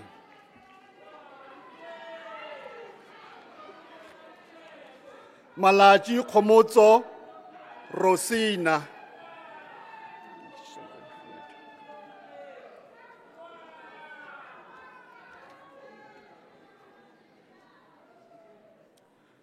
Mapilela Roni Mabija.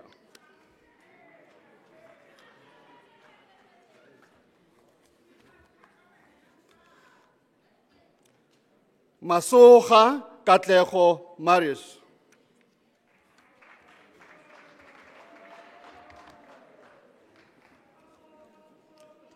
Mazimela Elenki Mushalahai.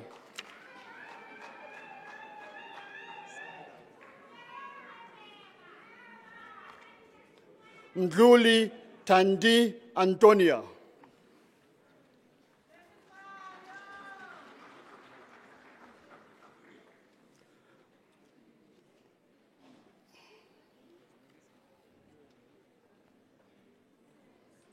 Mukapa Prince Lisibana.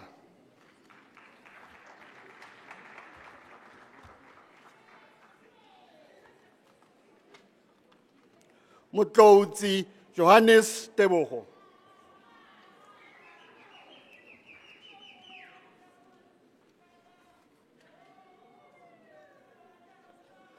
Nevulamba Fidewell.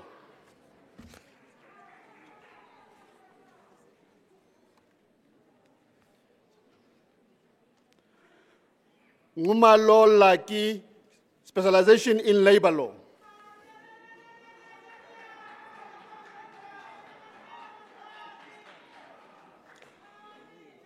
Ralete Mujalefa Patrick.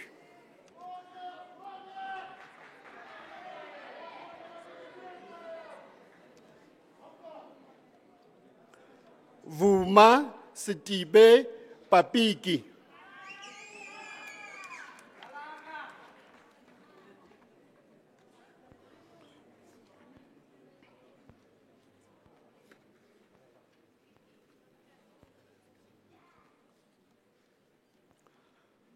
Mushwana Risana Aineth.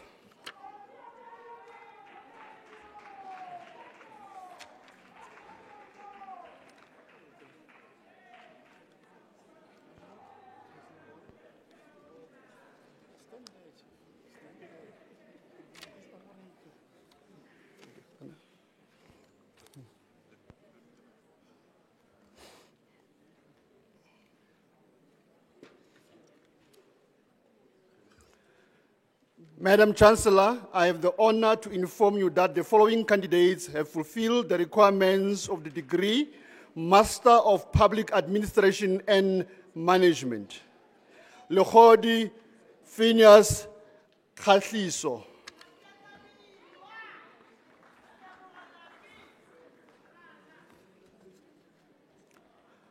Makubela Ordnance Jabu.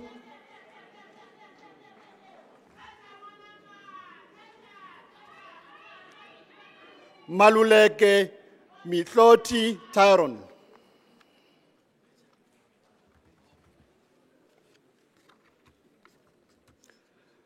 Matsimela Rashakwe Abel.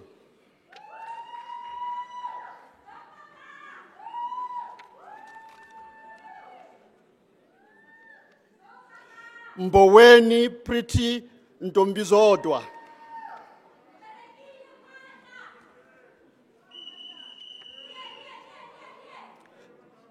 Mhlanga Xolani Vusi.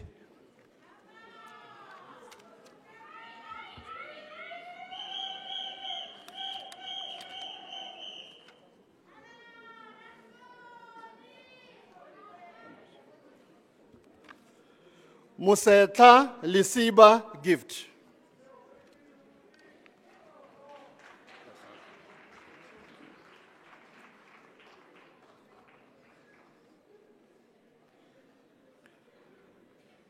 Pakwaho Ubale Ruth.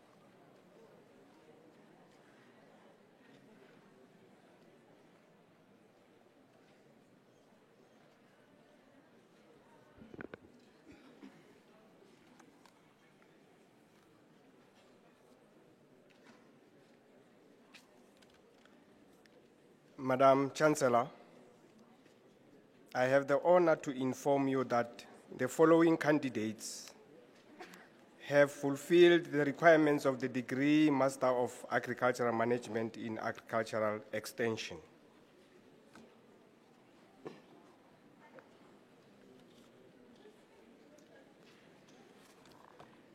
Matebula Reward Lennon. The title of the dissertation is Perceptions of Agriculture Interns Towards Government Internship Programs in Mpumalanga Province. Supervisor Professor E.M. Zwane and co-supervisor Mr. E.M. Letswalo.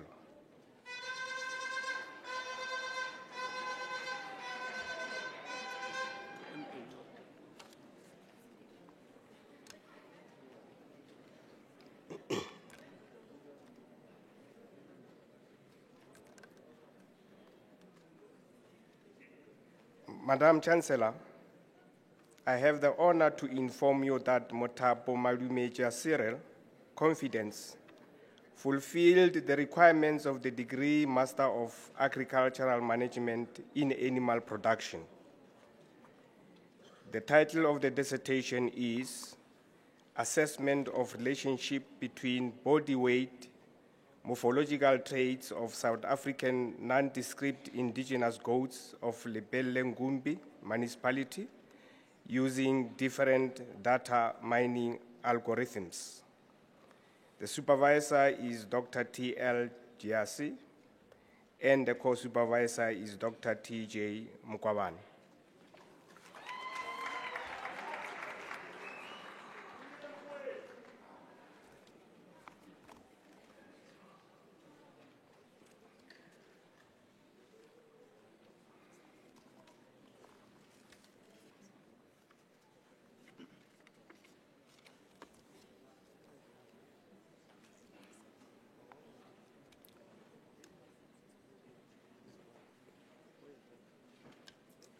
Madam Chancellor, I have the honor to inform you that the following candidates have fulfilled the requirements of the degree Master of Science by dissertation.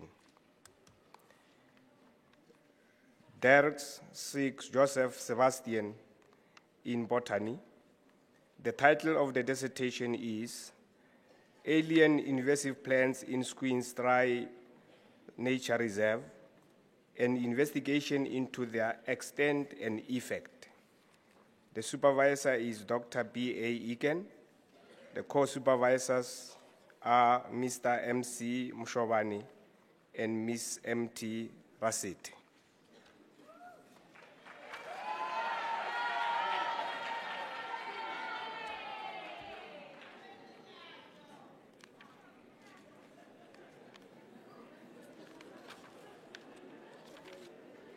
Banyama Dimakazo election in chemistry. The title of the dissertation is Analysis of Physico-Chemical and Microbial Properties of Selected Hair Salon Wastewater from Mangweng area, Limpopo Province. The supervisor is Professor V.L. Mlauzi, and the co-supervisor is Professor P. Masuku.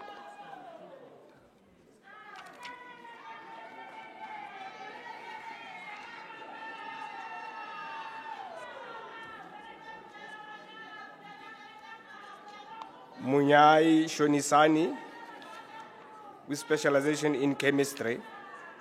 The title of the dissertation is Green Synthesis of Metal Sulfides Supported on Carbon Dots for Wastewater Treatment. The supervisor is Professor N.C. Hinzo Mbita.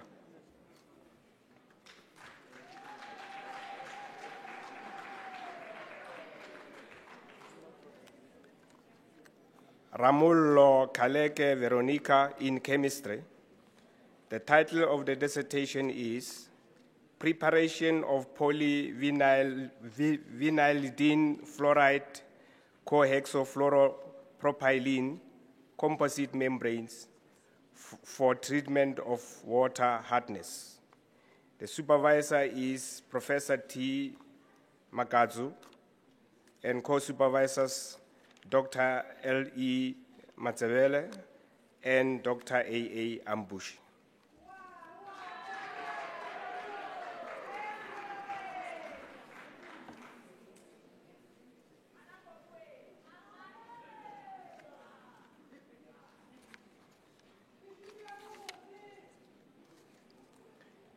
Leong Mahlatsi Elvis in geology. The title of the dissertation is Hydrocarbon Potential, Thermal Maturity Level, and the Impact of Dolerite Intrusions on the Carbonaceous Shale and Sandstone of the ECC Group in boreholes KWV1 and KZF1. The supervisor is Dr. C. Bayenguni, and the co-supervisor is Dr. F. Sengani.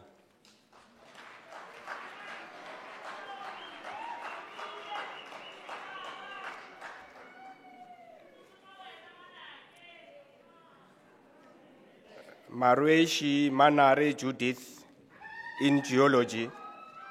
The title of the dissertation is Numerical Model of Groundwater Flow at Mahalakwena Subcatchment, Limpopo Province. Implication for sustainability of groundwater supply. The supervisor is Prof. A.Z. Tesema.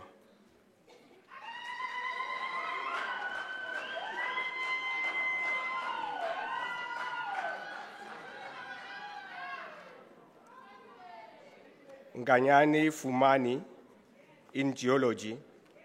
The title of the dissertation is The Geology of the Bushveld Igneous Complex, Eastern Limb, with reference to the effect of slope stability along Regional Road R555 in Beggarsford, South Africa. The supervisor is Professor C. Bayenguni, Dr. C. Bayenguni, and the co-supervisor is Dr. F. Sengani.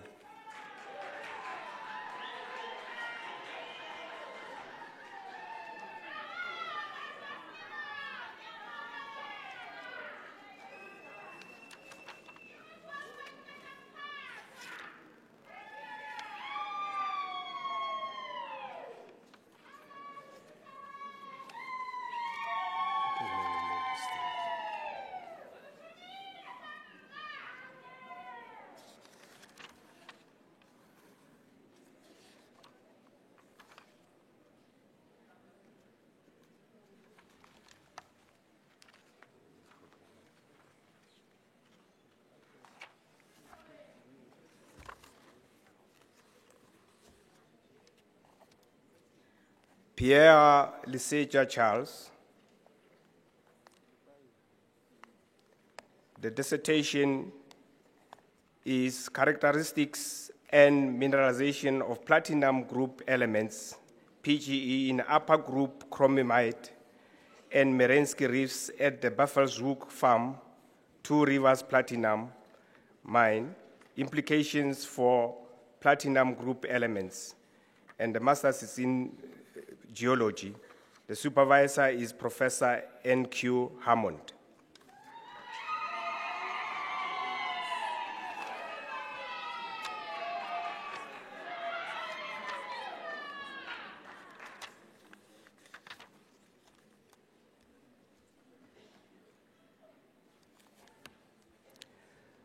Twala Nduduzo, tedious in mathematics.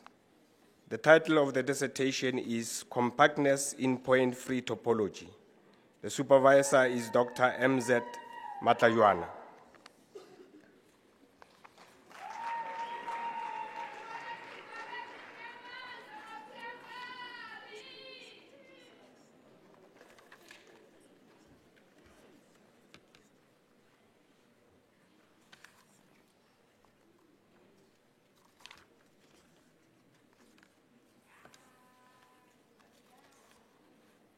Nelwamondo Munyadziwa Rosette in microbiology.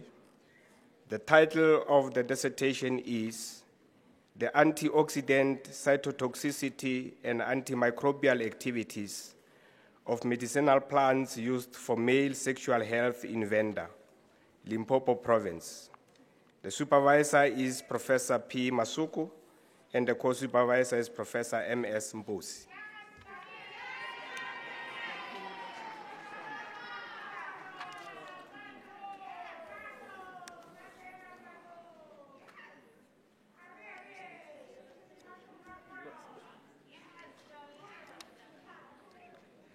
Ramafalo Likeledi Merin in microbiology. The title of the dissertation is Evaluation of the Effect of Cold Storage of Marula Pulp on Quality of the Resulting Marula Wine Produced by Spontaneous and Starter Culture Fermentation Processes. The supervisor is Professor K.L.M. Maganedi.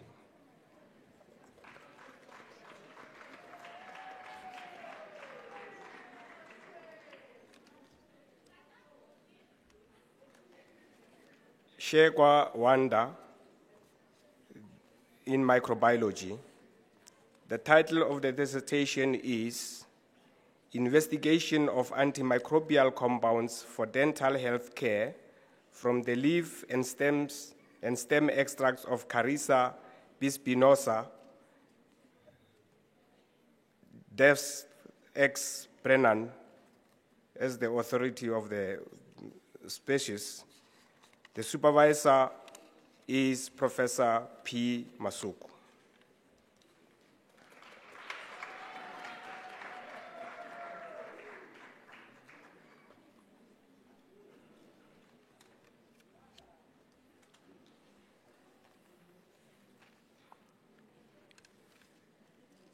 Diwani Kumbulani in physics. The title of the dissertation is Computational Modeling of the Stability of Solid Electrolytes in Magnesium Ion Battery. The supervisor is Professor P. Ingwepe, and the co-supervisor is Dr. M.C. Masedi.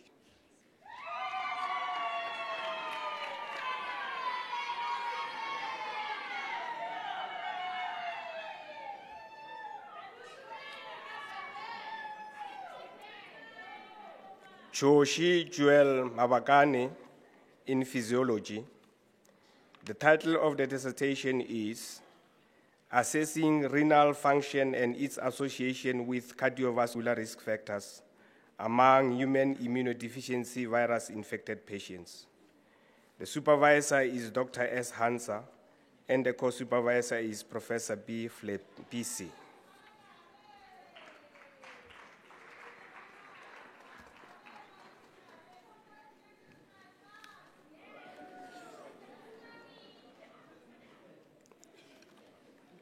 Makholane Khetego Sarina in statistics.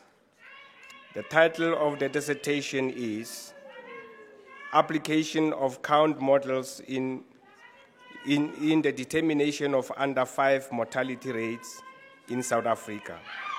The supervisor is Dr. K.D. Muloi, and the co-supervisor is Professor A. Tessera.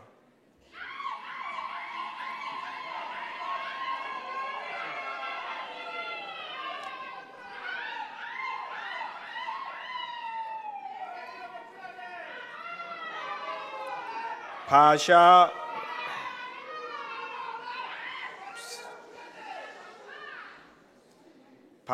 Manyagu Wizemang in statistics. The title of the dissertation is Time Series Modeling of Water Evaporation from Selected Dams in the Limpopo Province, South Africa. The supervisor is Professor D. Maposa.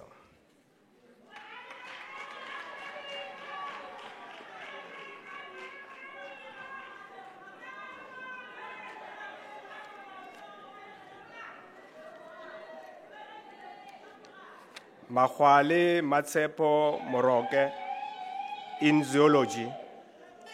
The title of the dissertation is Assessment of Spatial and Temporal Distribution of Functional Feeding Groups of Microinvertebrates in the Steelbot River of the Olifants River System.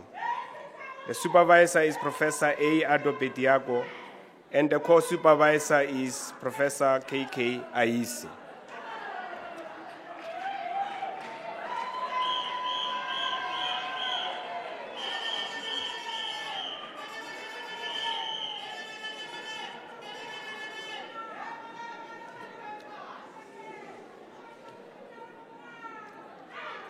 Raphahlelo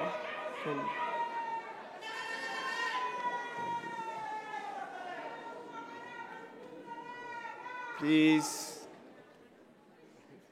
Raphahlelo Maveta Emmanuel in zoology.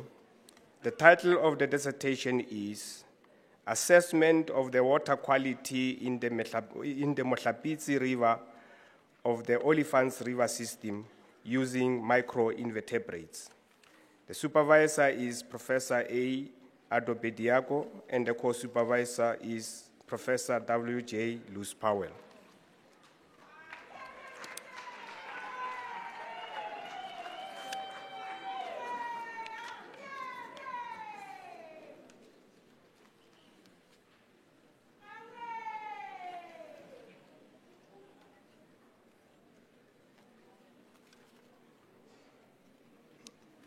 Madam Chancellor, I have the honor to inform you that the following candidates have fulfilled the requirements of the degree Master of Science in Agricultural Economics.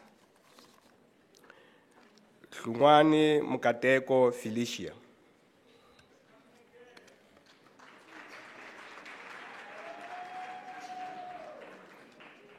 Lekota Matsobane Johannes.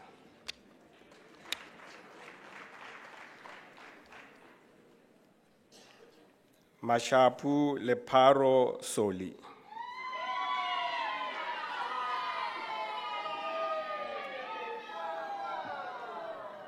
Mlaudzi Butali.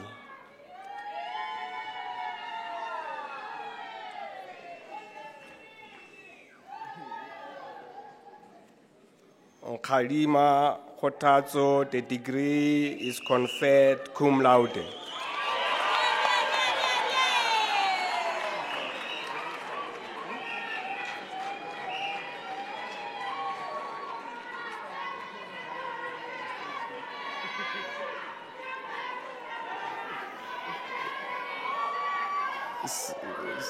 Sianego Hawu Chantel.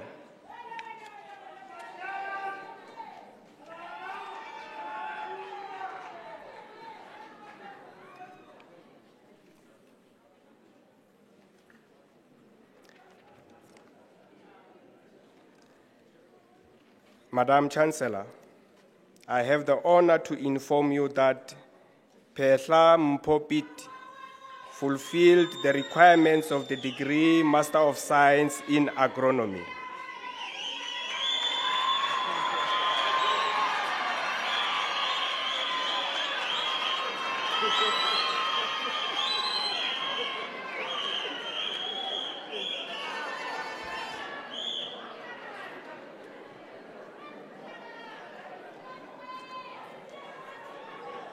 Madam Chancellor, I have the honor to inform you that the following candidates have fulfilled the requirements of the degree Master of Science in Animal Production. Kulube Sukovani Daniel.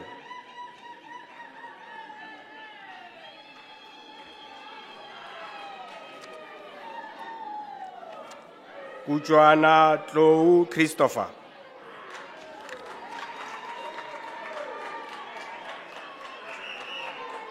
Malemacha Emmanuel.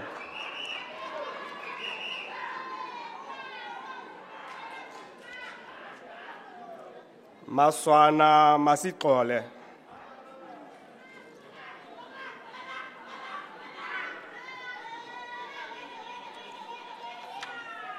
Nemauluma Munyadziwa Felicia Dorcas.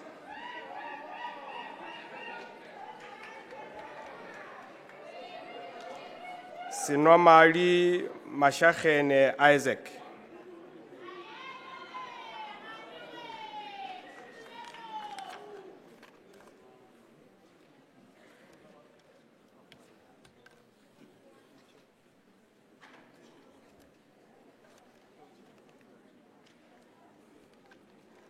Madam Chancellor, I have the honor to inform you that the following candidates have fulfilled the requirements of the degree Master of Science in Horticulture. Chweni Dipuo Rebecca.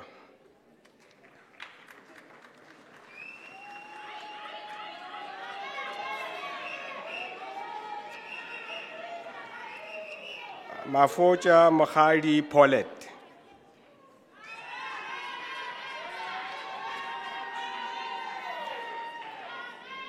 Matsunyane Keitumetse Delician.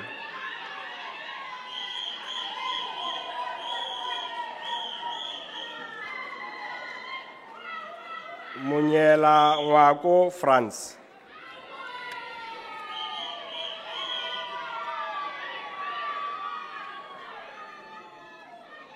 Muriri Amirangia.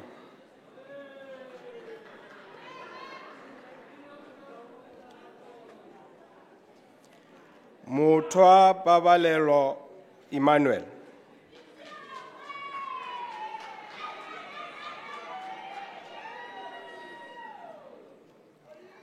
Mudula Hote Ndwamando.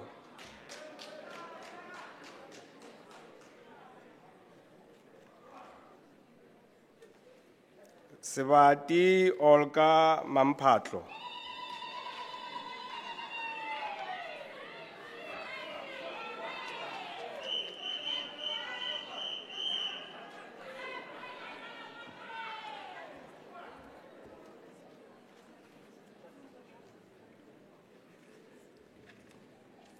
Madam Chancellor, I have the honor to inform you that Lekgotwane Philemon Leseja fulfilled the requirements of the degree Master of Science in Pasture Science.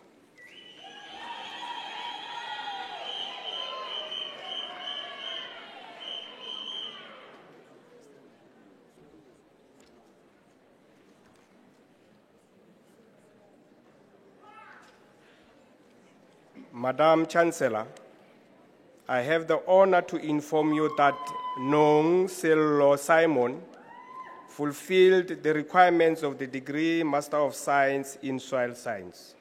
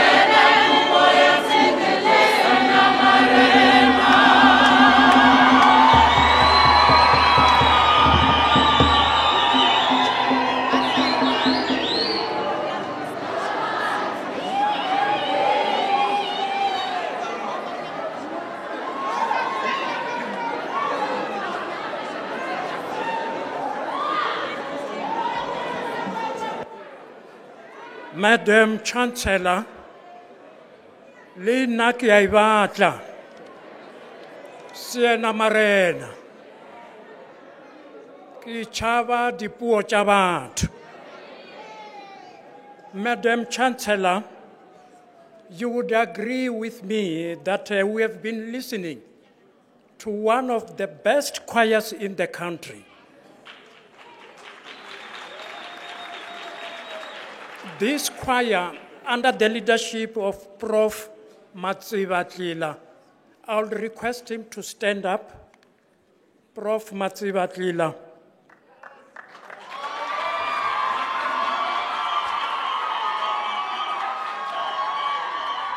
Has won many national awards, and it has even gained international recognition.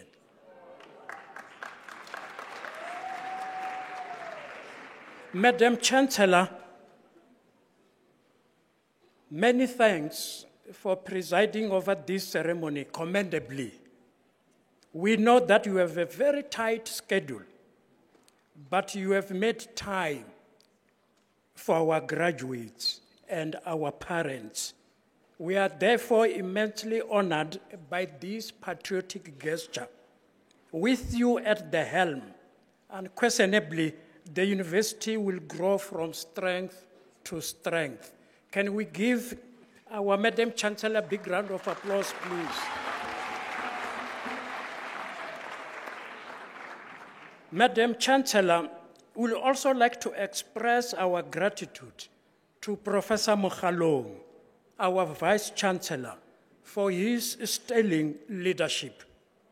The road that the university traveled on was not always smooth due to the challenges caused by COVID-19. All this notwithstanding, Professor Mokhalong said, for the sake of these students who are under our care, we are going ahead with academic activities. To make this possible, the university developed a multimodal teaching, learning, and assessment plan under his guidance. The plan has made it possible for the university to carry out its academic activities successfully. As a result of this, today we are celebrating the success of our students. To the Vice Chancellor, all of us would like to say, Re a leboha. Can we give him a big round of applause, please? Madam Chancellor, in the current context, universities cannot function effectively without support from their respective councils. It is for this reason that we would like to thank Mr. Pandelani Neforobodwe, chairperson of our council, as well as Mr. Rachidi, who is a member of the council. And in this case, I'll also include Advocate Bongo for their unwavering support to this university. Mr. Neforobodwe, Mr. Rachidi, and Advocate Bongo support the idea that united we stand, divided we fall. Can we also give them a big round of applause, please?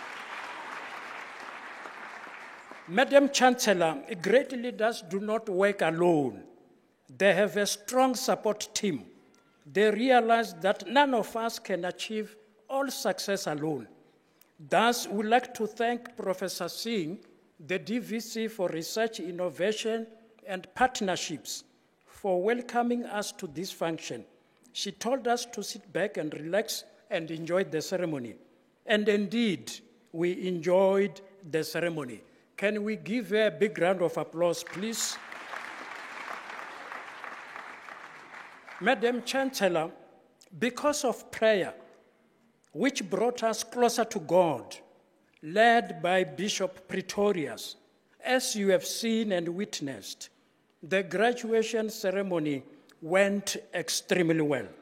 That is why we would sing with confidence in Xitsonga that loko Yehova ari murisa wa hina swilo swi famba kahle. To Reverend Pretorius, thanks very much for the prayer. Can we also give him a big round of applause, please? Without any doubt, the future of this country is going to be in good hands. I'm saying this because of the constructive and positive message delivered by Mr. Tsiri, the SRC president. This gives us comfort that South Africa will have a very bright future under his leadership soon. Can we also give him a big round of applause, please? To Advocate Bongo, the UL Convocation and Alumni President, many thanks for telling our students that they must work hard and should also have a positive attitude towards life in order to achieve success in their careers. Thanks also for telling them not to forget their alma mater. They must plow back and help us with fundraising for the sustainability of this university. Thanks are also due to support staff and all academics. In fact, they could not pitch all of them here because of COVID-19 protocol. We only have a sample of them. And we would like to thank them. And in this regard, we would like to acknowledge the Dean of Students, Executive Deans of Faculty, Directors of School, Heads of Department, Quality Assurance Officials, and for today especially the supervisors who came in large numbers.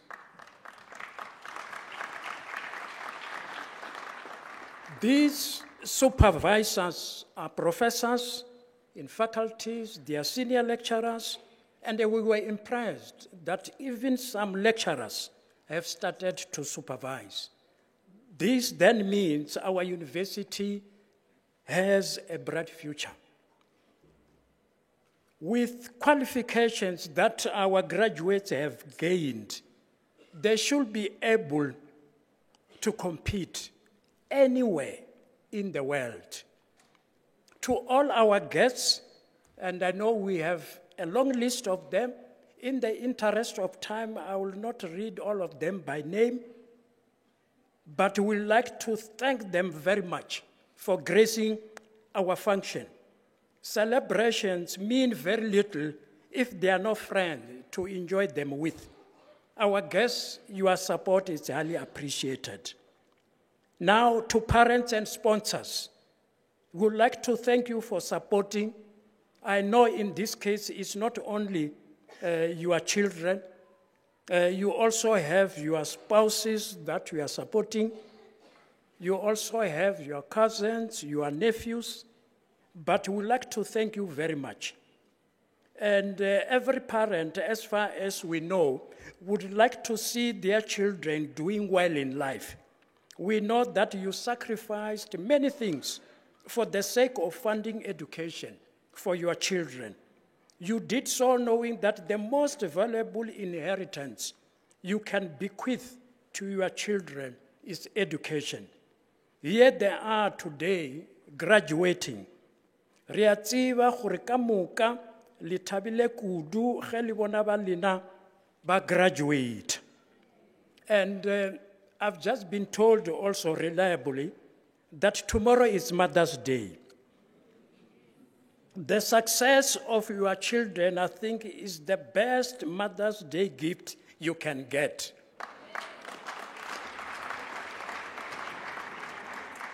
Wherever you go, you can proudly proclaim that ngwanake ke doctor.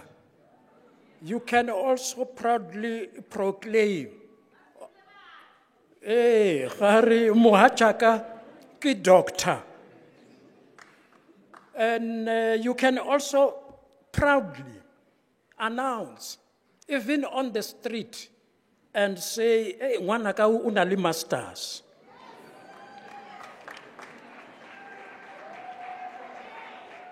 For all these good arrangements, we would like to thank the registrar, Professor Masha, and his capable team, consisting of the Deputy Registrar, Mr. Malahlela, and his colleagues, Ms. Mata, Mr. Koti, Ms. Ngobo. The list is endless. We also include assistant registrars in all faculties, principal, admin officers, and secretaries for a job well done. Our appreciation also goes to Mr. Victor Homioswana and his colleagues from marketing and communication, Ms. Moja, Mr. Slepe, Ms. Plaiki, and so on, not excluding Mr. Mapatane and his colleagues as well from logistics for their professional arrangements.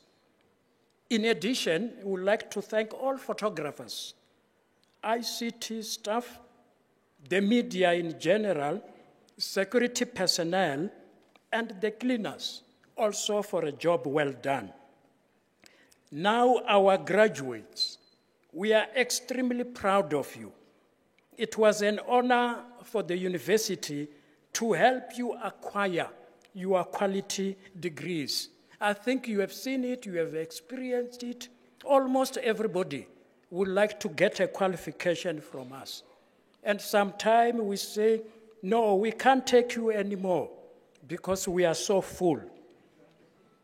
You achieved your degrees because of your hard work and commitment. In spite of challenges created by COVID-19, you persevered with your studies. You told yourself that byang kapa byang, you were not going to leave this university empty-handed. In addition, you are exemplary because you showed that khomo go tšošwa ye itekago, and that malika ga se magona. You did Northern Sotho, some of you. Let's complete it together. Magona ki. We wish you all the best in your respective careers. Our graduates, you did not achieve this success on your own. Your parents, your spouses, your children, your nephews, and especially your academics were there for you. We therefore humbly request you, if you could stand up and say thank you for your support to the academics here in front and even to your relatives and parents at the back there. Let's do so and thank them for their support.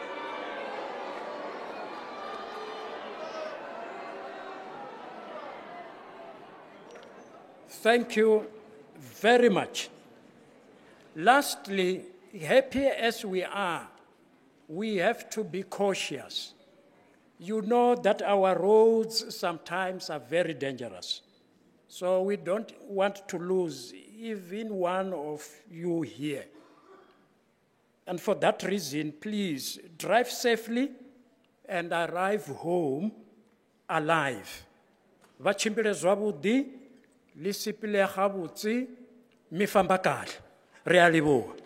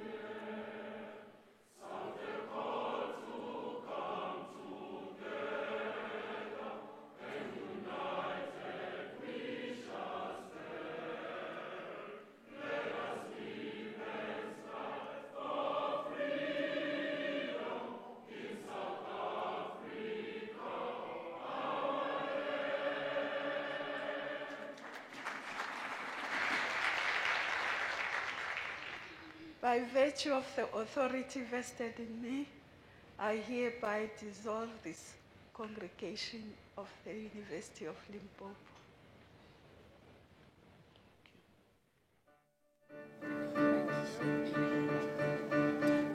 Gautiamus incitur, juvenestum sumus. Gautiamus incitur, juvenestum sumus. Post jucutem juventutem, post molestem sedentutem, nos abebitumus, nos abebitumus.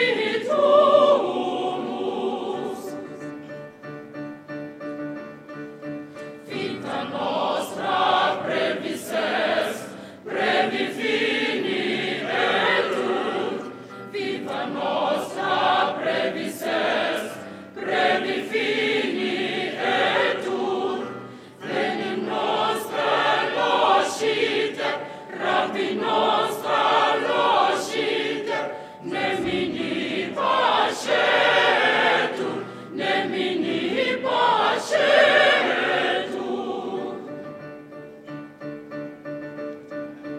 Vivat academia, vivat professores, vivat academia, vivat professores, vivat membra qualibet, vivat membra qualibet, semper siti flore, semper siti flore.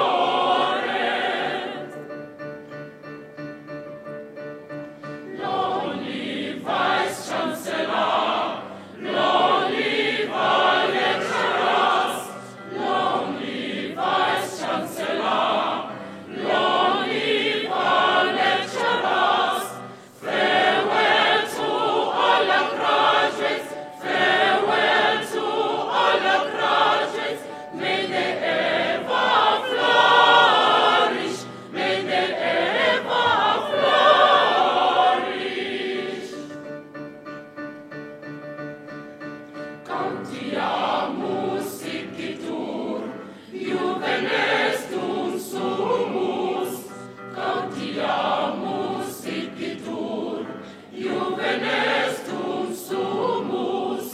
Post jucutem juventutem, post molestem sedentutem, nos abebitumus, nos abebitumus. Vita nostra brevis est, brevi fini etur. Vita nostra brevis est, brevi fini etur. Venim nostra locite, rabit nostra locite, nemini pacetur, nemini pacetur.